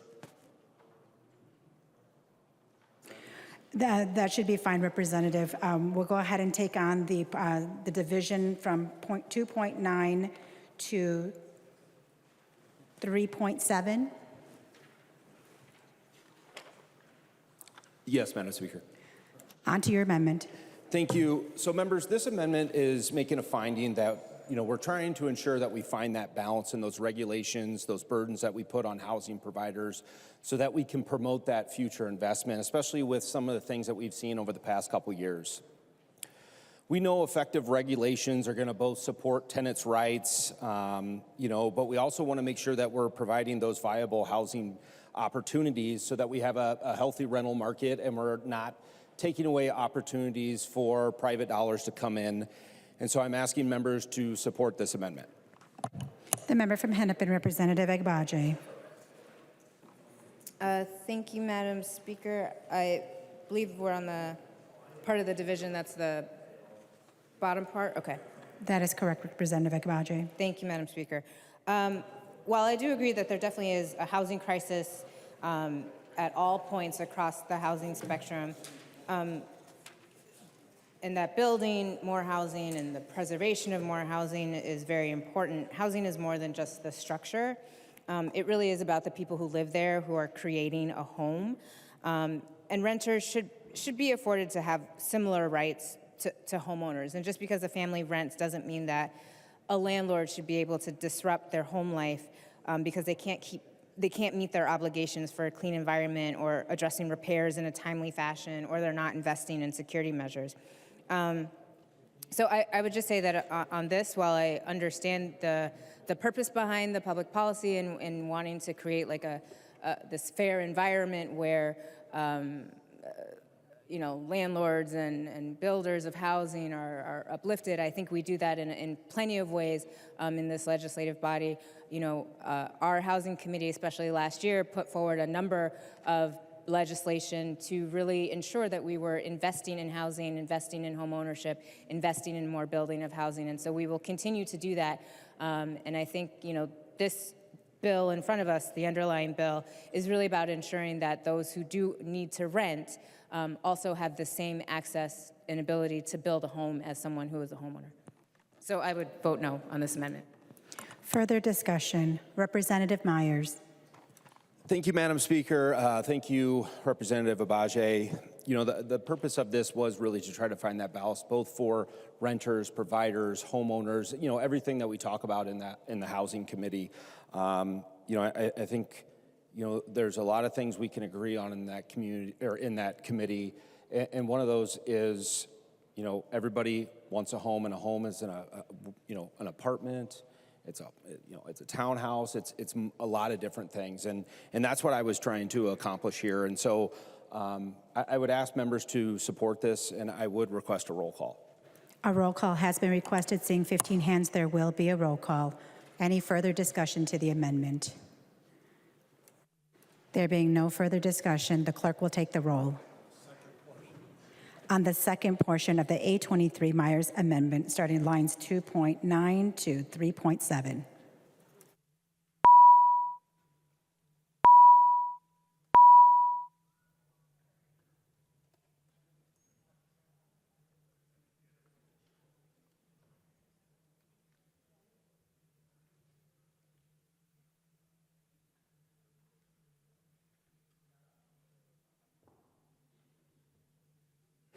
Members, please vote.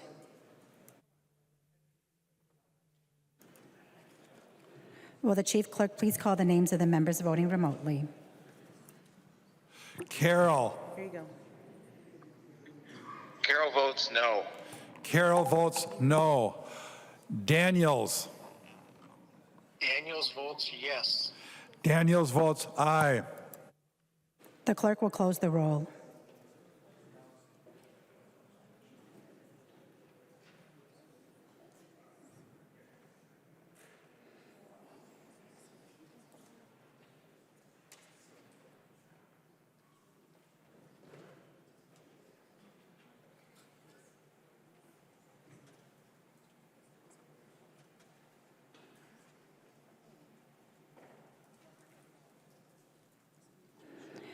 There being 61 yeas and 69 nays, the motion does not prevail and the amendment is not adopted.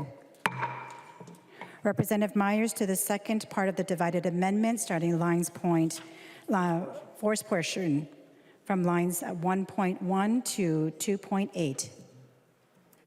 And thank you, Madam Speaker. So, this part of the amendment, talks about penalties. And again, for me, I'm always trying to find that balance, and that balance is, again, the rights and protections of tenants by also making sure that we don't increase the cost so much that, it makes housing even less affordable for people. I think the provisions in the bill as they stand, if passed, can have significant impact, on housing providers, managing those, increased fees, increased risks. What I do want to say is I really appreciate Representative Agbaje talking with me about this.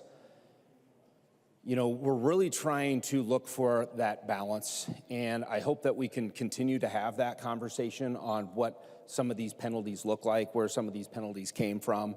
And I'm hoping that future conversations later, conference committee can be had so we can really strike that balance. And Madam Speaker, I would withdraw this amendment. Representative Myers withdraws the amendment. There's an amendment at the desk. The clerk will report the amendment. Johnson moves to amend Senate File Number 3492, the third engrossment as amended. The amendment is coded A18. To the author of the amendment, the member from Isanti, Representative Johnson. Madam Speaker, members, this amendment removes Article 6 on page 35 of this bill. What it does is remove the discrimination in housing assistance.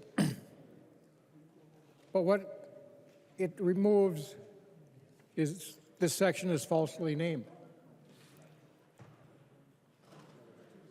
It removes the requirement that anybody, any property owner or housing provider, whether you rent out a bedroom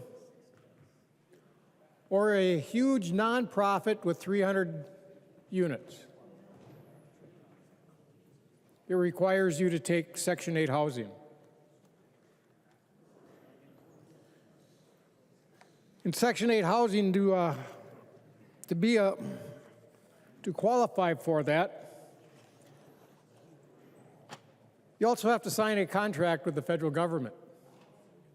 So we're forcing people to sign a contract with the federal government.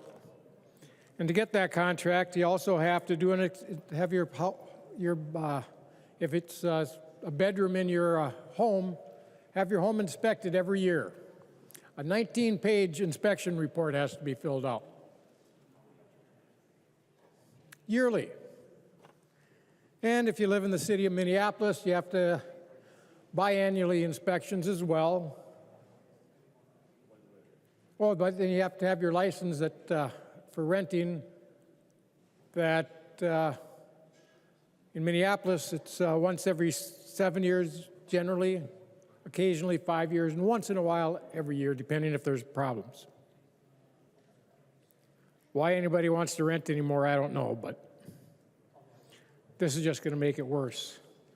So what this bill does is removes that requirement, lets people decide whether they want to use that program or not.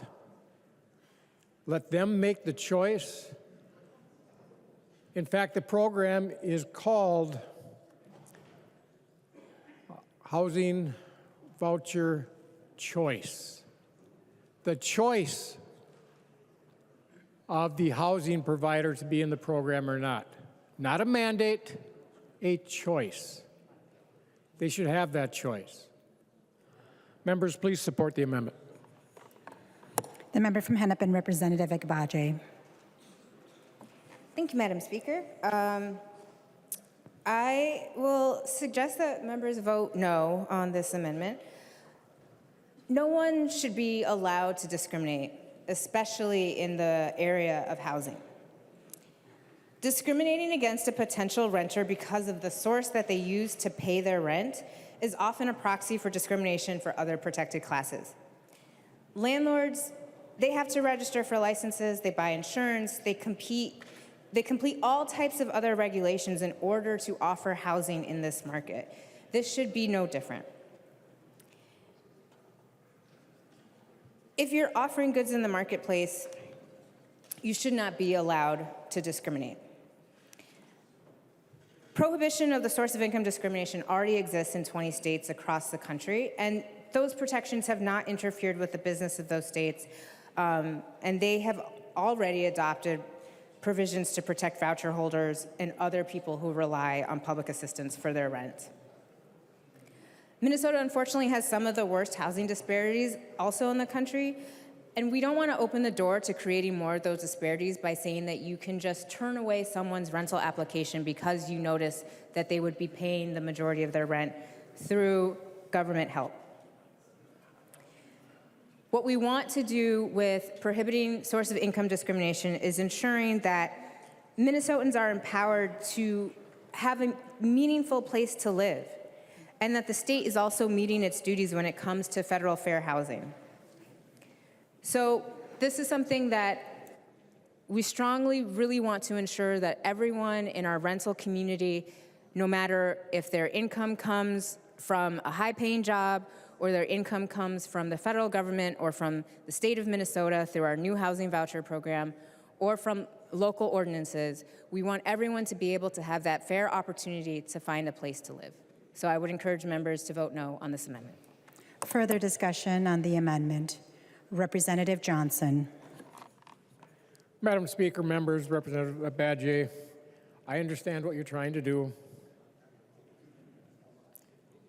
But forcing people to sign a contract with the federal government is not the way to do it. We're in a free country, a country that you can choose what you would like to do. Do we have some rules and regulations and laws you have to follow? Absolutely. Is discrimination bad? Absolutely. But we also have to, a person also needs to live within their means. Just because I want to live in a $5 million mansion doesn't mean the government should pay for it. I have to find housing what I can afford. Is there programs out there to help? Absolutely. But it should be the choice of the property owner and the housing provider if they want to participate in those. That's why the program is called choice. It's the choice, not only of the person that wants to use the program, but also the person that wants to receive it. We have a lot of housing shortages. With this on there, I think it's going to create a bigger problem. Because I've talked to housing providers, and I know what they're going to do. They've told me what they're going to do. It's going to actually hurt the market. It's going to make those in the middle class that don't qualify for the program, it's going to make it harder for them, which is not what we want to do. Members, please vote for this amendment. There being no further discussion, all those in favor of the amendment say aye. Those opposed say nay. The motion does not prevail and the amendment is not adopted. There's an amendment at the desk. The clerk will report the amendment. Johnson moves to amend Senate File number 3492, the second engrossment as amended. The amendment is coded A19. To the author of the amendment, the member from Isanti, Representative Johnson. Well, we'll try this one more time, Madam Speaker, members. What this amendment does, it bypasses so single-family homes are not in the program. But if you have a duplex or bigger, guess what? You have to participate. What it says is when a landlord accepts federal, state, or local government rental assistance from a unit in a residential building, then they have to accept them whenever one comes along. That's important. If they're going to do for one in their building, they should be able to do it for all of them. And that's what this amendment does. Please support the amendment. The member from Hennepin, Representative Agbaje. Thank you, Madam Speaker. Again, I'm going to ask the body to vote no on this. The proposal in this amendment, I guess, would only apply to landlords that are currently accepting or currently have public assistance. I think that this could lead to a concentration of communities creating these neighborhoods that the only people who live there are the people who are on public assistance in some shape or fashion.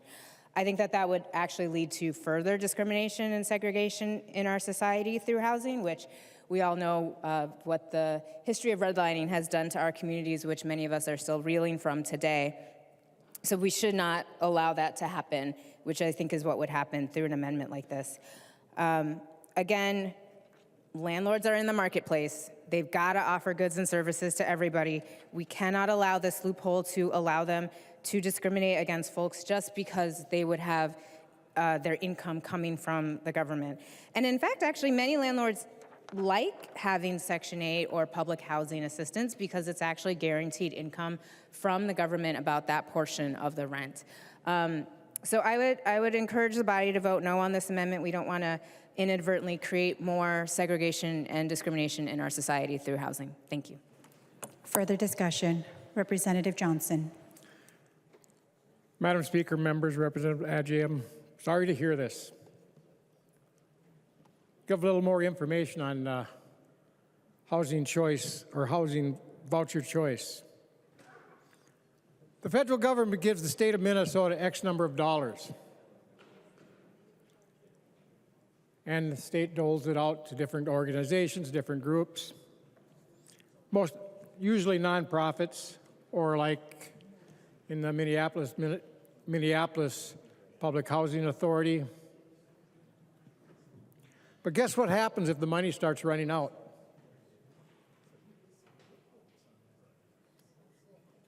What happens is the payment by the federal government, or which the state takes care of it, is reduced.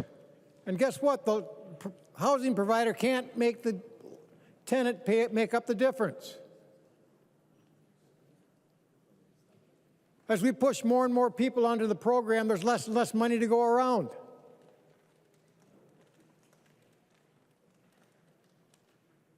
What happens when the property owner or the housing provider is cut in their payment from HUD, and now he can't make his mortgage payment on the property? Goes into foreclosure. Can't do the maintenance that needs to be done.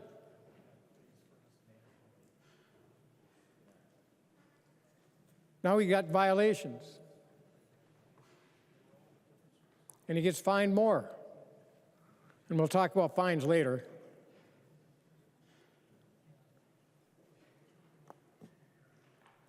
Give the housing providers a little bit of leeway while we still have some. That's all I'm asking. Please support the amendment. There being no further discussion, all those in favor of the amendment say aye. Those opposed say nay. No. The motion does not prevail and the amendment is not adopted. There's an amendment at the desk. The clerk will report the amendment. Petersburg moves to amend Senate File Number 3492, the third engrossment as amended. The amendment is coded A20. To the member from Waseca, Representative Petersburg. Thank you, Madam Speaker, and let's try this one because I think this one's common sense. It actually has some basis in federal regulations as well, and I think something that everybody can support. Got to remember that a lot of the regulations and rules that we're putting into this bill here have some basis, if not direct subsidy from federal programs. And even the federal programs know that there are some limitations to what you can expect of housing providers and those that are providing low-income housing, et cetera. And one of the terms that they use is undue financial and administrative burdens. And what this amendment does is it says that if some of these rules and regulations would create such a problem that there would be undue financial and administrative burdens, that it would not be required and it would not create a violation of this bill and of the discrimination piece. Now, why is that important? Well, the federal government understands that if you put too much onerous onto owners of properties, and it becomes to the point where they can't stay in business or they are finally losing money, they have a few choices. One of them is to sell the property or to go bankrupt let somebody else redevelop it. And the federal government understands then people lose those facilities and those homes altogether. So they understand there has to be some juggling act. And I understand that we're kind of juggling here between the needs and desires of the tenants, but we also have to deal with some of the realities of those that are providing the housing. And so I'm trying to help here so that we don't get in sideways with some of the rules and regulations of some of the federal programs and actually put higher restrictions on us. Because after all, what we're here for is to try to provide an even balance.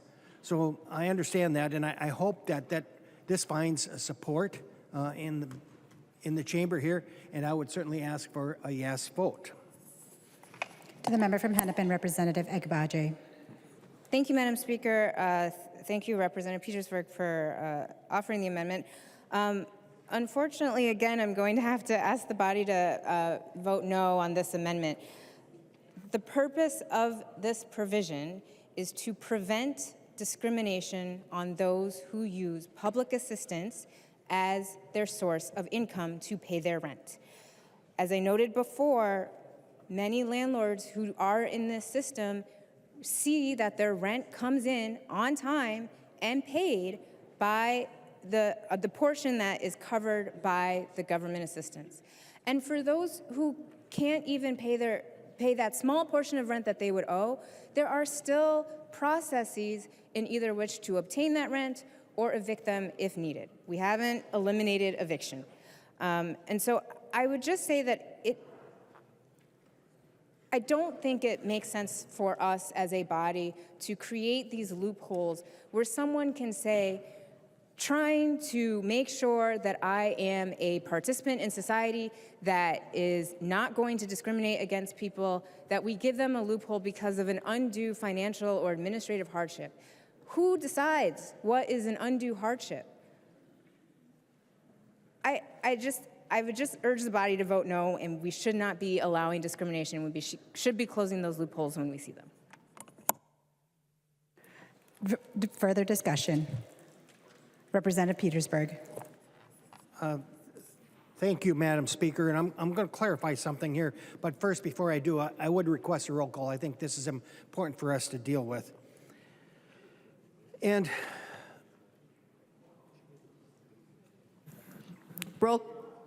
Instead, there being 15 hands, there will be a roll call. Thank you, Madam Speaker. What I want to clarify is that I know that this section that is being attached to deals with financial costs and others, but if you read my amendment very closely, it says when the cost of meeting the terms and conditions in the public assistance, rental subsidy, or housing voucher programs would create this undue financial burden. It's not talking about discriminating against somebody from paying it. This is just saying when we have an issue in regards to the terms and conditions of trying to meet these programs, that it would not be under violation. And so that's clearly, I think, something different. And so I'm hoping that you might, Representative Agbaje, might reconsider that, and you certainly can nod to the Speaker if you do. But I would absolutely encourage a yes vote, because this is one of the protections in order to make sure that we keep reasonable cost housing available for the people we're trying to help. Thank you, Madam Speaker. The member from Isanti, Representative Johnson. Madam Speaker, members, Representative Petersburg, thank you for this amendment.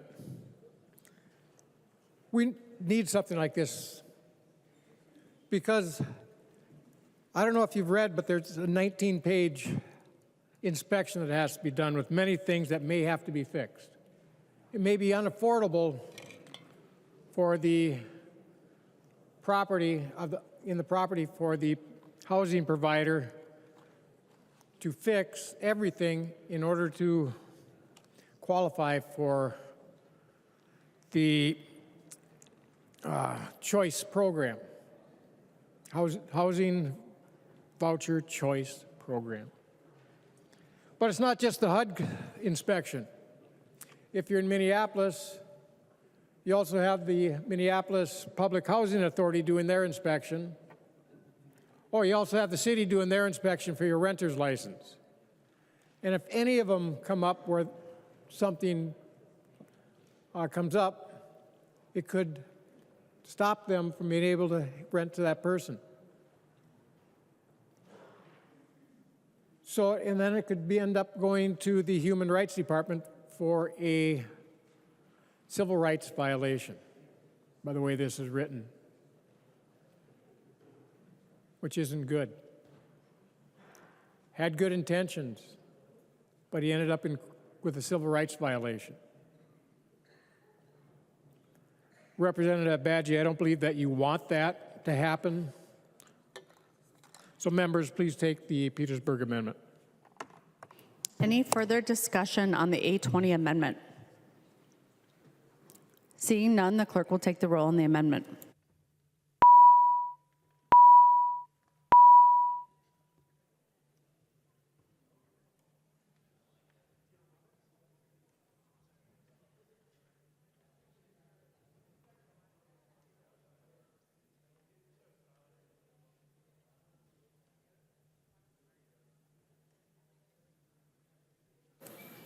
Will the chief clerk please call the names of the members who are the members voting remotely? Carroll. Here you go. Carroll, no. Carroll votes no. Daniels. Daniels votes yes. Daniels votes aye. The clerk will close the roll.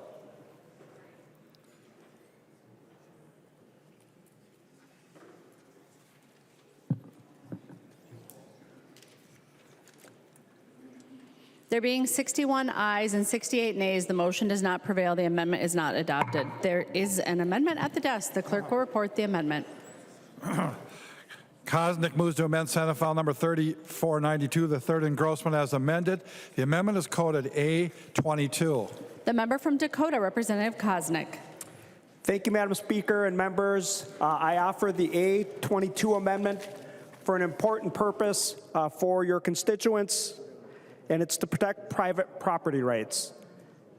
What the amendment does is permits that an individual may be removed for trespassing or arrested for trespassing if they're occupying a property that they do not have a lease or sublease rights to.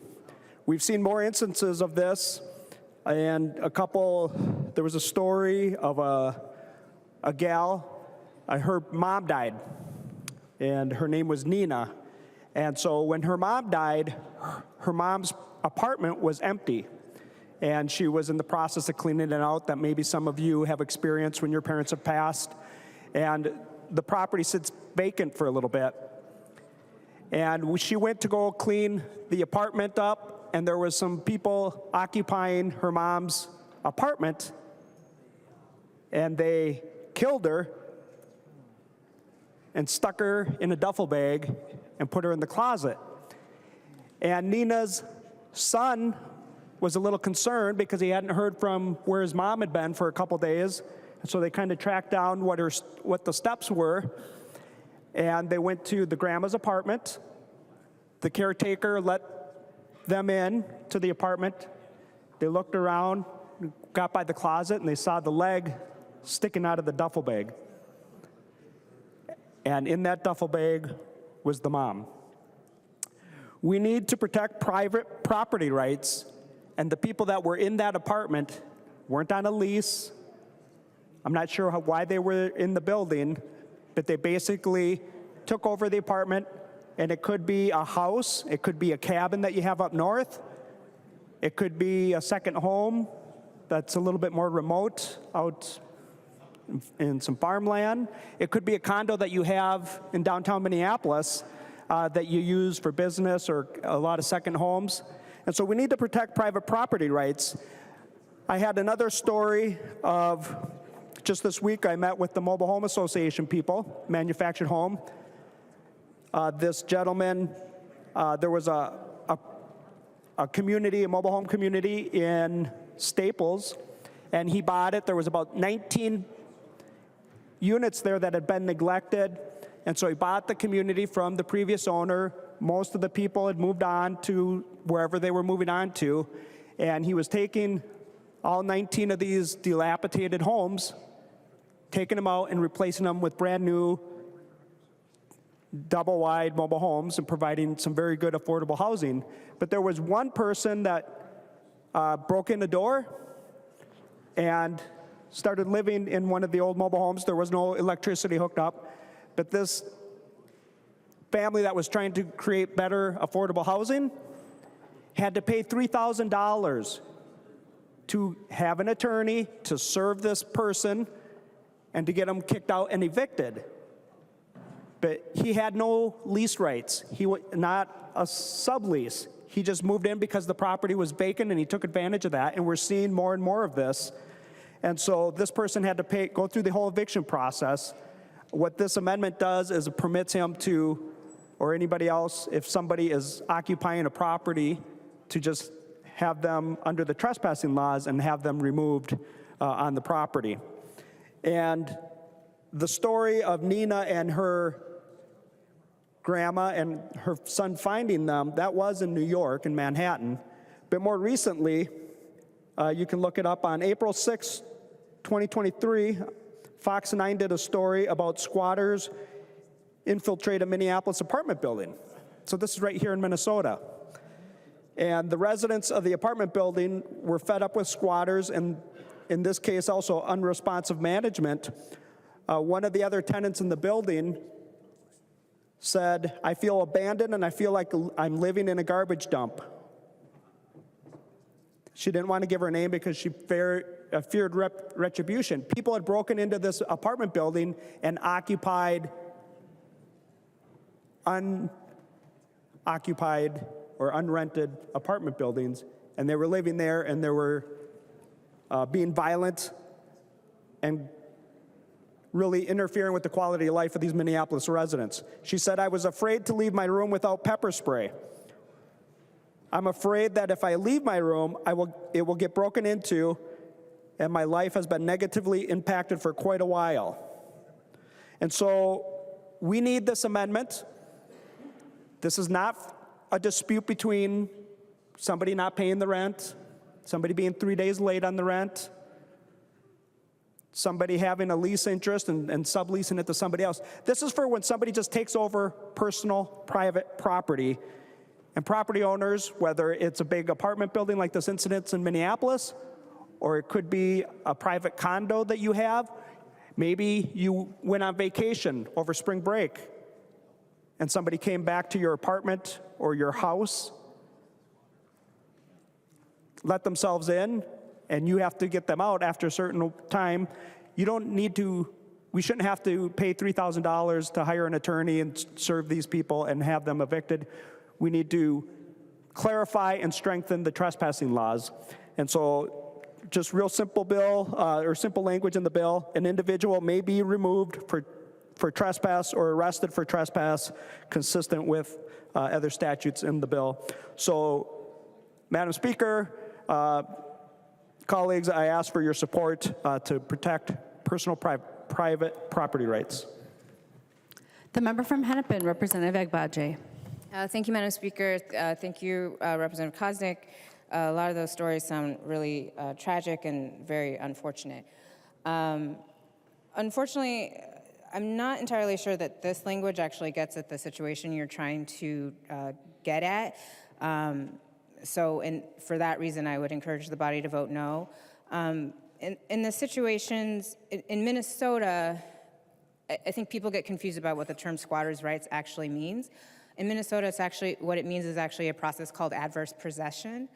And in Minnesota, in order to be able to overtake someone's property to try to claim and actually have a real claim that you live there, you need to have been actively living there for 15 years, and in some time during that 15-year process, pay property taxes for 5 consecutive years.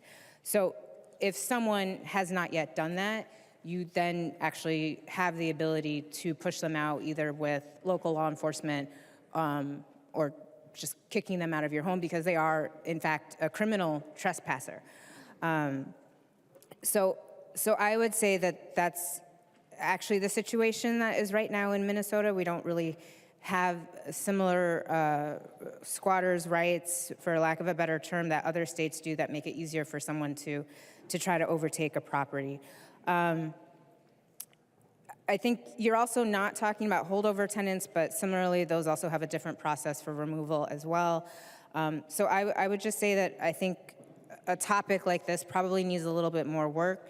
As we discussed, there are a couple of different groups that might be interested in this, so it'd be interesting to talk more with them and figure out what language would actually look like to figure out these types of situations when someone is there, maybe they've only been there for like a week or something. But I think mostly in those types of cases, what people are doing are using the criminal trespass procedure through law enforcement. So I would encourage a no vote on this amendment. Discussion to the amendment. The member from Isanti, Representative Johnson. Madam Speaker, members, Representative Koznick, thank you for this amendment. I've actually had to deal with this as a road deputy. It took about 3 months to get the squatters out because we had to use the eviction process. The owners came home from being snowbirds. And thankfully, they had an RV. They had to live in the RV for 3 months before they get back in their home. So it happens. It's ugly. But the eviction process for this doesn't work. Those people that are doing the squatting, they're actually doing a burglary, breaking into your home, taking possession of your home, and not giving it back. All they have to do is get a piece of mail delivered to that address in their name, and they have tenant rights.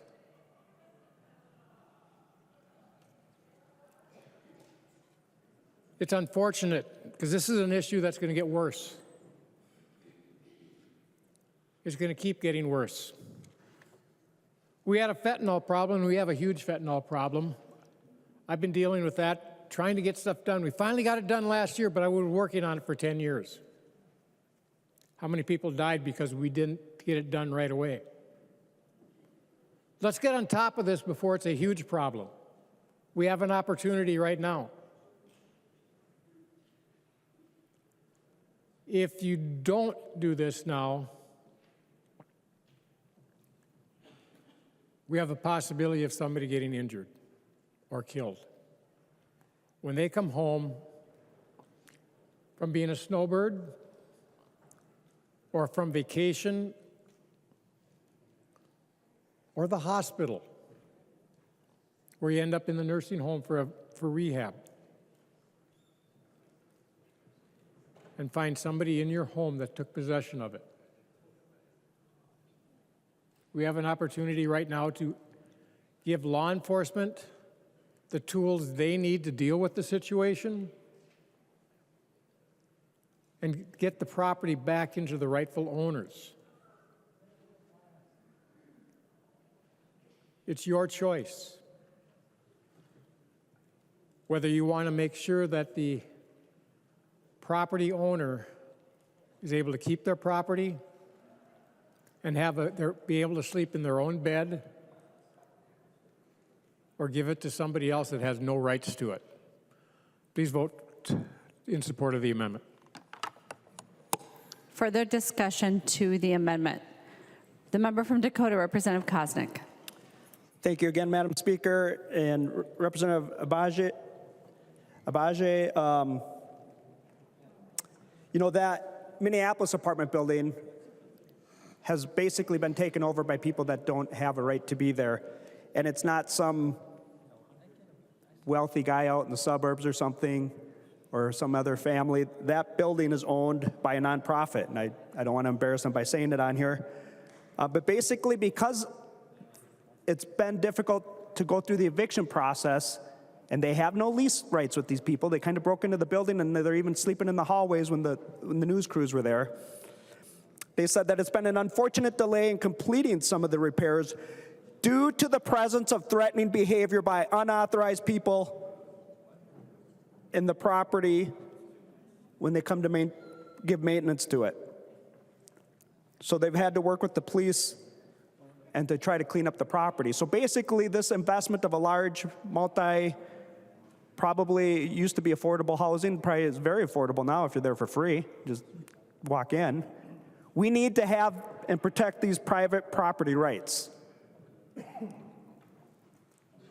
Whether it's this nonprofit or some other investor or some small investor that wants to do the rental properties on the side, or even just your own home. We need to protect property rights. I hope you'll reconsider and take this amendment. Madam Speaker, I would request a roll call. And members. Representative Koznick requests a roll call. Seeing 15 hands, there will be a roll call. Representative Koznick. Members, you can feel proud of voting for your constituents and their personal property rights that are very important to everybody. So I appreciate a green vote. Any further discussion on the 822 amendment? Seeing none, the clerk will take the roll on the amendment.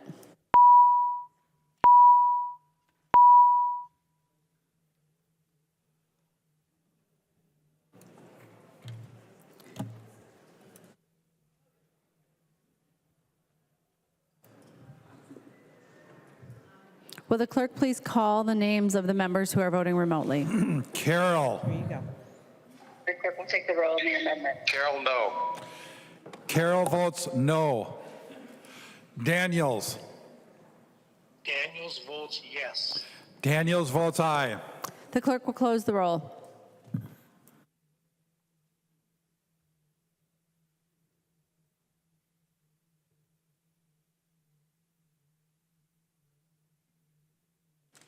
There being 61 ayes and 68 nays, the motion does not prevail. The amendment is not adopted. There is an amendment at the desk. The clerk will report the amendment.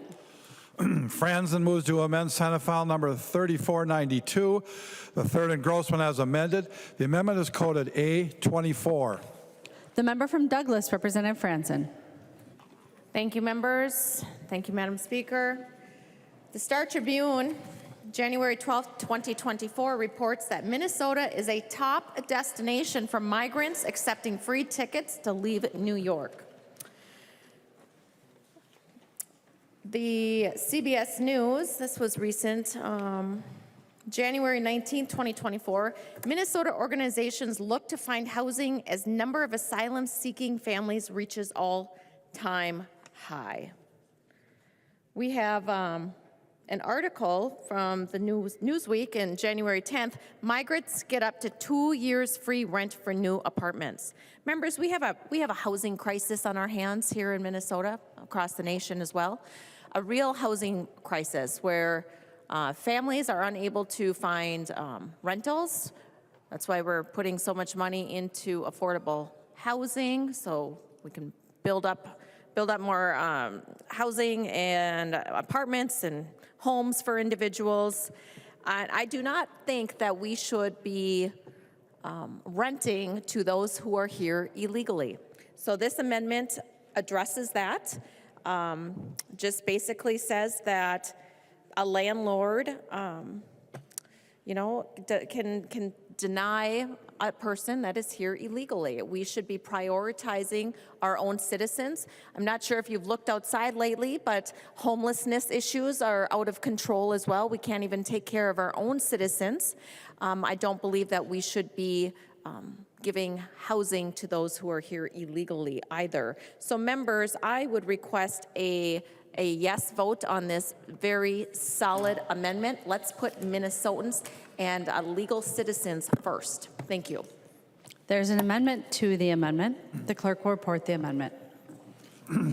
Agbaje moves to amend the Franzen amendment to Senate File number 3492, the third engrossment as amended. The amendment to the amendment is coded A26. The member from Hennepin, Representative Agbaje. Thank you, Madam Speaker. I would encourage the body to vote yes on this amendment to the amendment. What the underlying amendment is doing is essentially taking the I-10 provision that we have where landlords can both accept Social Security numbers and I-10 numbers and trying to say that those who do not have, legal immigration status or some type of citizenship should not be able to be rented to. I think that would be dangerous territory for us to go on. So what the amendment does is just says that all legally required information to help the landlord use that ITIN number to be able to get a fuller credit report is what the amendment would do. I'm really encouraging members to vote yes on this amendment to the amendment. Otherwise, what the underlying amendment as it currently is would not probably, but most likely put us in violation of fair housing laws of the United States and of the state of Minnesota. Discussion on the Agbaje amendment to the amendment. The member from Isanti, Representative Johnson. Madam Speaker, members, I request that you vote against this amendment. The underlying amendment takes care of a problem, actually puts us in line with the federal guidelines of HUD. Because in order to use federal money, you either have to be a citizen or have legal status in this country. Unfortunately, with the state dollars, they don't have to. And this would require the state dollars to also have the same requirements as the federal, which is important.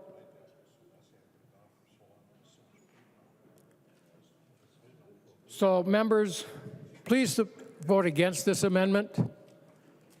And Madam Speaker, I request a roll call.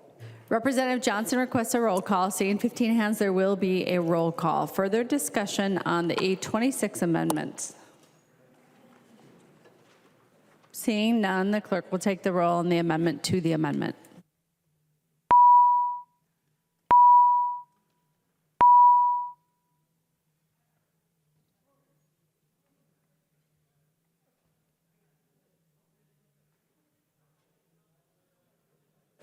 Will the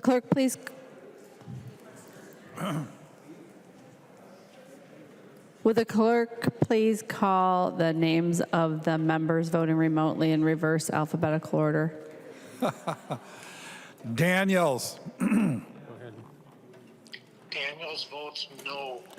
Daniels votes no. Carroll. There you go. Carroll, yes. Carroll votes aye. The clerk will close the roll.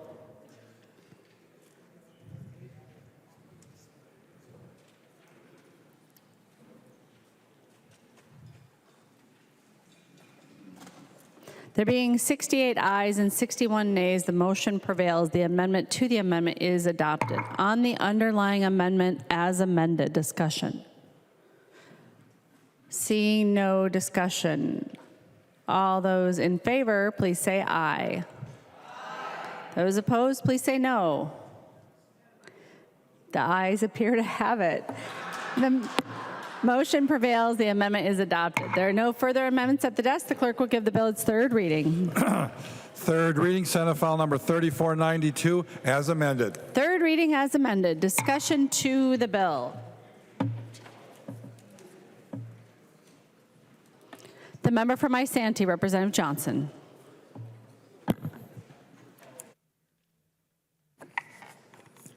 Madam Speaker, members, when we do the housing bill and the housing, especially policy, we have to make sure that we have a balanced approach to the tenant and housing provider laws. That means working together with both of them to do that. While the other body's bill worked and agreed upon with all parties, this bill did not. It added 19 pages to the bill compared to the 16 pages that were agreed upon by the parties. Does that make it balanced? No. In those 19 pages that were added, housing providers are not able to manage their property the way they see fit due to the provisions such as the prohibition of denying an applicant based on pending evictions.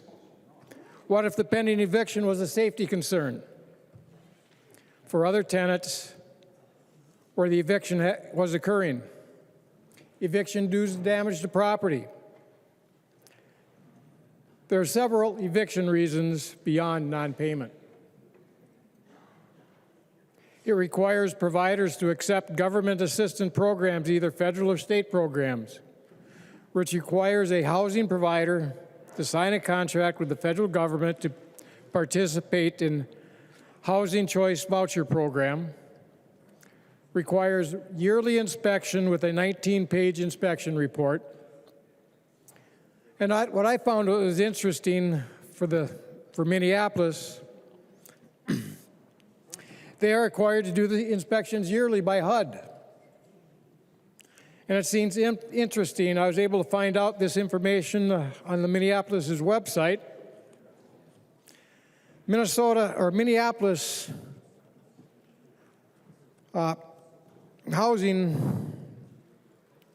Minneapolis Public Housing Authority inspects units before a tenant moves in, and at least biannually, which means once every 2 years, even though it's required every year. The city conducts their licensing inspections on a 5 or 8 year cycle. Only a small percentage of rentals are inspected annually. Oh, but they're required if they use housing choice vouchers to do it annually, but they don't. MPH inspections are conducted contractually required to do the inspections to receive the voucher programs, but they don't do the inspections annually that they are required to by law, by federal law. Representative Agbaje, maybe if Minneapolis followed HUD's laws and requirements and rules, maybe the issues you're having in Minneapolis would not be happening. Because in my community, they're not. And I've talked to many members from greater Minnesota. We don't have these issues. You can shake your head, but that's the truth.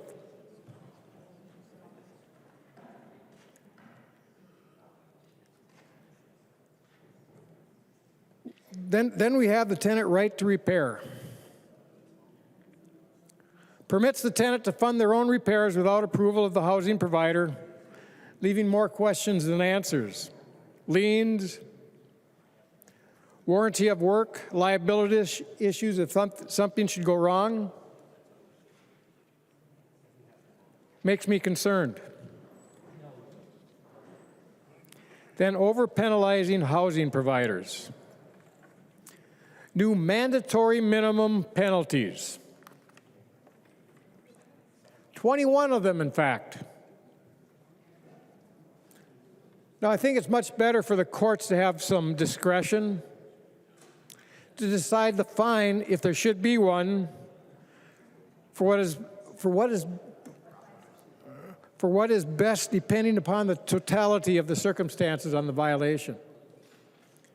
The violation might not have been the housing provider's fault, but he gets the fine. It might be the tenant's, something that the tenant did, but the housing provider gets the fine. Members, this bill is another attempt to fix an issue that's happening in the city of Minneapolis, in the Minneapolis area, and not in the greatest part of the state, greater Minnesota.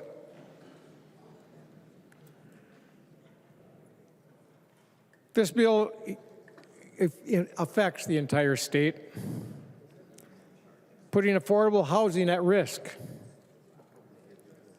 in an area that is desperately needed, and that is in greater Minnesota. I had mentioned earlier that I'm going to explain what some of the housing providers said that they might do should this go into law. And that's the first opportunity they're going to jack their rates up. Because at a certain point, they will not qualify for the housing choice vouchers because of the rent rate. Because it's limited how much HUD spends. So that's going to hurt the middle class that's renting. Unfortunately, over the past few years with Biden inflation, it's caused a lot of things to go up. And it was interesting, I was reading, the average home maintenance cost has gone up 20% every year for the past couple of years. You wonder why rent is going up? Why rent for our seniors is going up? It's because of the policies that are putting in place. It's because of inflation. So members, please vote against this. We have a bill that had bipartisan support that came out of the other body. It was worked on by all parties. All parties agreed to it. Yet instead, we added 19 pages onto a 16-page bill, and it's no longer a bipartisan bill. It's a bill that's going to hurt our housing industry, housing provider industry. It's going to have the opposite effect of what you want to happen. It's going to cause rents to go up, or people just quit renting. Housing providers do a great service. The vast majority of them are good. Do we have some problem ones? Just like anything else, there's problem ones.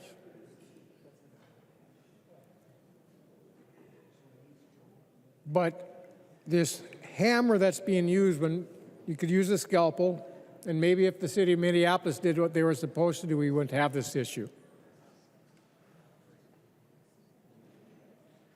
But this is the wrong approach. We had a nice, clean bill that had bipartisan support that came out of the other body. Let's reject this one and send it, and then take up the original bill that we were supposed to do today and pass that on very quickly. The member from Hennepin, Representative Agbaje. Thank you, Madam Speaker. And thank you, members, for the robust debate tonight. I actually feel honored because the last time we had a tenants' rights bill up, we didn't have any debate. So this bill does a lot to kind of further ensure that tenants' rights across the state are upheld, and ensuring that we're making sure that tenants and landlords have a more equal playing field should they find themselves in court. Again, all of these bills and provisions that we're putting in are in the interest. If you find yourself in court, here are the rules. The judges know what the rules are. There's guideposts for the judges to be able to figure out how to rule on these cases. I think it's really important that we, uplift the various pieces of this bill that will continue to support tenants in their efforts to create homes for themselves and their families, with the tenant right to organize, ensuring that survivors of domestic violence can get out of their leases should they need to, that tenants who need to call for emergency services, including mental health, can do so, that we have a more streamlined process for the eviction process, and that we also are allowing landlords to use I-10 numbers in addition to Social Security numbers so more people can have access to applying for a place to live. These and many more provisions in the bill really just ensure that tenants have a more equal footing with landlords, that they feel confident in the courtroom should they find themselves there, and that they have a better understanding of what the rules and regulations are, both on the tenant side and on the landlord side. This is really simply for clarity. On the pieces about the remedies, it is really just signaling to the courts, here's a starting point for you. But they still have full discretion in deciding what those damages, if any, should actually be. And so I would just like to close again with thanking everyone for their time today, thanking everyone for their comments, thanking staff who helped with putting this all together, thanking all the advocates who gave their input. And as this bill continues on, because we do have different provisions than the Senate, and the Senate has different provisions than us, look forward to bringing it back once we have ironed out all of those things. So I urge a green vote on this bill. Thank you. The clerk will take the roll on the bill.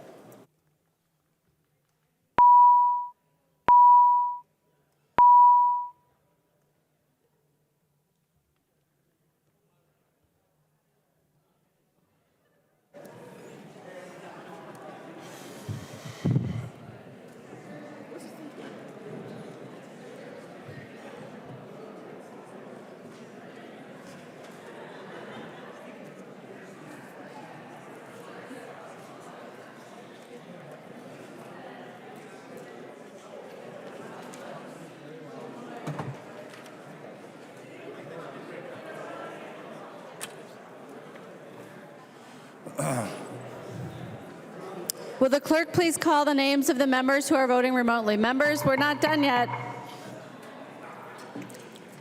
Carol. Carol, aye. Carol votes aye.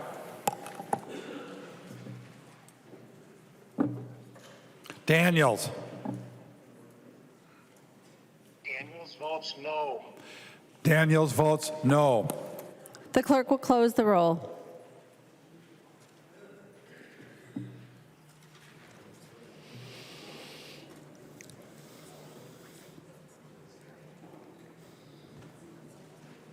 There being 68 ayes and 61 nays, the bill is passed as amended and its title agreed to.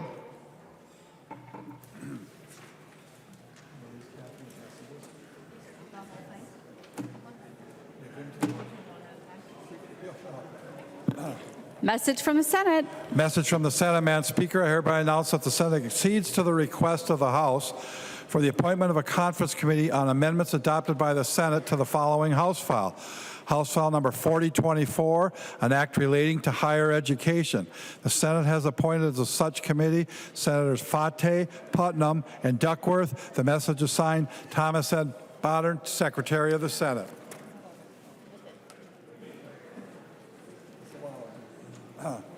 Message from the Senate. Madam Speaker, I hereby announce the passage by the Senate of the following House file, herewith returned as amended by the Senate, in which amendments to concurrence of the House is respectfully requested. House File Number 4772, an act relating to elections. The message is signed by Thomas S. Bodden, Secretary of the Senate. Freiberg moves that the House refuse to concur in the Senate amendments to House File Number 4772, that the Speaker appoint a conference committee of 3 members of the House, and that the House requests that a like committee be appointed by the Senate to confer on the disagreeing votes of the 2 houses. The member from Hennepin, Representative Freiberg. Thank you, Madam Speaker. That is my motion. We just need to hone the rough edges off the Senate version of the bill and appoint a conference committee. All those in favor of the Freiberg motion, please say aye. Those opposed, please say no. The motion prevails. Message from the Senate. Madam Speaker, I hereby announce the passage by the Senate refuses to concur in the House amendments to the following Senate file. Senate File Number 4097, an act relating to commerce. The Senate has respectfully requests that a conference committee be appointed therein. The Senate has appointed as such committee Senators Klein, Seeberger, France, Dames, Rasmussen. Message is signed Thomas S. Bodden, Secretary of the Senate. Stephenson moves that the House accede to the request of the Senate and that the Speaker appoint a conference committee of 5 members of the House to meet with a like committee appointed by the Senate on the disagreeing votes of the 2 houses on Senate File Number 4097. The member from Anoka, Representative Stephenson. Thank you, Madam Speaker. That is my motion. On the Stephenson motion to refuse to concur in the Senate amendments, any discussion? Seeing none, all those in favor say aye. Those opposed say no. The motion prevails. A message from the Senate. Madam Speaker, I hereby announce the Senate refuses to concur in the House amendments to the following Senate file. Senate file number 4399, an act relating to human services. The Senate has respectfully requested a conference committee be appointed. The Senate has appointed as such committee Senators Hoffman, Mann, and Utke. The message is signed Thomas S. Bodden, Secretary of the Senate. Fisher moves that the House accede to the request of the Senate and that the Senate appoint a conference committee of 3 members of the House to meet with a like committee appointed by the Senate on the disagreeing votes of the 2 houses on Senate file number 4399. The member from Ramsey, Representative Fisher. Thank you, Madam Speaker. That is my motion. On the Fisher motion to refuse to concur in the Senate amendments, all those in favor, please say aye. Those opposed, please say no. The motion prevails. Message from the Senate. Madam Speaker, I hereby announce the passage by the Senate of the following Senate file herewith transmitted. Senate file number 3204. The message is signed Thomas S. Bodden, Secretary of the Senate. First reading of Senate files. First reading Senate file number 3204, an act relating to state government. Olson L. moved that the Senate file number 3204 and House file number 3182, now on the general register, be referred to the Chief Clerk for comparison. Without objection, so ordered. Report from the Committee on Rules and Legislative Administration. Long from the Committee on Rules and Legislative Administration, pursuant to Rules 1.21 and 3.33, designates the following bills to be placed on the calendar for the day for Wednesday, April 24th, 2024, and establishes a pre-filing requirement for amendments offered to the following bills. Senate file number 4579, House file numbers 4661, 3800, 3204, 2895, and 3304. Announcements by the Speaker. Announcements by the Speaker. Speaker announces the appointment of the following members of the House to a conference committee on House file number 4772. Freiberg, Greenman, and Vernig. Announcement by the Speaker. Speaker announces the appointment of the following members of the House to a conference committee on Senate file number 4097. Stephenson, Katiza-Watoon, Kraft, Chaw, and O'Driscoll. Announcement by the Speaker. Speaker announces the appointment of the following members of the House to a conference committee on Senate file number 4399. Fisher, Frederick, and Baker. Motions and resolutions. There's a copy of the non-controversial motions at the House desk and online. If there's no objection, we'll take action on these motions first. Hearing no objection, the motions prevail.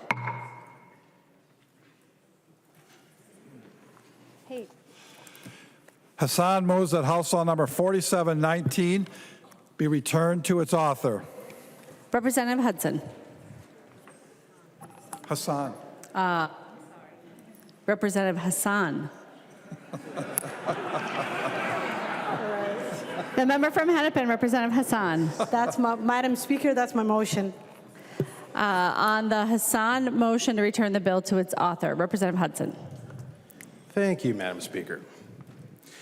I rise in support of the motion. Usually these types of motions don't require a lot of debate or expressions of support, but in this case, I think it's worth doing simply because, this is another example of, and we've talked about this several times before, we had the Office of Legislative Auditor bring to our attention the problematic practice that we just can't seem to shake ourselves of naming organizations in legislation to appropriate money for. And I think, although I cannot speak to any intentions here, I suspect I understand why this particular bill is being pulled back. Point of order, Madam Speaker. Representative Long. Mason's 124, paragraph 3, motives of a member. We can't speak to the intent of a member about why they are making a motion. So let me just, for the knowledge of the body, on a return a bill to an author, it is the custom and usage of this body that when a member moves to have a bill returned to author, that they don't have to say what it is and that there's no commentary because a member has a right to decide what they put their name on. So just it is custom and usage that we don't inquire. Lots of people have bills returned for lots of reasons, so I just want to make clear, because this doesn't happen very often, that it isn't a topic that we typically debate. We allow the member typically the courtesy of just having a bill returned. Representative Hudson. Thank you, Madam Speaker. I'll just say Google Somali Community Resettlement Services and educate yourself. Thank you. On the Hassan motion, all those in favor, please say aye. Those opposed, please say no. The motion prevails. Hassan moves that House File number 5243 be returned to its author. The member from Hennepin, Representative Hassan. Thank you, Madam Speaker. That is my motion. All those in favor of the Hassan motion, please say aye. Those opposed, please say no. The motion prevails. Any further motions? Announcements. Representative Long.